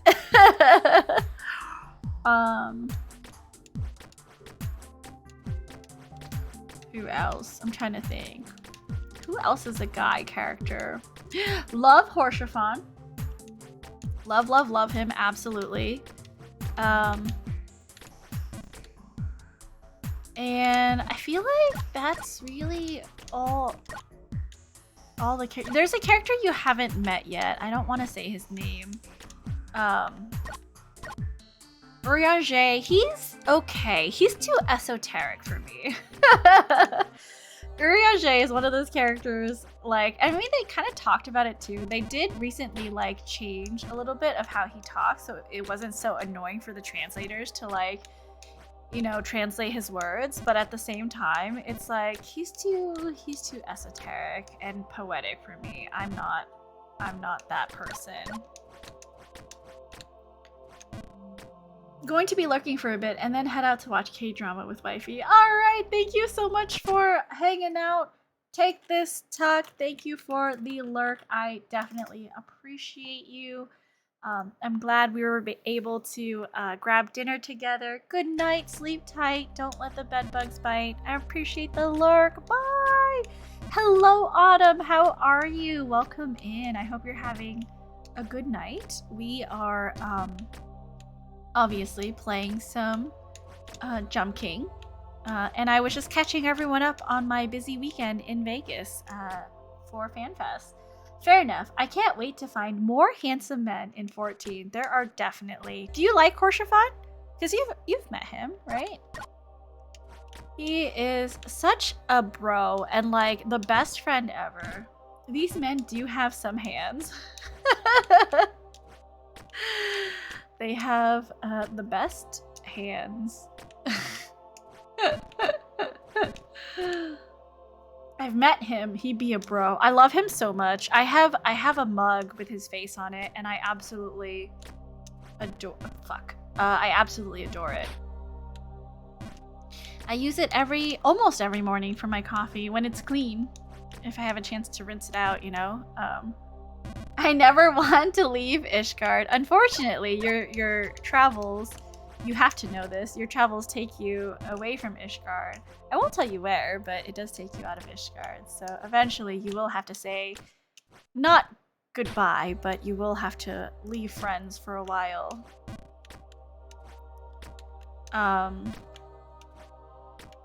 Sid. Sid is okay. I like Sid. He's like an older gentleman, but he's definitely got his charm. Who else that I particularly like?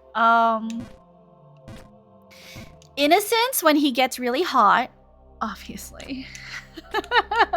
The oh no, he's hot meme in a sense.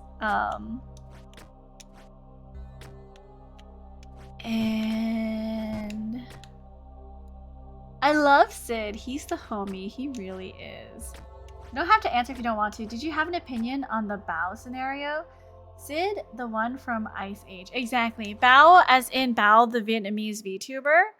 I feel like a lot of people, like, obviously she tweeted and she meant it in a very joking way. Because, like, I would feel the same. Like, if I were to, like, speak in Vietnamese or sing in Vietnamese, I would legitimately give up if someone were to, like, criticize my Vietnamese. Because I'm not first generation because my parents came to the US, and I believe the first generation is the generation that comes to the US from a foreign country.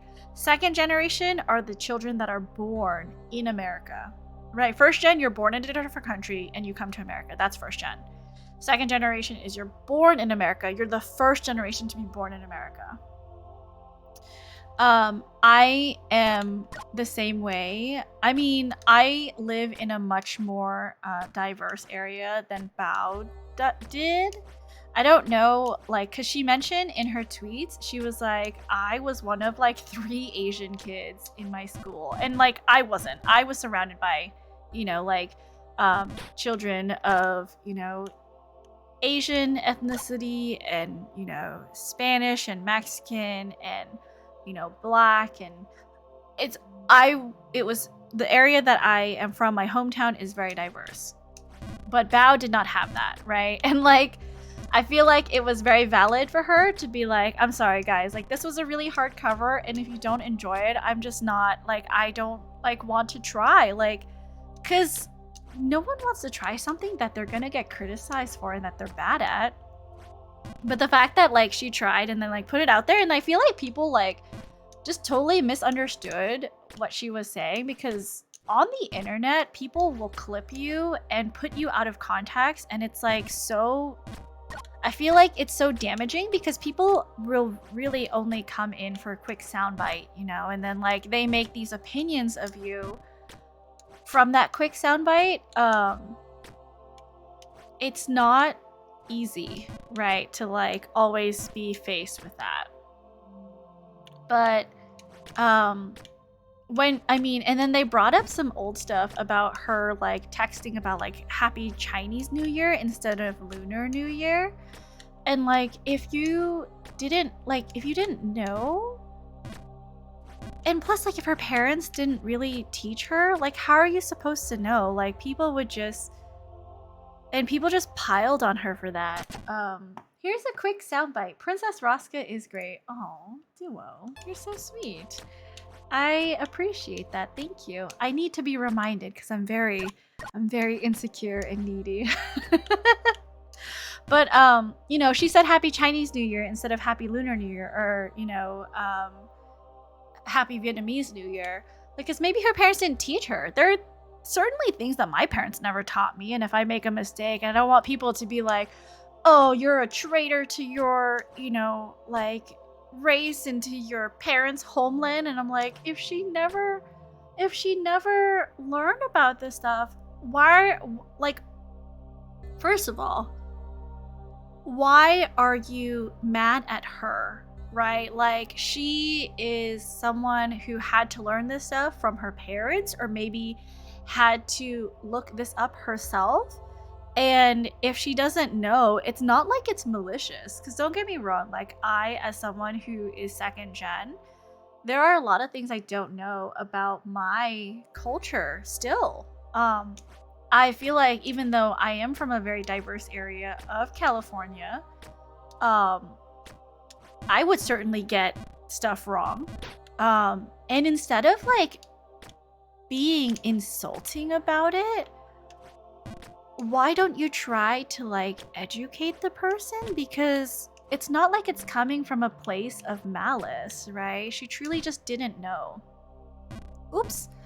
And then the whole situation with, like, the people, like, doxing her fans and stuff, like, that's just really, that's shitty. Like, why would you dox someone who's completely unrelated to like the person? Like, I get it, you hate the person, but don't dox the people who love them. Like, that's like, what are you trying to achieve here?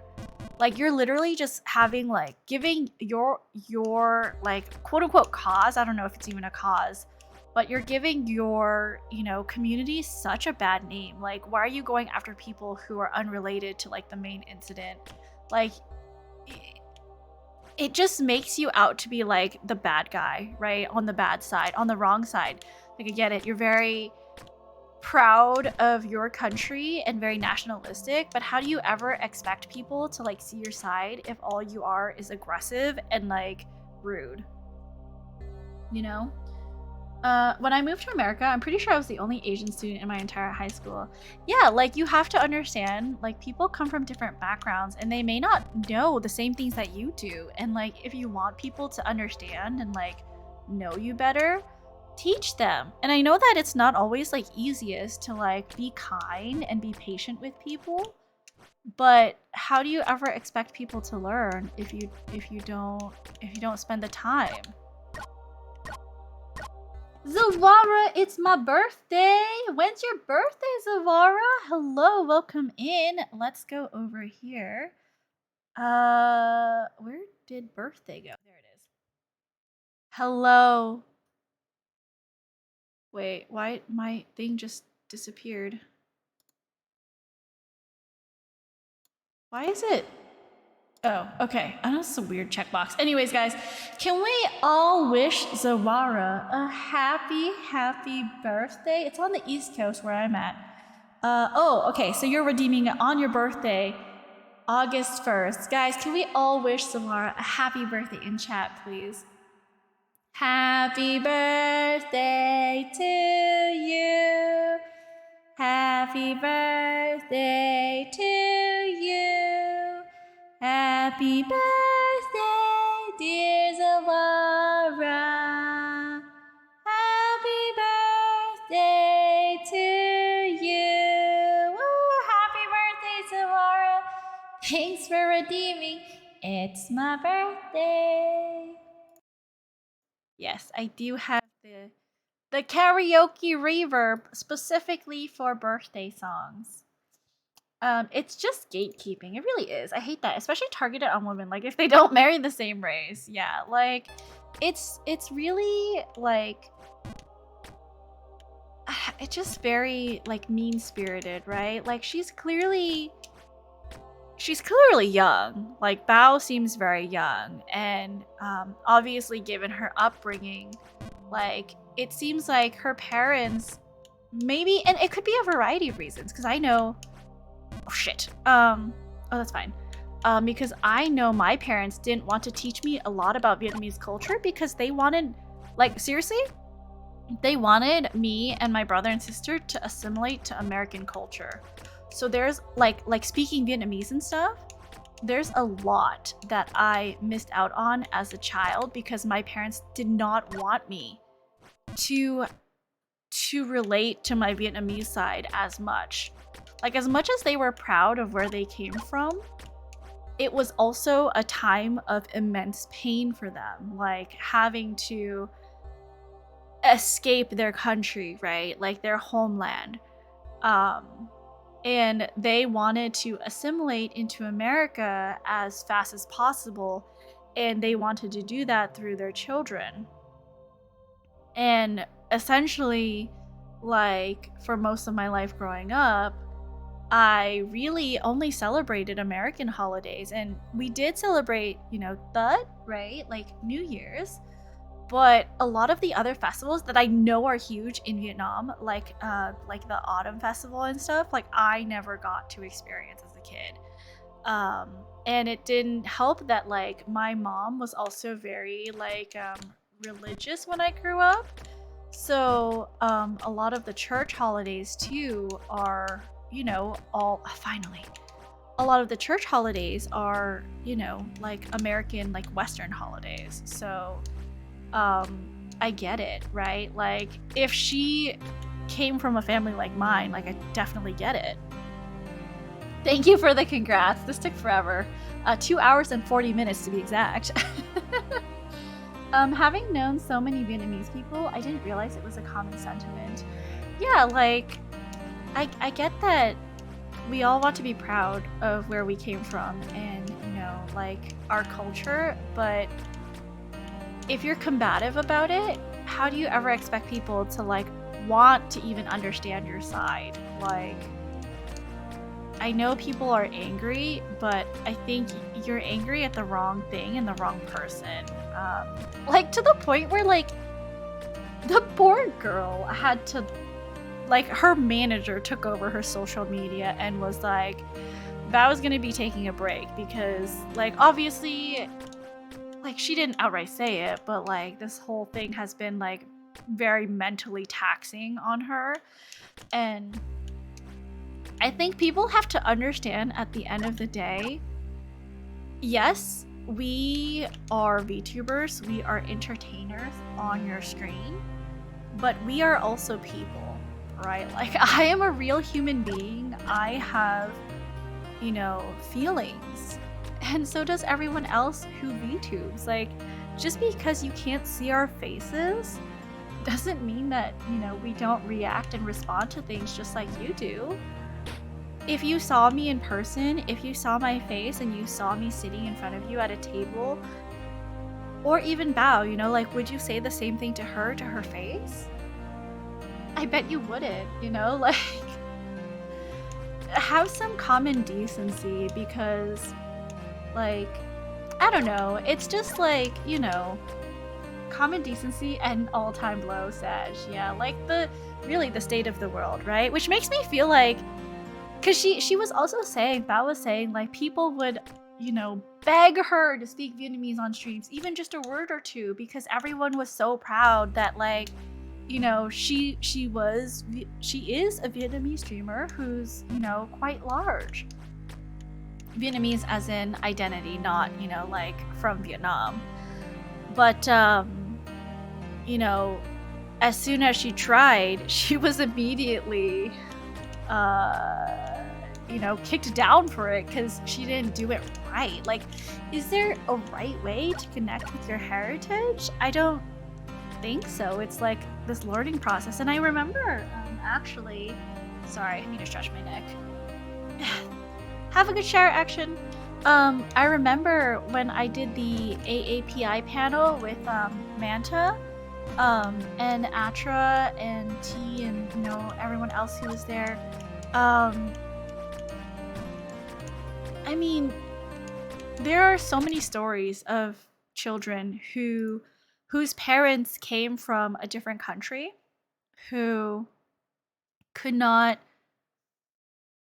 like, who didn't, teach their children, like, the culture, or maybe they were put up for adoption, and never knew their biological parents. So, like, you hear a lot of, like, maybe Vietnamese or Korean or Chinese children who are put into the adoption system, and were adopted by, maybe white parents. They never got in touch with their heritage because that's all they've ever known, right? And these people, me included, try to connect in any way we can to our heritage. I don't talk to my parents anymore, right? Like, I do not speak to my father. I do not speak to my mother. We just have different views on life, on our ethics and morals, and, like, who we're willing to accept, right? Like, and that's fine, but I think it's what, like, the way my parents think is very harmful to my sister, and I've chosen to side with my sister because she's going to be in my life a lot longer than my parents, and I love my sister, Oh, my Han just gave me a shout out. I should give her a shout out too. Guys, check out Han. She is so sweet. She is a VTuber, Vermilion Bird VTuber that oh my gosh, and I believe someone just followed me from her stream. So guys, you should also check her out, because she's the sweetest. Where the heck is it? because I know she has an underscore in her name. I have to spell this right. All right, you guys, go check her out. She's awesome. It's gotta be discouraging to take this big public step relating to your heritage as an immigrant from assimilation background and just get shit on from people. Yeah, like it makes you not even want to bother trying. Like if people are going to react in this way when I, try and don't even like do it right, like why would I bother trying again? Because all I'm gonna get is negativity and criticism. Sorry to hear that about your parents, Princess. That's rough. Yeah, like it's fine. I've come to accept it. Like as the, the joke, right? The eldest daughter of immigrant parents always have it the roughest. Like as the eldest daughter in my immigrant family, I have had to shoulder a lot of my parents' like hopes and dreams and also criticisms for like what I want to do with my life, because I'm their first kid, right? I get it. Like they came to America for a better life, but I don't talk to them anymore, and the best way for me to connect with my heritage now is I don't even get my mom's recipes. I don't know how my mom makes her pho. Like sometimes it does make me really sad, and I do get very like emotional thinking about it, where like I can't eat any of the foods that my mom used to cook for me. I know all of these dishes, I know all of their names, but like I don't know how to make it the way my mom makes it. I'm making it from recipes that other people have documented online. So like in that way, like I am connecting to my heritage, but it's not specifically, like my mom's cooking. And there's always something special about mom's cooking. Even if I don't, talk to my parents anymore, it's still very like I love my parents and I love everything that they've done for me, but I just know that if I were to go home, it's just a very toxic situation. So I do have, like very nostalgic feelings for home. But I can never ever like talk to my parents about recipes and like even learning the language. There have been so many times, I don't think you guys know, that I've tried to learn how to read and write Vietnamese. Oh god, on my own. That was an easy jump. Why do I try to do the full jump every time? Anyways, okay. Where I tried to learn Vietnamese, but it's just really hard because, like, again, I speak at a very, like, I don't even know if it's like elementary school level. It's like, I speak like a baby. I speak like maybe I'm like 3 years old, like 4 years old. I can barely understand from like TV shows and stuff. God, okay, that's so scary. What they're saying, and in music too, I don't understand, right? Like there have been really popular songs that I've wanted to sing, but I literally cannot read the lyrics. So I have to like sound it out. I have to listen to the song a lot of times to sound it out. It's not easy to reconnect with a culture that you didn't learn growing up.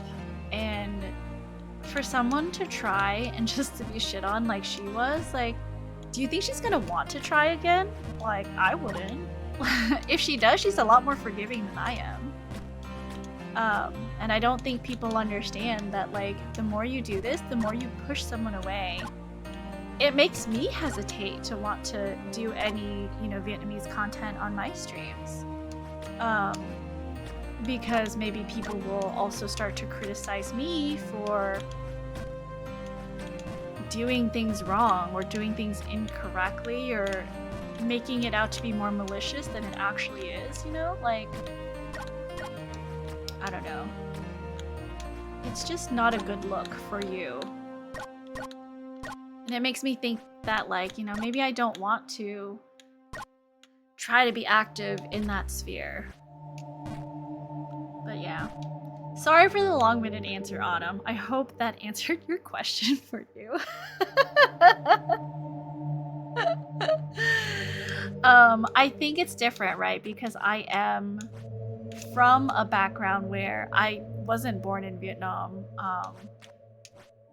And my parents tried to distance me as much as possible from my Vietnamese heritage because of the shame associated with it. Like, they were run out of their country. You know, I can see them not wanting to pass on, you know, the language and the culture to me. And I'm very whitewashed when it comes to like my Asian side.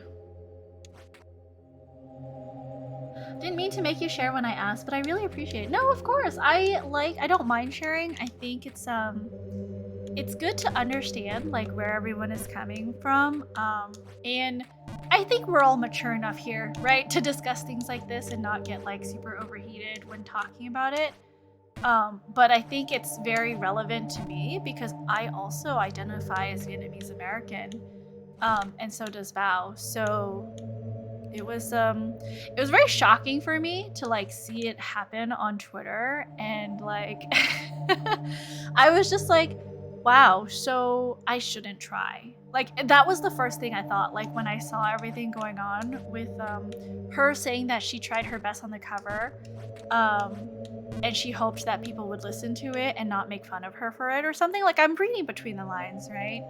And then seeing her like respond to people when they dug up old tweets and stuff, I was like, wow, I feel like Vietnamese like consumers of VTubers are very, very like mean. And I was like, I don't know if I want to be a part of this community, because no one wants to get shit on for like making and trying hard on stuff. But yeah. Do you have any other family members that you can connect with? I have uncles and stuff, but I think I've told you about my uncle. My one uncle is very, very much like possibly needs anger management classes because he has issues. And my other uncle is just like very, I don't know, like he loves his daughter, I can definitely tell, but like he also just does not want to accept her as someone who's quiet and like maybe slightly on the spectrum. And he's always pushing her to try to socialize more, and I'm like, you need to stop this. Like, she doesn't want to, and the more you push her to do so, the more she's gonna resist and, you know, drift away from you. But aside from that, because I've moved away from my hometown, because I lived in the Bay Area, right, as a kid, but now I live in SoCal, none of my family lives down here. I'm pretty much on my own. I haven't depended on my parents financially since high school, because when I went to college, I received scholarships. Due to my parents' income level, I qualified for like federal grants.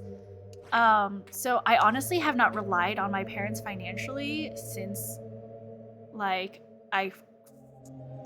since the moment I graduated high school. So I think that's also a big factor, is like if you are tied to your why do I keep missing that? Like if you are tied to your parents financially, I understand like still having that connection with them, but that's just not my case. Welcome back from your shower. I hope you had a good one.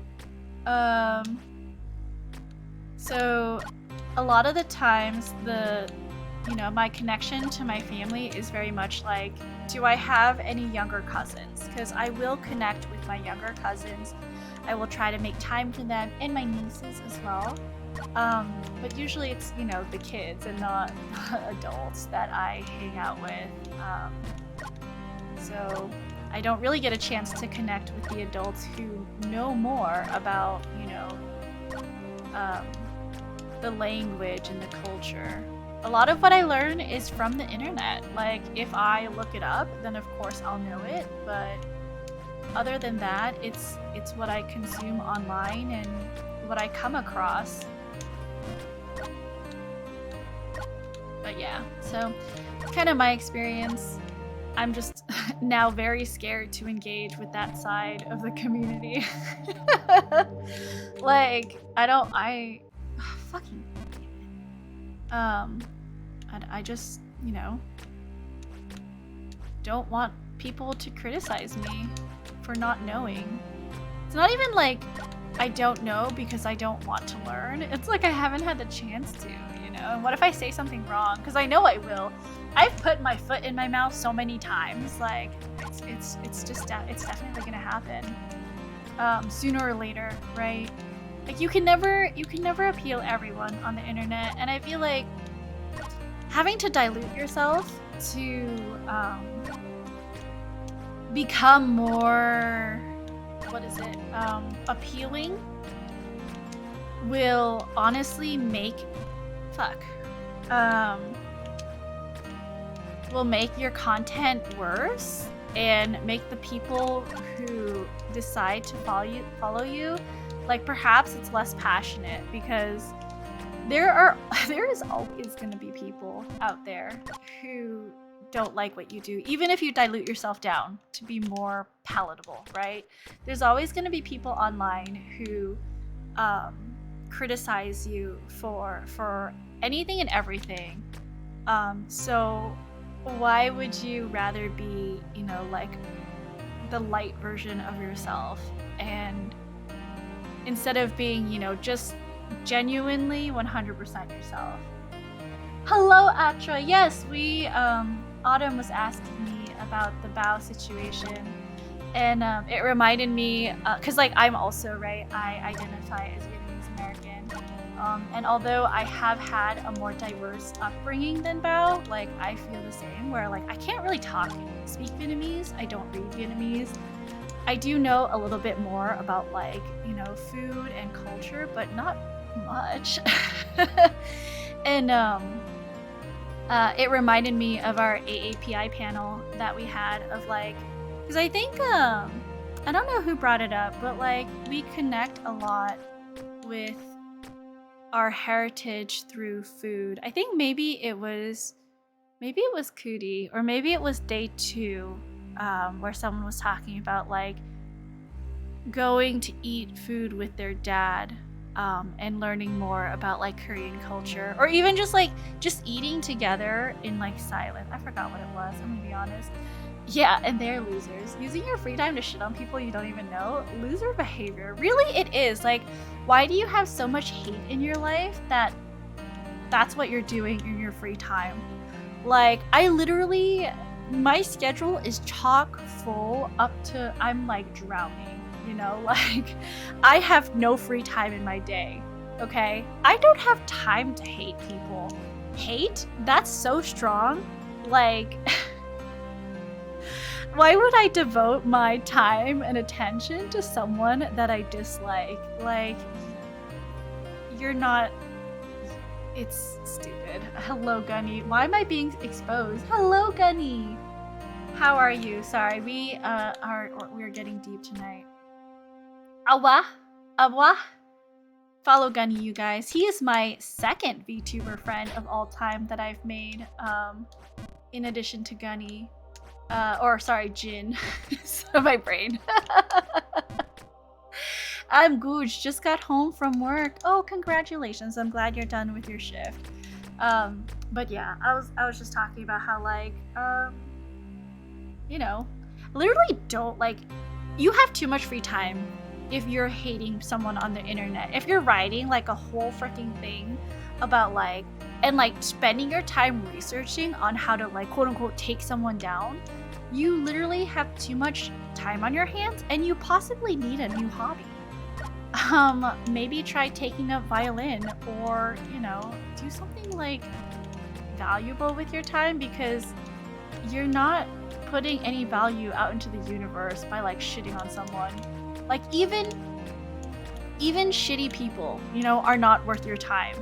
Like, I'm gonna say it. I don't get very political on here, but I'm gonna say it. I think it's very clear. I hate Donald Trump, right? But you don't see me spending fucking hours of my day writing about how terrible of a person he is, and, you know, like, all this other stuff. Like, it's just not worth my time. Like, it's worthless to think about that. And like, who are you trying to convince? You know, like, it's so dumb. People do that because they are unhappy. Yeah, it's like they're so unhappy with their lives. Maybe it's like the whole, I think I saw a comic once of like someone yelling at someone else and then like them going home and yelling at other people who can't protect themselves or can't like yell back, you know, because your boss yells at you and then you go home and you yell at your wife and children, and you know, maybe your wife yells at your children because she got yelled at, and like all this other crazy stuff. And it's like, why are you picking on someone who can't fight back? It's like so dumb. It's also pretty different to compare someone doing lots of active harm with money / oppression versus someone, yeah, that too. Like, maybe my example of like Donald Trump wasn't the greatest because he actually affected policy in the US and was very detrimental to our, you know, government. But that was just a streamer on Twitch. Like, what can she do? Tell her, you know, like maybe tens or hundreds of thousands of followers to like, I don't know, I don't even know, like, yeah, it's, it's like, she's a fucking streamer. Like, yes, she makes money from streaming, but like, I can tell you, streaming does not make you that much money unless you're like super popular. I'm like having the hardest time trying to like word it right now, but it's not worth it. Like, I don't know. Maybe I should have asked Atra for his thoughts because I feel like he is a lot more eloquent than I am when it comes to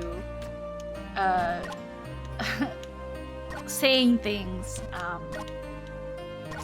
Especially because Atra, I believe, studied a lot of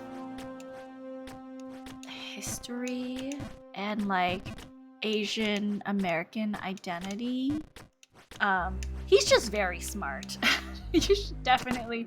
Did I give him a shout out? You guys should definitely check him out. He is a gem and very, very respectful. He is a YouTuber, also a script writer. I've read some of his scripts. Some of them are safe for work, so I have read them. But he's very sweet and very respectful. And he also reached 1K recently as well. He is doing a celebration stream on Saturday, if I remember correctly from his schedule. You should definitely check him out. He's doing like a tier list of YouTubers, I believe. Princess is rich confirmed. I fucking wish Eclipse. I will say I am privileged enough to be comfortable with where I am in life, right? Like, I can't buy anything and everything I want, but I do have a stable income coming in from my full-time job. I have a roof over my head, and I don't worry about where my next meal is coming from. And really, when I think about that, like, not everybody has that. So I don't know why I'm getting all emotional. I feel very appreciative that, you know, I'm where I am in life. I don't know how much she makes, but even Amaranth, the #1 female streamer on Twitch, has admitted that streaming makes her the least money, and the most comes from the other things she does. Yeah, like, I believe streamers make more money when they have sponsorships, or like, for some female streamers who do OnlyFans, like, they get so much more money doing like OnlyFans and such, and I'm like, yeah, if you can make that fucking dough, like, get that money, you know, like, there's no shame in that. Everyone is just out here trying to survive, and I'm never gonna shame someone for, you know, doing only violins. I'm not gonna shame someone for, you know, trying their best and doing what they can within their means, because, like, sex work is work, you know, and I'm not gonna make any like demeaning comments towards sex workers. A VTuber tier list? That's asking for trouble. I believe, I don't remember.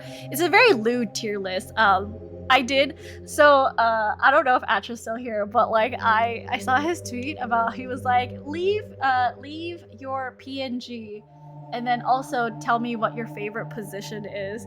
And I was gonna do it and be jokey and be like CEO. But then I did it because I was like, no, I can't. Goodreads says otherwise about needing to be safe for work. My Goodreads is private until you guys claim a title, okay? After FanFest, I can't buy anything I want. It's true. FanFest was, I mean, Vegas in general, the food was okay, but I did spend quite a bit of money on food. I'm always afraid to get in on any tier list because I am terrified of being judged. You know, fair. That's totally fair. Oh, show congratulating Atramentum. Yeah, congrats to Atra. She's a multi-millionaire and made some nice outside investments along with the stream income. So I can believe that the stream income is the lowest now. That makes sense. Smart business, decision. Very business savvy. Because you can't always be young and hot and have the energy to stream forever. So making moves now with the money that you have is always going to be better than trying to do something after all of that income has dried up. Princess's favorite position, hands folded in prayer. I looked at so many comments and everyone is so boring. They were like doggy style and I was like, okay. Not gonna lie, when you said that, I thought of something else, but I probably shouldn't say. I mean, we're all adults here. You can say it if you want. I tried to invest my way to buying a Switch. I am currently, unironically, -3 Switches. Oh, I'm sorry, Autumn. Excuse me, I will be young and hot forever. I mean, sure, definitely. I 100% believe that. But yeah, I was like, I saw that tweet and I was like, should I? And I thought about it, I swear, I thought about it for a good like 5 to 10 minutes before I was like, nah. I was like, I don't even have a PNG to submit. And I thought it would be too jokey. And then I was like, Princess out here saying we're getting uglier every day. Oops. No, there are definitely like I've seen some celebrities only get better with age. So like to the person who thought that being in college was perhaps too old for VTubing, I don't know what to tell you. I graduated college like ages ago. I'm not as young as you think I am. But I feel like you guys get the vibe that I am a little bit older, so you know, it just comes with age and experience of like talking about these things. Sorry, it is boring, doggy, but because dog themed, are there even VTubers? There are VTubers in their teens, surprisingly. If you go into a tier list, I would too. I need a friend to go in with. I feel like the same as you.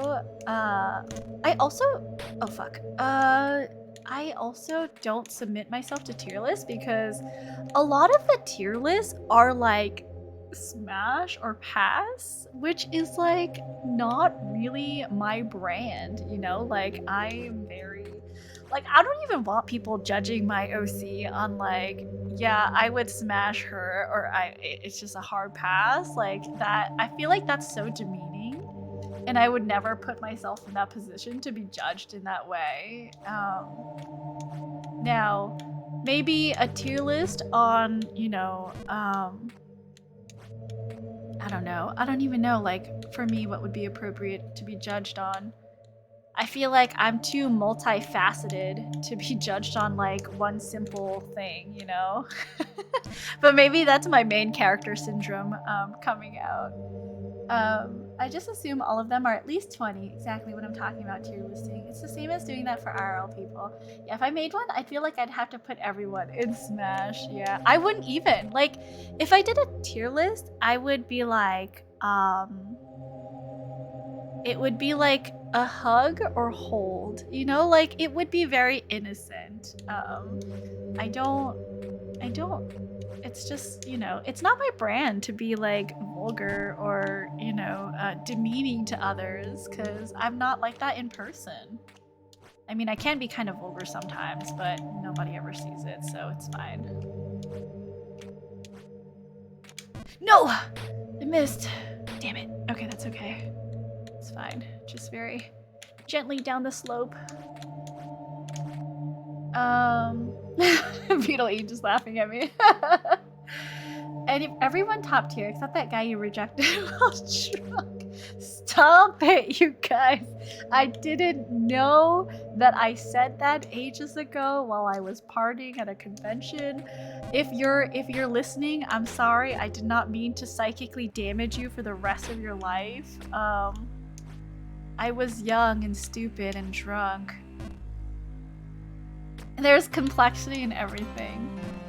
That is a very plausible story. Just do a Smash or Smash tier list. Exactly. Smash or Smash. Everyone Smash. Except I don't Smash, so maybe just hug. You know. Sorry, rejected guy. Like, totally fits in with my image of you. Hold hands, exactly. Hold hands or hug. I feel like that's much more my style. Would I hold your hand or would I hug you? Who knows which one is the better one? Hey, right? Would read a smutty book about or pass. I don't know. I feel like pass is too mean. I wouldn't do a pass. I want to make it ambiguous if I think you're cute or not, because I don't want to outright say, I only like you guys. High five or wave from 5 feet away.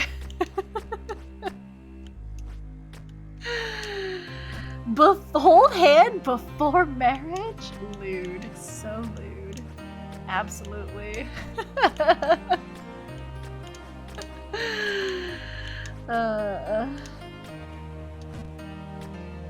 But yeah, I don't think I would, I mean, for that reason, I don't think I would ever do a tier list.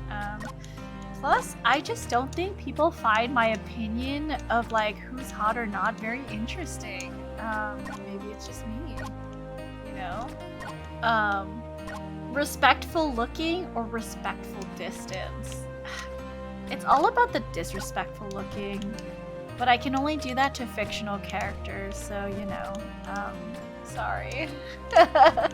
I can't disrespectfully look at real people.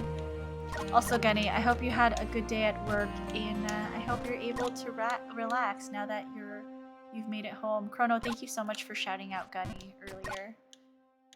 I'm just, you know, not used to talking and doing the streamer thing, I guess.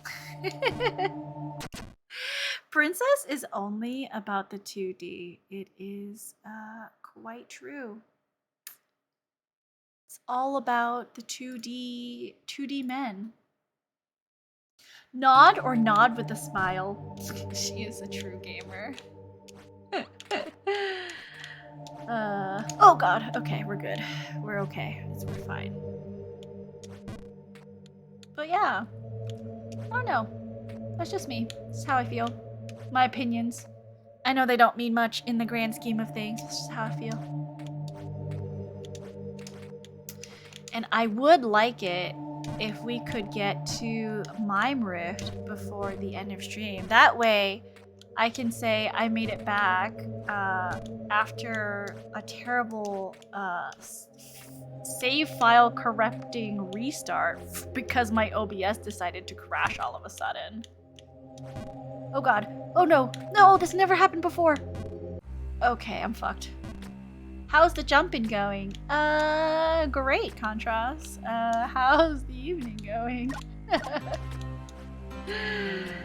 Are there any Otome game redeems in the queue? I don't think so. Not that I know of. What's in queue right now? I know we have Spider-Man. We have Thomas Was Alone, which I'm gonna play tomorrow. We have Super Mario Galaxy, Earthbound, Shantae. We have another one that show redeemed. What was it called? I don't remember.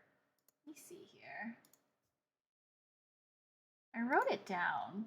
I did not write it down. Show also redeemed another one, but I don't believe that game was a Otome either. But we also have Pico Park, I believe. I have been playing some free Otome VNs on Steam. Some are so bad, some are pretty good. I loved Thomas Was Alone. That'll be fun. I am playing it tomorrow, actually, Vito Ian. If you checked my schedule, if you saw it. I will be playing Thomas Was Alone tomorrow. We'll see if I finish it. I heard it's a pretty short game. This screen feels like deja vu. I know, right?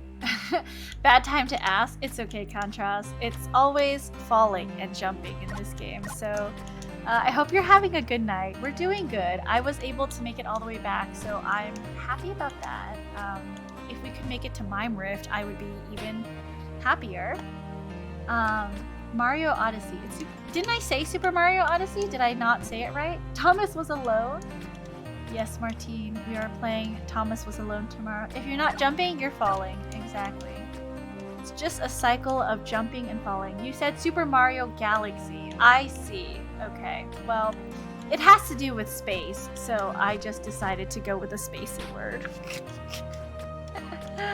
I probably said Galaxy and not Odyssey. I don't know. My brain is like, honestly, the Vegas heat has cooked my brain and it's just bimbo hours right now. Super Mario Iliad. Exactly. Exactly. Keeping busy while I have you up in the background. Hope you had a good weekend, friend. Thank you so much. I had a fantastic weekend going to the fan festival. I hope you also had a good weekend. I appreciate the lurk. When you announced your Ring Fit Community Challenge, I noticed it was the new model and not the old one. Yes, it is the new model. We have kind of been working on this new model for a while, so it's been in the works, obviously. That heat during FanFest was brutal, so much so the dev team even brought it up. Yeah. I don't know, maybe if they just couldn't get the same weekend, because my friend Sorens was saying that the previous FanFest was in October, so the heat obviously was a lot more manageable. Not looking forward to it because in 2 weeks I'm gonna be in Death Valley, which is gonna be almost the same temperatures as this past weekend. But me and my friends wanted to see the Perseid meteor shower out in the desert in August, so it will be excruciatingly hot. I mean, it's called Death Valley for a reason, right? But at least we'll see pretty stars. Any good free Otome Rex? Yeah. Definitely let us know if there are any good games that you enjoyed off of Steam. Always looking to add more games to my queue that I will never touch, but maybe one day, you know. Rosca, your life is a slice of life anime, I swear. It's funny, Duo, because I hate slice of life. I wish there was more exciting things happening in my life, like say perhaps you know, a murder mystery. Let's be honest though, I would be way too scared to actually confront any murder mystery that happened in my life. EUFF is in October this time though. Yes, very true. The EU Fan Fest is October. So hopefully it's good weather for them because it sucked for us. One that my friend and I have been hooked on has been Taylor Tales. It's free. Taylor Tales. Interesting. I'll see if I remember to add that on my wish list or Steam library later. Not wish list because you said it's free. I might add it to my library. Who knows? Because you live it, I see. Thanks for the warning, too. Play the one you can date Colonel Sanders. Or, some routes are very non-con, which I avoid. Oh, I see. I see. In Taylor Tales? Were you always afraid of horror, or did you have a traumatizing experience? Ooh, in 5th grade, during my friend's graduation party, for some reason, my friend really wanted to watch The Ring. And, we were 10, okay? She really wanted to watch The Ring, the American version, and for some reason her parents let her at a graduation party full of 10-year-olds. Was it 10? No, maybe 12. And so I watched The Ring and I was forever scarred. I couldn't go to the bathroom by myself for 3 months. I made my sister go to the bathroom with me. I couldn't close the door. I was so scared and still am scared every time I see static on TV. Like, it just frightens me. So, yeah, bad experience. I was gonna joke that you wanted some murder in your life, but you actually beat me to it. I don't know if I would actually, though, like, in reality, because I'm a big chicken. You know. It's a pretty good movie. The Ring? Absolutely not. My cousin saw Arachnophobia when she was 3. Guess what she's afraid of? Oh, poor girl. The fuck kind of parents did your friend have? I don't know. Irresponsible ones, maybe. I'm so sorry, but I'm laughing. Okay, thanks, Martine. I hope that is... you know, I hope that brings you a lot of joy, my pain and suffering as a child. Not age-related, but I watched Annabelle and my classmate, got scared and screamed in my ear. Oh no, that sounds painful. Princess, you would be the one doing the murder. I'd be doing the murder? That means I have to try to escape from the cops. I'm not very good at being, clever or... like running away from things. So the cops would catch me like pretty much right away.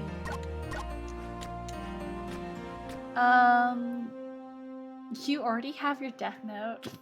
I see. I did have a bad experience too. The Ring's a lot worse. I see.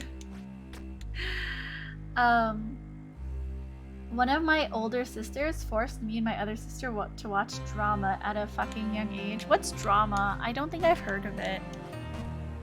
My parents took me to Jurassic Park because my dad insisted. They told me to cover my eyes when the bad stuff happened. But I could still hear the people dying horribly to dinosaurs. What?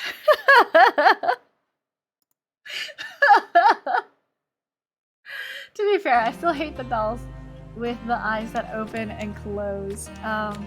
Yeah, those dolls are creepy. Oops. Anyways. The genre drama. I mean, drama isn't so bad. Everyone could do with a little drama in their lives.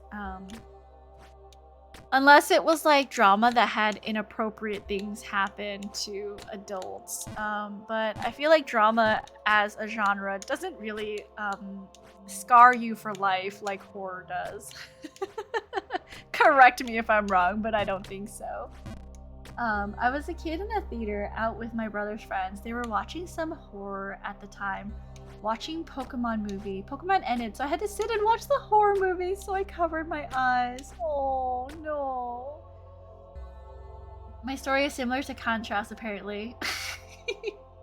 My mom took me to see Signs by accident because she led us into the wrong theater room. We were supposed to watch Spy Kids 2. Oh my goodness. That's terrible. Absolutely terrible. Hello Neat, welcome in. Yo, you're back from FanFest? FanFeast? How many fans did you eat? It was FanFest. Final Fantasy Festival. I ate, a lot of food, but unfortunately, I did not eat any people. But welcome in. Drama is a very broad genre. The only drama I like is the kind that's on TV to fictional characters. Yes, very true. Can't tell I have a history with my family. Lots of bad I can't help but remember. I see. I did not have that many bad moments with my family. I can't say, I mean, my parents did depend on me a lot to like help bring American culture into the family, and I had a lot of expectations put on me at a young age, which has significantly affected who I have become as an adult. But on the whole, I feel like I've become like a well-adjusted individual. I'm learning, right? We watched Frankenweenie instead of Wreck-It Ralph, so I thought that movie was scary. Scarier than Frankenweenie? I love Wreck-It Ralph. Frankenweenie, wasn't that also like a cartoon? Wreck-It Ralph was also really good. I enjoyed that movie. I have never watched Frankenweenie, so... But it sounds cute enough that I would watch it. Signs would be pretty scary as a kid. I don't know what Signs is. What Signs? I wish we watched Wreck-It Ralph at the time. It's fine. I'm sure it's fine. I'm sure Frankenweenie wasn't that scary. It's just about maybe like a Frankenstein dog? To be fair, I was more bummed I was told to cover my eyes because I thought it was gonna be cool to see dinosaurs eat people. My brothers also were told to do it, and they were like, I just watched through my fingers, you dum-dum. Oh shoot, I could have done that? Oh, Contrast, you are such a pure soul. That is so funny. That is adorable. You were too pure and innocent and didn't know that you could just open your fingers. That was my fault, not my sister. The Alien Invasion movie with Mel Gibson and Joaquin Phoenix. I have no idea who those people are. But Alien Invasion always sounds scary.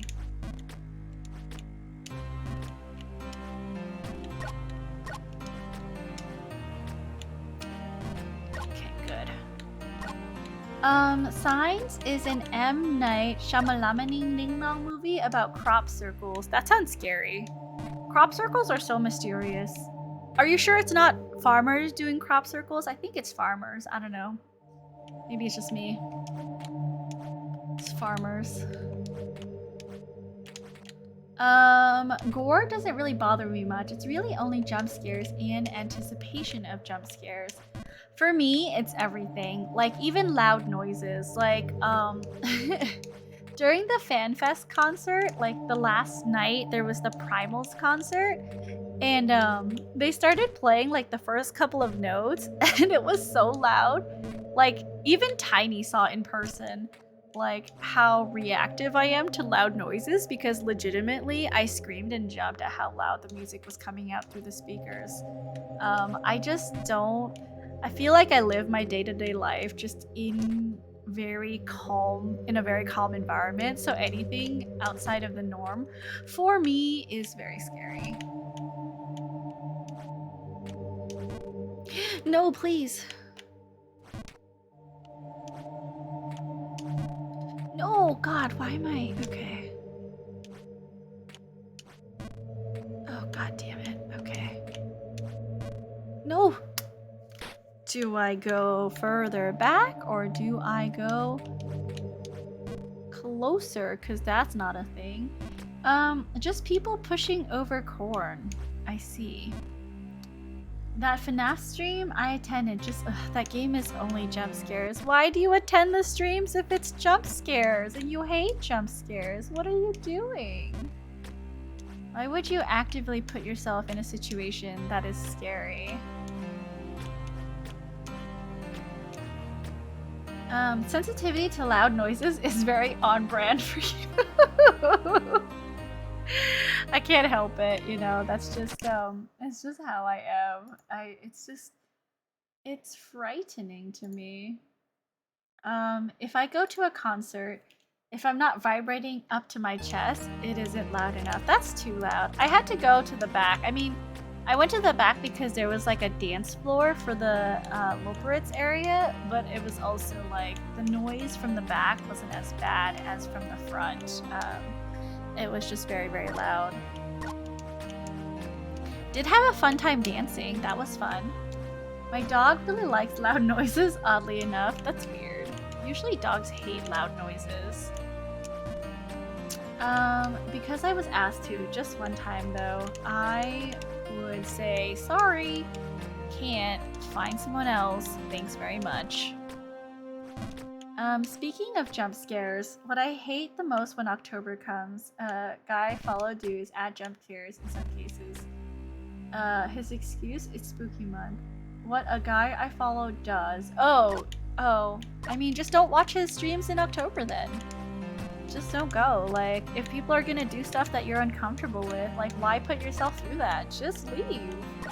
You have the power here. You're the one opening up the stream, okay? You're not powerless in this situation. Just remove yourself from it. I don't care if it's spooky month. I hate jump scares. They get me every time. Well, I mean, anything uploaded in October then, you know it's not safe, right? Like, just leave. Especially if it's YouTube. That's all pre-recorded stuff, you know? I cannot remember the last time media in any form has scared me.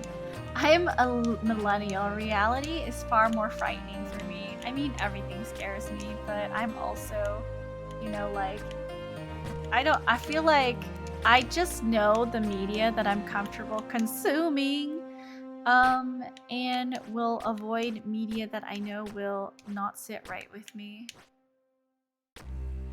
Gosh dang it, okay. Totally failing the Black Frontier area. I love October. I love spooky, scary skeleton season with a passion.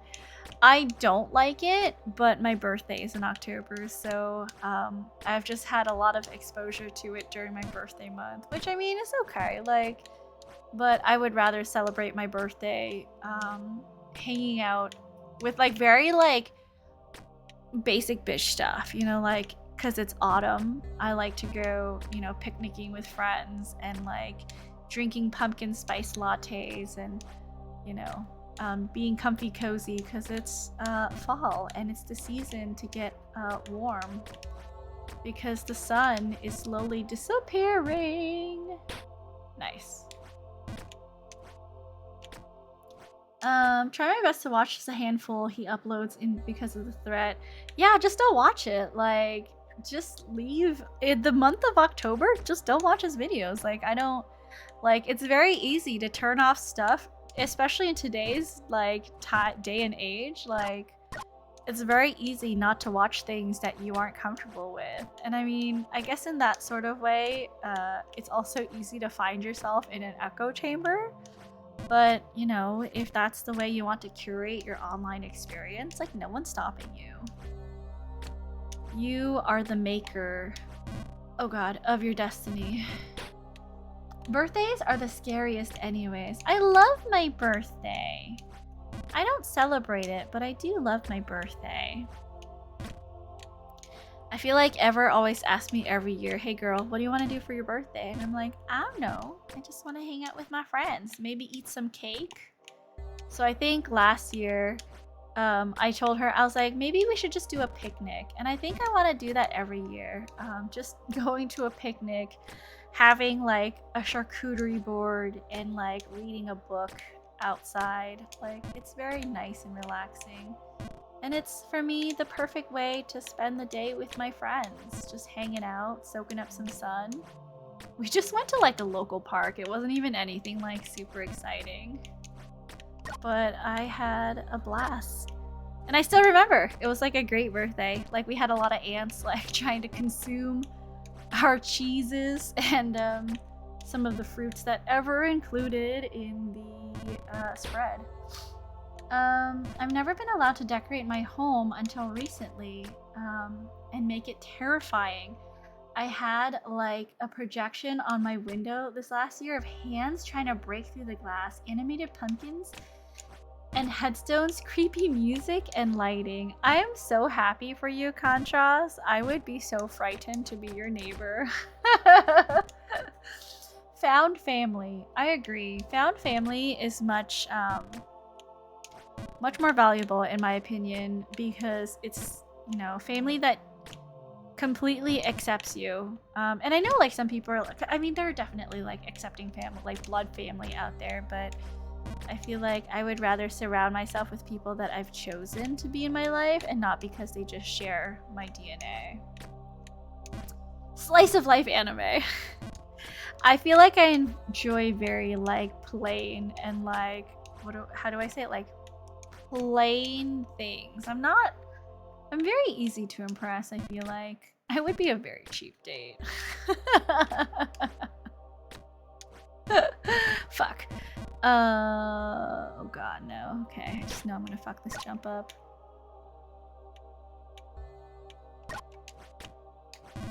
Nice, I made it. Oh my god, it's gonna be 33 soon. Hold on.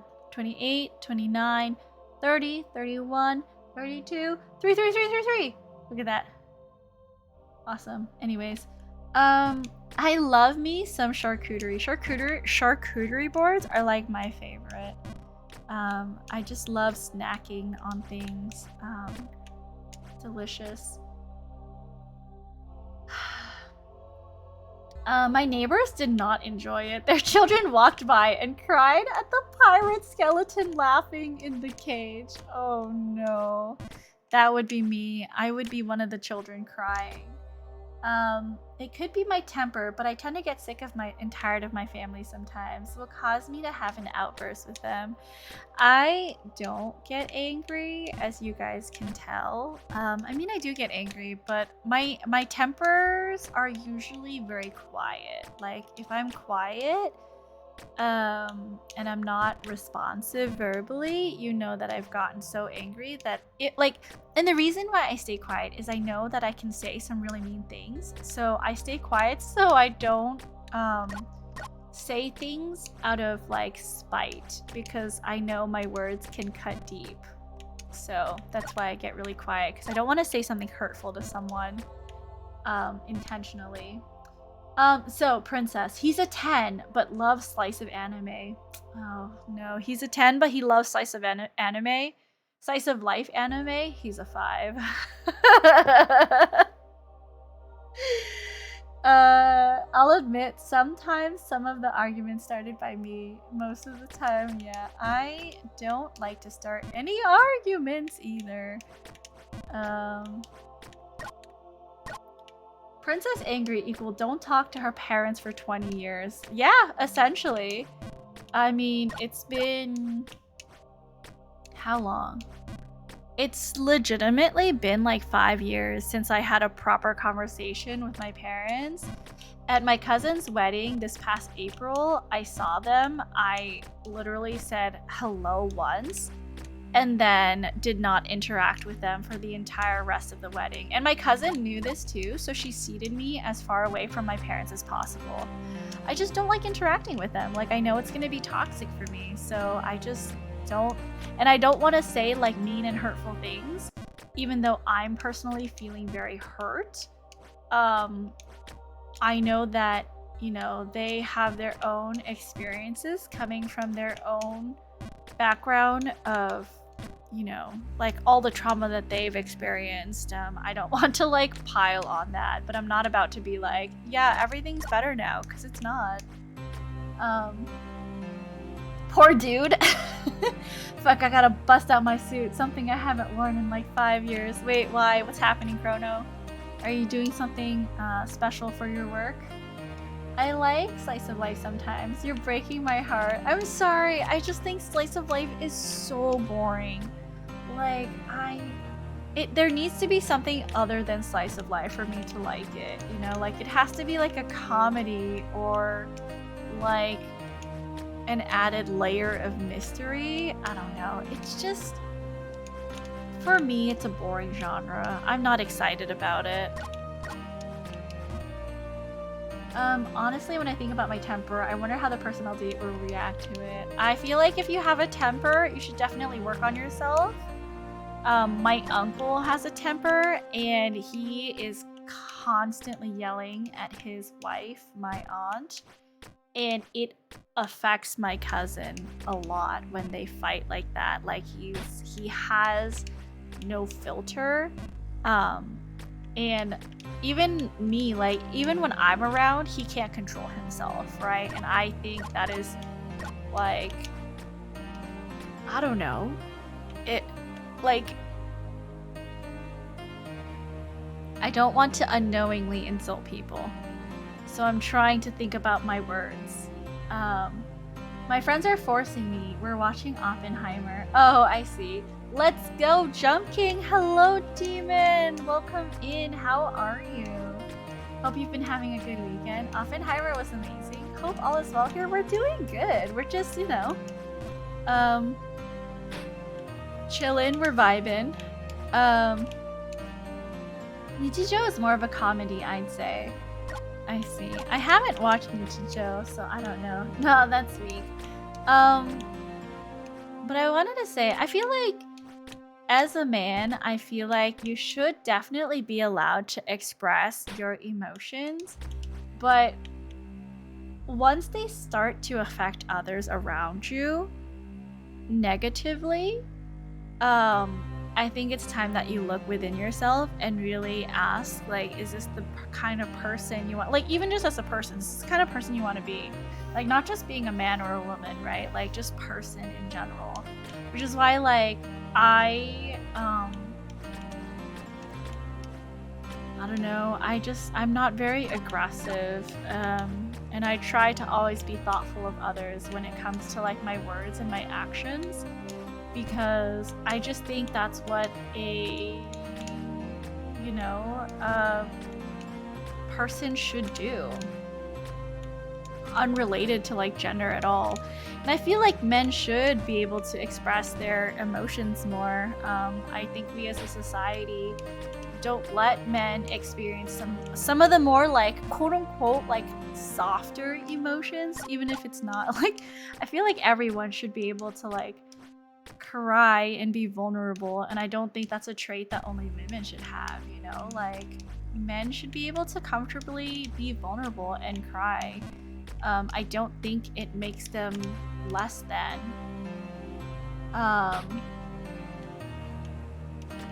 But I do think if you are, being aggressive and hurting someone, like, you shouldn't, man or woman, right? Like, if your emotions caused you to lash out at people around you and hurt people, that's when you know you've gone too far. I'll try, but thanks, princess. Only slice of life anime I've seen that I liked was High Score Girl, probably because I also love Street Fighter. Devil is a part-timer. Hit both Princess and Ever's dislikes at the same time. It's funny because Ever loves that anime. Actually, she thinks it's really good, even if it's isekai. I watched it. I thought it was okay. It was, even though there was a fantasy aspect, I thought it was kind of boring. We did watch it during anime night, and my thoughts were, it's a little boring. Horimiya, Eurocamp, Your Lie in April. Need I go on? I have not seen any of those. Nichijou is like my daily life. I beat up some cops and a goat on the way to school. What you mean? In my case, having comedy is a good balance from slice of life. Action, crazy shit, who knows what an anime can have. Princess Rosca needs to watch Your Lie in April. I only know that there's like a violin part, and I know it's kind of sad. Like, a lot of people have said Your Lie in April is a sad anime. Maybe like someone dies or something, if I remember correctly. I don't actually know. Maybe I should make it a community challenge. Maybe we'll have like community movie anime watch along with Your Lie in April if you guys raise enough points for that. We'll do that. You know what? We'll do that next year. If I'm still streaming, which I very highly doubt I would stop. But maybe sometime in February, I'll put the community challenge up, and then we can watch it in April if we raise it. I especially since she's in her violin arc. Find comedy, anime, or some shows for the matter to help me relax a bit before I get into the crazy shit story building again. Agreed. I love me some soft boy emotions. I love a good cry, no shame in it. Exactly. I feel like men should be comfortable experiencing emotions the same. And like, it really sucks because I've heard from other men like that they always feel so isolated because they don't have friends that they can like express these emotions to. And it's usually like it ends up being their partners. But you know, like if you don't date anyone, like you don't have that emotional support system, and it's like we're doing such a disservice to our men to like isolate them in this way, right? Because I love men, right? Like, and I think we should be supportive of, you know, men who are in touch with their vulnerable and sensitive side, and they should be supported in that. I don't want you to stop streaming. It's fun.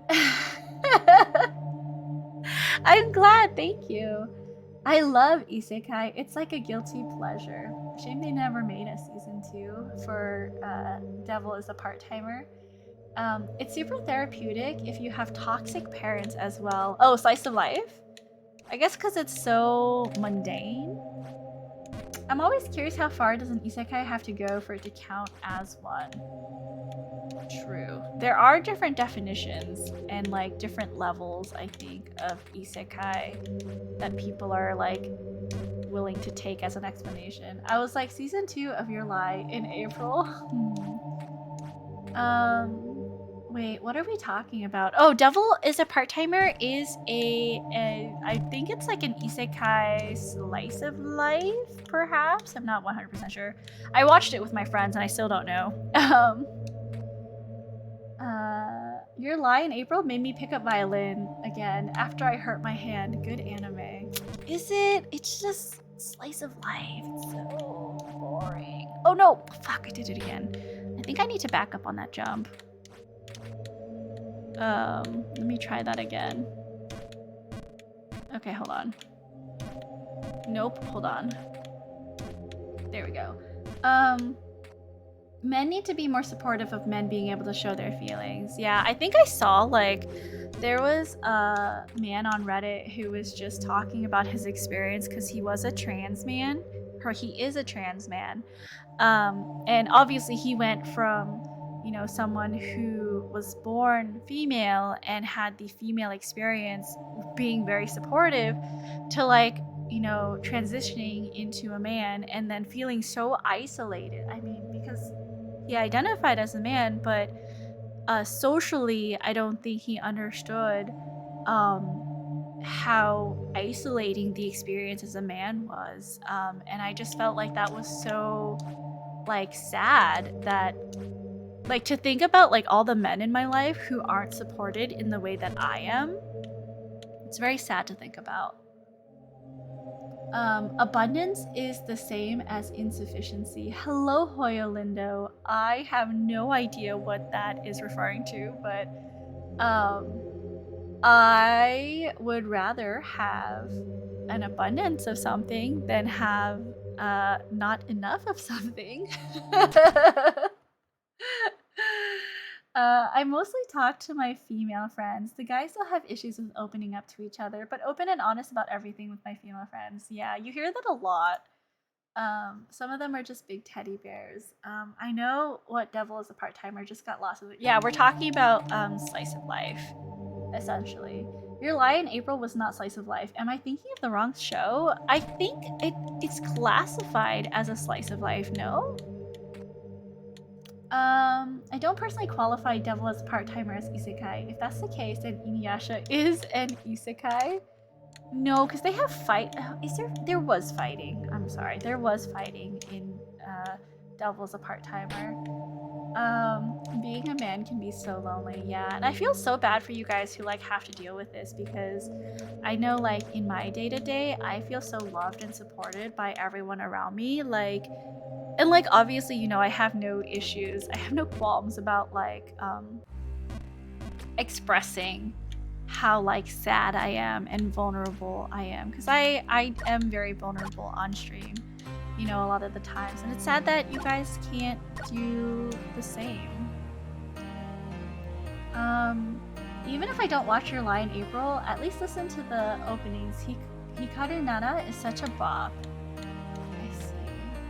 Maybe we can do it next year. I'll set a community challenge next year. I gotta space out the community challenge. You guys are like using up so many of your points.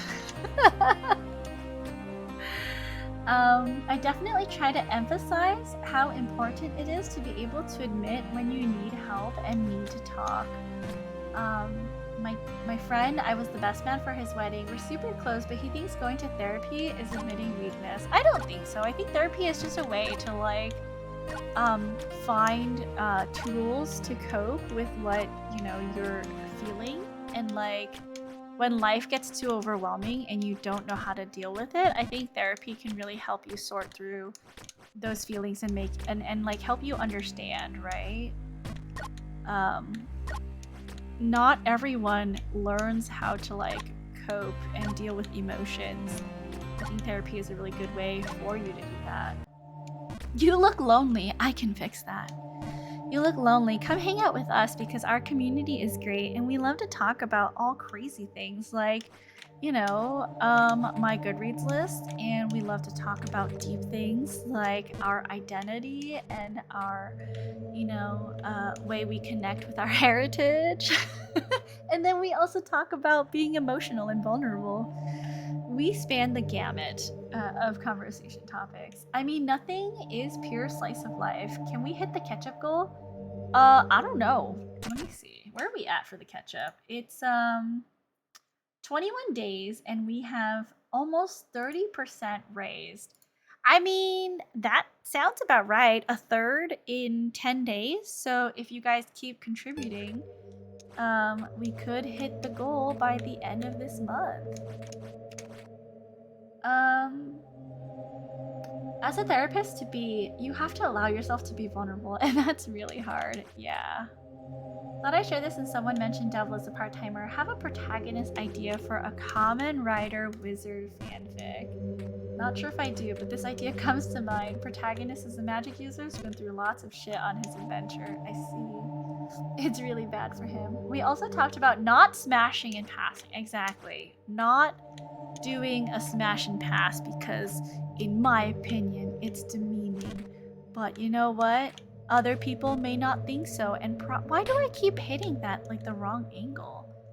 And you are free to do whatever you wish, but personally for me and my brand and my personality, I don't think it fits who I am, so I would never. But I'm not about to like bag on people who do it, you know? It's your prerogative.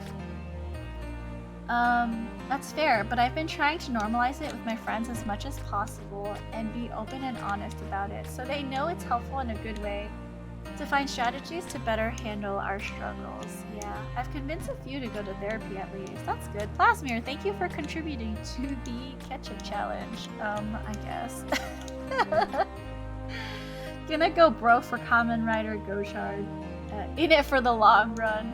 So Princess is passing on smash or pass. Exactly. It's gonna be a no from me, dog. You will never see that tier list on my stream. And if you do, I'll probably make it in a way that for me doesn't feel so. Again, like it would be either like hug or hold. Like hands. Which one is the better one? Nobody knows.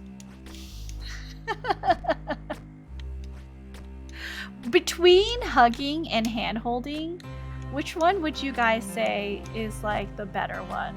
Because to me, it can flip-flop depending on who it is, you know what I mean? Personally, I think Smash or Pass on fictional characters is fine. Even for me, like for fictional characters, I'm like, you know, like, you're right, it's better with fictional because you're not, you know, judging a real person. Because remember, at the end of the day, you guys, there are real people behind VTuber avatars. We are just people. But hold is so vague. To me, hand holding is more intimate. Yeah, hand holding. Hugging or hand holding? Sweaty palms. I've only managed to do it with a few of my friend groups. I feel like sometimes a hug can be much more intimate, but then other times hand holding can be intimate. I think it depends on the context, because definitely over this past weekend, I've held hands with my friends, like to not get lost and stuff. Like I've held hands with my friends, and it didn't feel like, you know, intimate at all. But like when you hold hands with someone you like for the first time, I can see that. Hugging where though? The bed? That's a tough one. Hand holding with friends is a thing, just not so much these days, but I've held a friend's hand before. Yeah, it really depends on the context and the situation. But yeah, see, it's vague enough where you guys are like, which is more intimate, hand holding or hugging? And so I would be okay with doing a tier list like that. Because you'll never know. You'll never know which I mean.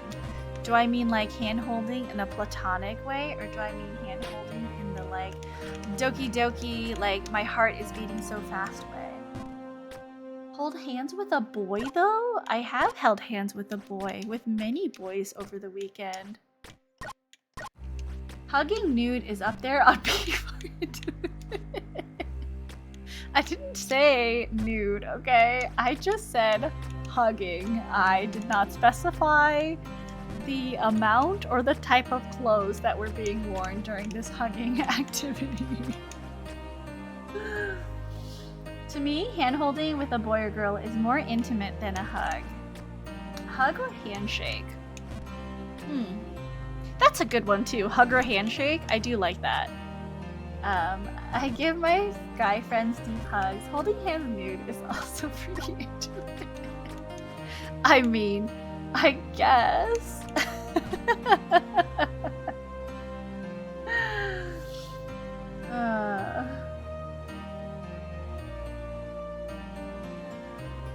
Boys do firm handshakes just to have an excuse to hold each other's hands.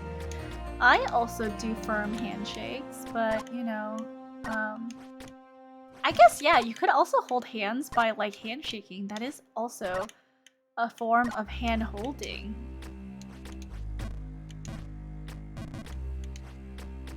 You guys will never know. What type of hand holding is Princess referring to when she puts me in the hand holding category?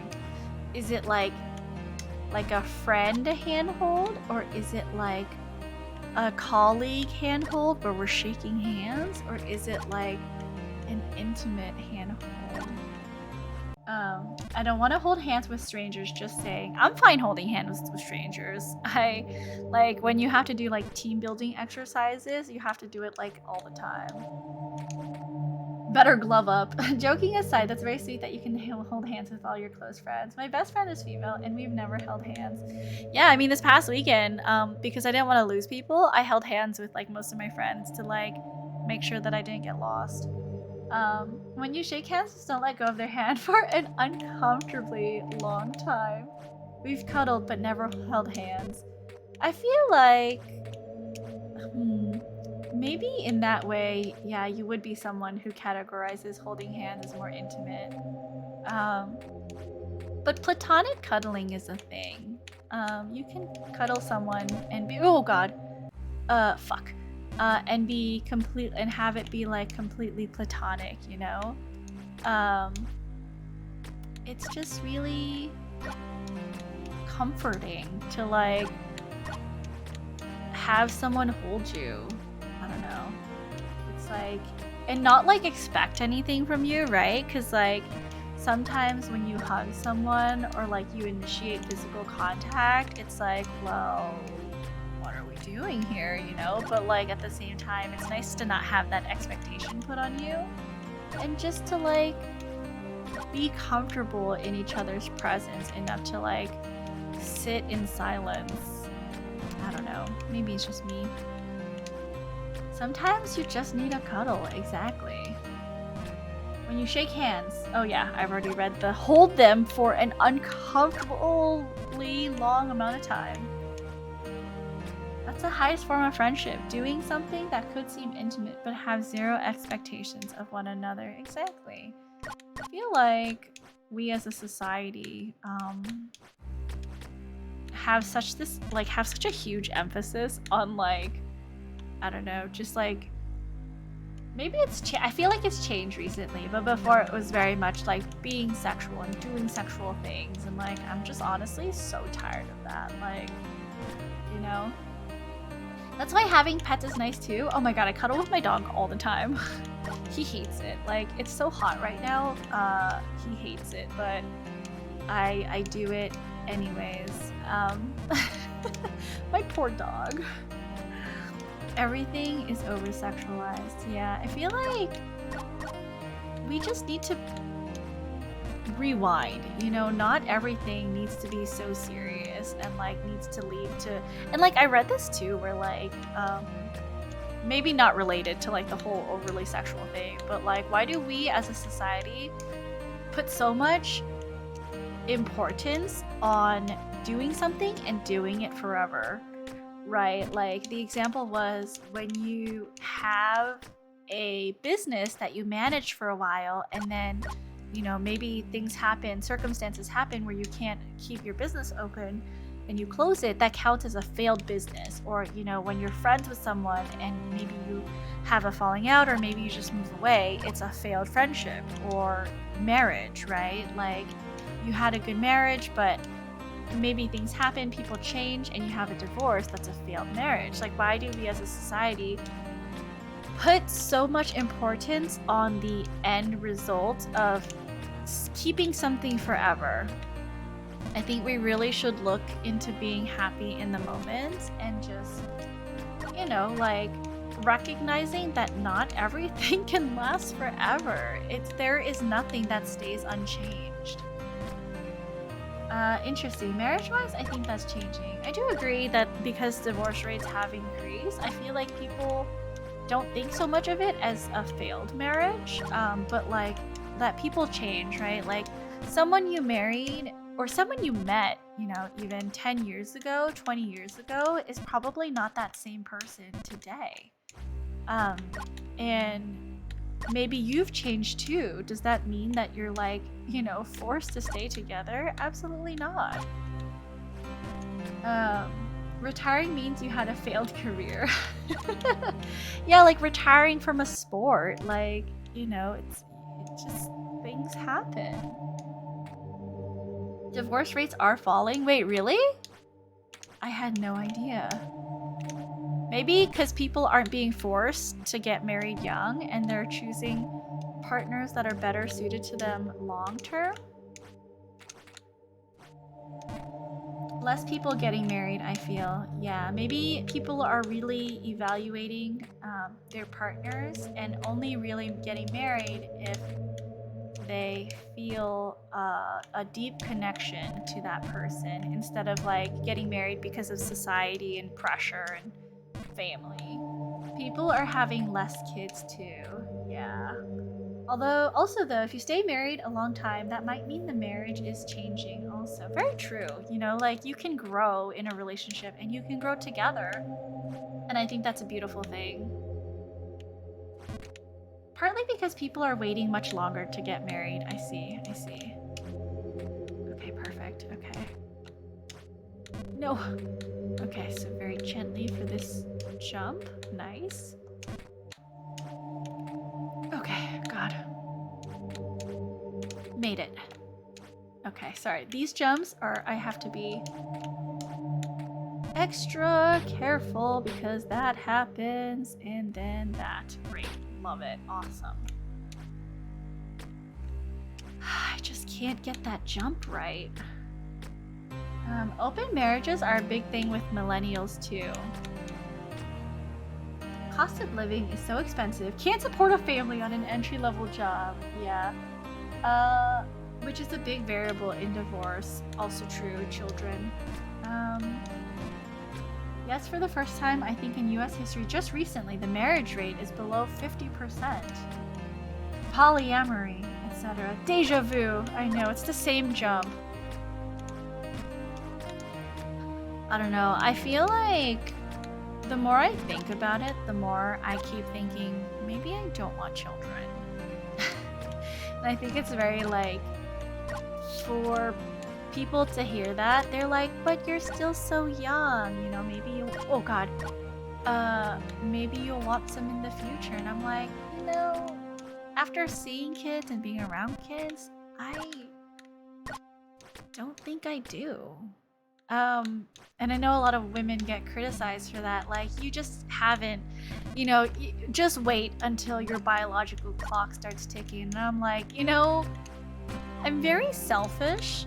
I barely make enough money for the hobbies that I love. Having a kid means spending all of that money on my child, and I'm like, I don't want to. I want to spend that money on me. There's a weird misconception about that. It's actually a very small percentage of people who engage in that, but it's just more openly talked about and engaged in. That's interesting. It's more common in my circle, and it's non-existent in mine. Understandable. I don't want to, same. I definitely don't, you know, like, I'm not judging anyone who decides to be a parent, because I know that raising a child, a literal human being, is very difficult, and it can be very rewarding, right? But I don't think that it's for me. I don't know. Got 3 kids. It's also a big time investment. Yeah, like, you're raising the next generation of, you know, like, adults. And I feel like that's a big responsibility to have. One that I could never want, or don't think I would ever want. But go you, because that's huge. It's a huge commitment of your life, right? But you get to shape someone, like, literally. I discourage anyone that asks me on my opinion on having children. Can't even take care of myself. Clayton, judge me, coward, you won't. Yeah. For real, having a kid is a lot of work, yeah. People who act they're better than others just because they have kids. I hate that, yeah. Like, don't use your kids as a way to, like, elevate yourself in comparison to others. Like, yeah, we all know it's hard, but it was also your choice, right? Like, to have children. So, like, please don't make it seem like you're so much better than me because you want kids or have kids and I don't. I can't savage raid anymore, damn kids. JK. Do appreciate the optimism of people who think about how their parents screw them up. I think I can do better. Yeah, I don't know. I recognize fully my toxic traits where I will expect my dog things to do, or I will expect my dog to do, like, certain things when I tell him to, and, like, I get upset when he doesn't, but, like, I know that he is a dog and I shouldn't be upset. And I feel like I would act the same way to a child and I would get so upset, right? Like, I would be such a bad mother. My parents fucked me up. I would probably fuck my kids up. I know a few friends whose parents just see them as a retirement plan. Oh god. They have kids so they would have someone to take care of them. Just fucking kill me when I get old enough to not survive. Just, I hope by the time I'm old enough that my body starts to break down, that, like, what is it called? Assisted euthanasia is a thing.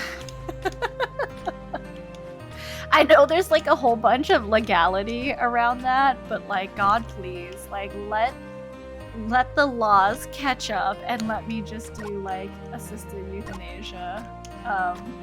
Because I don't want anyone to see me, like, shitting my pants and not being able to, like, walk around and support myself. I think that comes with it if you're just already a great parent. Your child would want to take care of you. Yeah, right? Like, why? Like, you really should not depend on your kids to, like, take care of you in your old age. Because at some point, they're also going to have their own lives, you know? And if it involves you, I think that means you've done a great job as a parent. But if it doesn't, recognize that you can't force your child to take care of you in your old age. 20% of marriages have tried to do something with open marriages and non-monogamy. 92% of open marriages fail. People love the idea right up until their loved one stays overnight somewhere else. Humans are just kind of naturally not good at sharing some things. It's true. You know that cool toy that you found during recess? No one wants to share that. It's mine. It's the fail word. Oh, did you try to say like a banned word?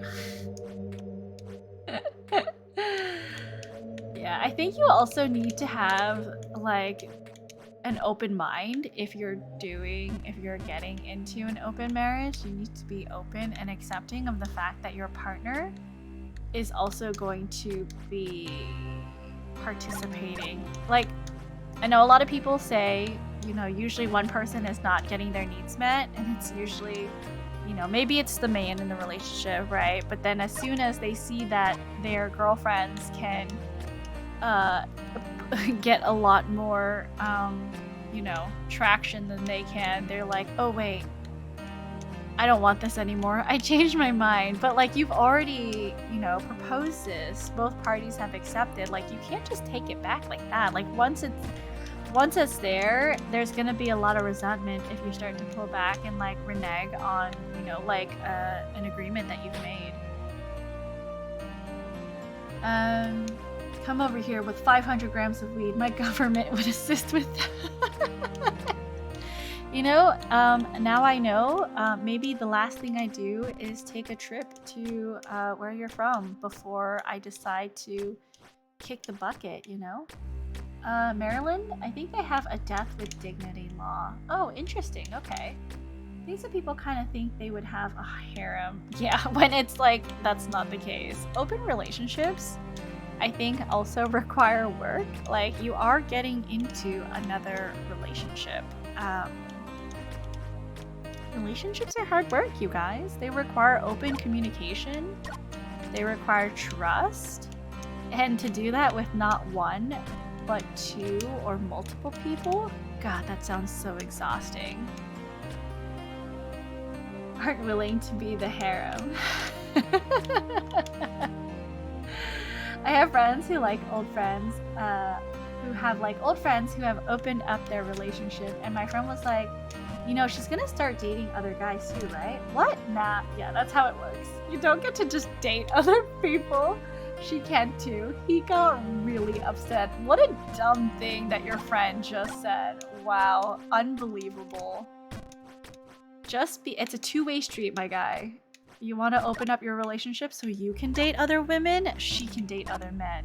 Or women too. And you sometimes you just have to be okay with accepting that if that's what you wanted for your relationship.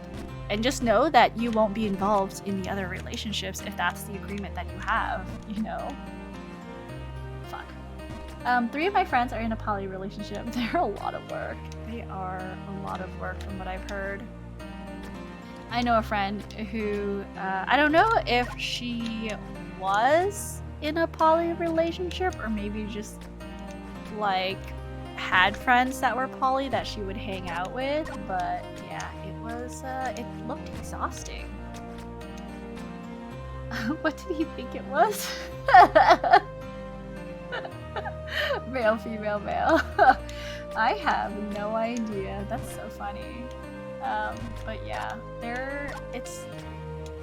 if someone tells you a relationship should be easy, they're lying. I mean, if you're having fun and you love the person, yes, it is easy sometimes, but it's also hard work to stay on the same page and make sure that you are keeping an open level of communication with each other.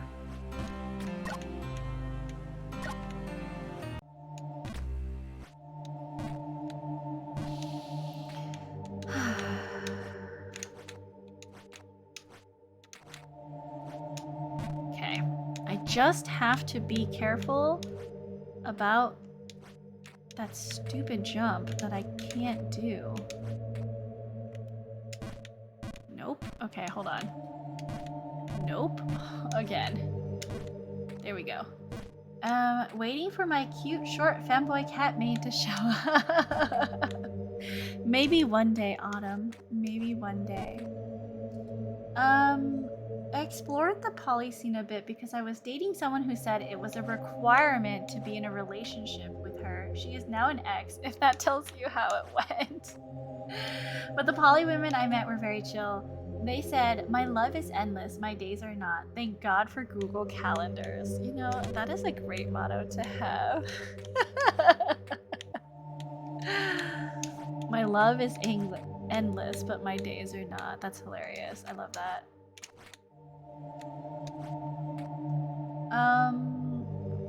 Sounds like she went, "I will sample all the dishes at the buffet." Oh god, okay, we made it, okay. Okay, I feel like I'm getting close to Mime Rift. No! Okay, that's fine. Okay, okay, okay. Okay, very good, very good. Okay, okay. Good. Good, okay. Very carefully. Here we go. Nice, okay. It's gonna be that... It's gonna be the slide jump that I miss again. Okay, here we go. No! Damn it. Fine. The legit poly community would hate her. Alright, kids, meet your new siblings, 14 Savage and Dungeons and Dragons. Get along. Yep. Absolutely. Maybe I'll be the short, cute cat maid instead. Deja vu. Oh, fuck! Yeah. It's always deja vu around here. It's fine. We'll get past eventually. We'll see new stuff. Hey, look, we're only 4 hours in and we're already at this part of the map. Aren't I such a good jumper, you guys? I'm like such a pro Jump King player. Sounds like a very horrible person justifying her shitty actions with Polylabel. Yeah, I think people who expect their partners to like stay faithful while they like go experimenting is honestly disingenuous. Oh, fuck. I really fell that way. Are you serious? Okay, that's fine.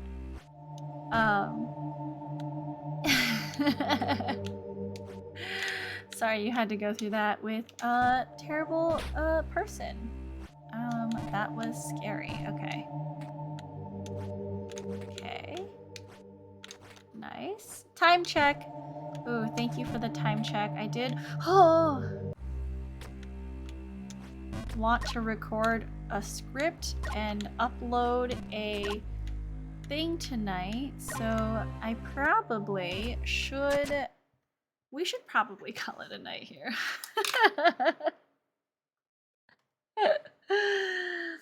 Don't want to sound like I'm trauma dumping or anything, just storytelling. No, I don't think that was trauma dumping at all. I think you said it in a way that was very, you know, easy to understand and casual. And plus, we're just talking about our experiences, right? Okay, hold on. I did not click the Yandere video for fear of infecting my feed. It's true. I mean, you can listen to it, but again, just recognize that the algorithm will now know that you want to consume that kind of content. But let's say some thanks before we end for the night. I want to say Thank you to Clayton for the resubscribe if you're still here. Thank you, Clayton. I appreciate you. Thank you, Jin, for the raid. Thank you, Director, for the, I believe, 102 bits total. Welcome in and welcome to the community. Thank you for the biddies. I appreciate it. Hey there, Princess. Thank you for the subscription. I hope you enjoy it here. James, thank you for the follow. I appreciate it. And it was so nice to meet you. And I do hope that wherever you are, you get another taste of banana milk boba. Pat, thank you for the raid as always. I appreciate you so much. Eclipse, thank you for the subscribe. I did not expect you to subscribe. I just wanted you to come in and hang out. But I'm glad that you like my content enough and trust me enough to subscribe to my channel. So thank you. Thank you to Han who shouted me out. And thank you to Library Fairy for giving me a chance in following. Great chats this evening. Yeah, it was really fun. I enjoyed it. What are you farming the tomes for? Do I play 14 or 16 or cap my tomes? Yeah, it's true. If you don't know what you're farming for, then you don't need to cap. It's fine. Is stream ending? Yes, stream is ending. We were just kind of going through saying our thank yous. How do I tie a tie? Mine looks so ugly. YouTube is the answer for that. I vote 16. The 14 will be there. Yeah, 14 will always be there. And you have so much time to cap on stuff. Not even rating, so there's no point to cap homes. Yeah, that's true. Who should we say hello to? Let's see here. Who is live? We have our friend Cap. He's playing some Remnant 2. I have seen a lot of friends play that. Let's see. YB playing Batman. Yui playing Icarus. Have we rated YB in a while? Let me take a look. Because I don't think I have rated him in a while. So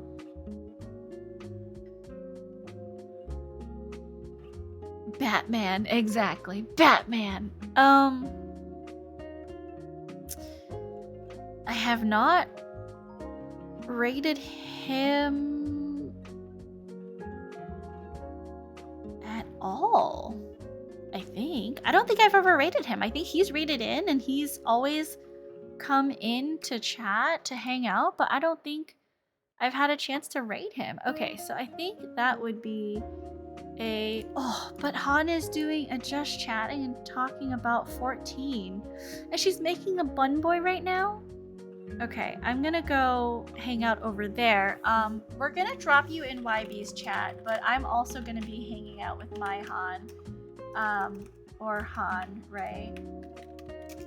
The Batman is Batman Arkham, Arkham something. Arkham Asylum is what he's playing. I have not rated YB ever, so I do want to pass you guys on. I'll be lurking in YB stream. I will be hanging out in Han's stream because she's absolutely adorable. Alright, we're gonna start this raid off. Guys, if you have a subscription, which I know many of you guys do, go ahead and copy that raid message. If you don't have a subscription but would like to join us, you are more than welcome to with the second raid message with the donkeys. Yeah, let me start this off. Guys, please be happy, please be healthy, but most of all, please be kind. Be kind to others because you never know what a smile, hug, or hello can do for someone who's having a bad day. And be kind to yourselves. Make sure you're getting some water, getting up, stretching your legs, getting some snacks, touching some grass, smelling some roses from the rose bush, but also stay cool because it is so hot. It has been so hot recently.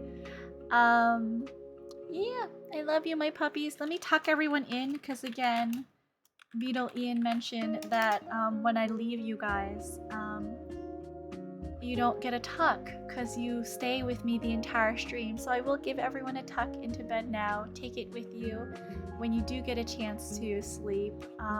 I will see you all tomorrow. We will be playing Thomas Was Alone. It is a game redeemed by MT, so I'll get to cross that one off the list. But yeah. Good night, everyone. I will talk to you all later. Yes, it was definitely fun chatting with y'all. Definitely great chill vibes. Good night. I love you.